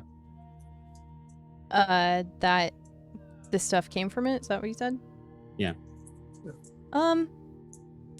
I don't know. History would probably be the check for this. Anyone that thinks they might know of this specific region, you're welcome to roll for that. The only reason I'm asking is because I'm a tourist, so I would have done some history about different regions to like look for where to go. You know what I mean? Yeah. I don't. Nope. This was not in the tour guide. Right. This was not in the Michelin guide that I purchased. I mean, I don't know if it's something to do with like mountainous terrain, legend, or lore, maybe, but I don't. I don't think so. You can roll if you want. It's up to you. If you think you would have been in the know of civilizations that lived amongst the Ashkeeper Peaks. Yeah. 18. 18. You know of small villages that popped up here and there throughout the Ashkeeper Peaks? After all, that's where all this marble came from. Someone had to mine it out. But you do know of one place in particular that no longer stands. That did long ago. But not too long ago that it's outside of the scope of memory or legend. In fact, it was kind of a big deal when this city fell. Because that's exactly what it did. It fell from the sky.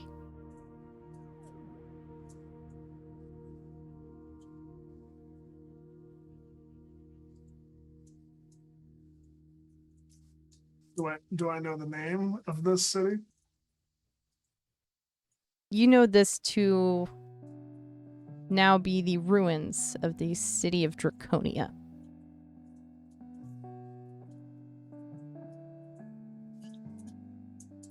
We're going to go ahead and end the session there.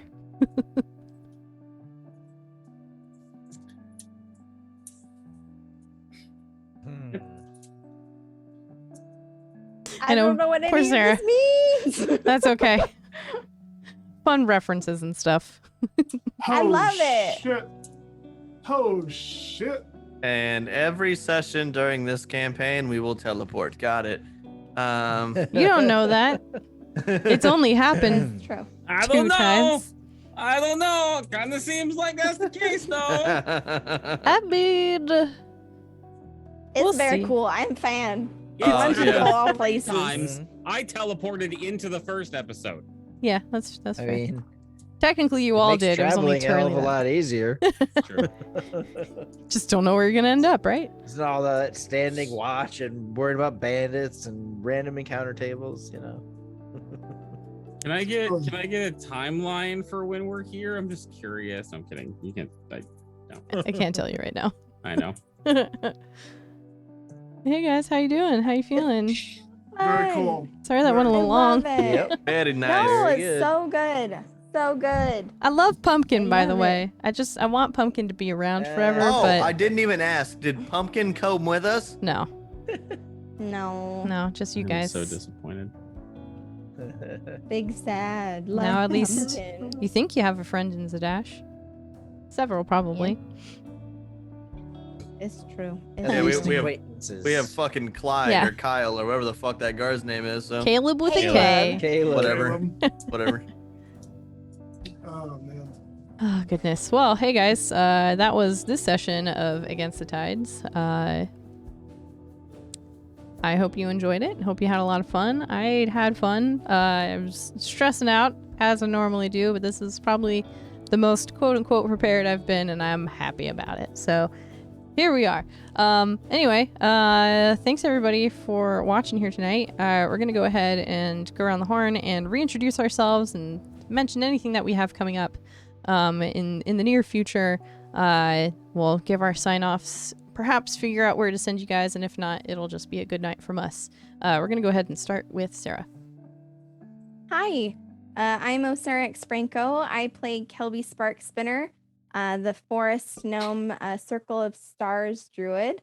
If you like my face and the words I say sometimes, that's plural. You can find me on Twitch and Twitter at Osara Expranco. I'm in a variety of TTRPG content, both here at Nat20 and Against the Tides, and also every Sunday in Morningstar and Company, where I play a very demure, very subtle Water Genasi Order of the Scribes Wizard. You can find me over at TPK Roleplay in a whole bunch of different shows. Saturday is a big day. In the morning, you can find me in Dark Echoes, the Curse of Strahd campaign. And in that evening, you can find me GMing the finale episode of The Bard's Refrain, my own homebrew campaign. We've been building up. We've been playing for a year. We've reached the end, and I'm excited. You can also find me in the Harpers. It was recently announced starting in October. I will be in a Stargate-themed campaign, Basilisk, playing a baddie, which I'm very excited for. I have, one-shots and other shows and just all the fun things. So check out my Twitter, check out the TBK schedule, and keep an eye out here for Nat 20 stuff, because who knows, maybe things are happening. Passing it over to Chum. Hey, that's me. Make sure I'm not muted. All right. Yep, I go by Chum Nation on the internets, and I've been playing Anders Oberyn, the monk, just a basic monk, nothing special so far. So, yeah, I'm just gonna stick with that. And yeah, I love what you've done with the place, Ash. Very good. So, Great. Yeah, let's keep it going. Yeah, come back Sunday for Morningstar, because most of us will be here, and it's super dope. So, see you on Sunday. All right. Everyone, I'm Tyrant. You can find me on Twitch and Twitter at Dr. Tyrant. I played Mistwin Iron Fist, the Mountain Dwarf Paladin. As for what I have coming up, join Sarah and me this Saturday for Dark Echoes, our Cursed Strahd campaign. It's gonna be real crazy and real fast right off the bat, so be sure to get your coffee and be there early. Besides that, I'm in that, and I'm in this. I have cut down on my shows significantly because I am now a student of law at a university. So I am doing significantly less now, but cherish every moment I have to play with these fantastic people. So definitely continue to watch their content. Definitely continue to watch this show and all of the shows that we are in, because we love you and we want you to be there. I'm the Saint. Hi, I'm DMF Saint. You can find me on Twitch and Twitter at DMF Saint, as well as running things here at Nat 20. As the other players have stated, I'm in everything. I'm in a lot of things that were said. This Saturday, I am in the finale of Bards of Frayne, where I play Elliot, who is currently regretting some of the choices he made in the last session, but we'll get there. Looking forward to that finale, not for it to end, but because I want to know the rest of the story. And then Morningstar on Sunday. If you are a Morningstar fan at all, you will need to be there on Sunday. That's all I'll say. And then some other things are coming up. Again, I'm also in the Stargate Basilisk situation thing, playing a baddie, which is going to be bad crew, best crew, bad crew, best crew. Especially because there is a crossover with Good Crew. Yeah. Anyway, and that's it. There's some fun things in the cauldron that we're cooking up here at Nat 20, so stay tuned for that here. Direct. All right, guys, I'm Direct Threat. You can find me on Twitter at direct_threat. That's pretty much where I am right now. I'm not doing any streaming or anything. I'm playing Chinook, the Air Genasi Circle of the Moon Druid. Really, really happy with all the character building we did this session. Like, tons of it. It's awesome. Other than this, which we always find a day later on in next month, you can find me at playing Morningstar, and I'll see you there in 89 hours and 54 minutes. So be there, because, you know, like Saint said, I feel like he should have got like a little bwah, bwah, bwah there, but yeah, like, don't worry, I'm just terrified for Sunday now. Should be. Yeah, I don't. I don't know what we're doing. This. Yeah, I don't know what I'm doing in this campaign. I don't know what I'm doing in Morningstar. It's all a mystery at this point. Ash. Welcome to D&D. Hey, that's me. I'm Ash. I go by Ash and Rabbit here on Twitch and over on Twitter. I never say the underscore in the middle because I feel like it's implied because you can see it, but there's a goddamn underscore because someone else took it and I'm upset about it. Anyway, I digress. I've been your DM here for Against the Tides, and will be ad infinitum. It's a whole bunch of fun, and I'm really excited to see what these guys continue to do with it. It's gonna be. Do you have your hand up? What's up? Chat, cast, you heard it. Ad infinitum. This campaign doesn't end. Never ever. The intention is to go as long as it can, whether that's to level 20 or whatever. It just makes sense for the story to find a definitive end. But that we're level 3, y'all. By the way, you're leveling up to level 4. That's I like it. considering I like this game only meets once a month. I figured it only makes sense to level up each session. So whether that's through combat or encounters or playing fake archery games, you're gonna level up somehow. Yeah. Yeah. So that's what I do here on this stream. But I also play in Morningstar and Company Incorporated, and I'm fucking terrified for what's gonna happen on Sunday. But so goddamn ready for it. Now. It's gonna be okay, buddy. It's gonna be okay. Speaking of which, I have something to show you guys once we're done. Sarah's already seen it, but I want to show you guys. Anyway, secrets. It's whatever. Just very quickly plug my own haphazard, doesn't really exist stream. I'm trying to get back into it and do more stuff. Most recently, I've been doing D&D prep. I figured out how to make an overlay that allows me to prep and you not see a goddamn thing that I'm doing. So that's a lot of fun.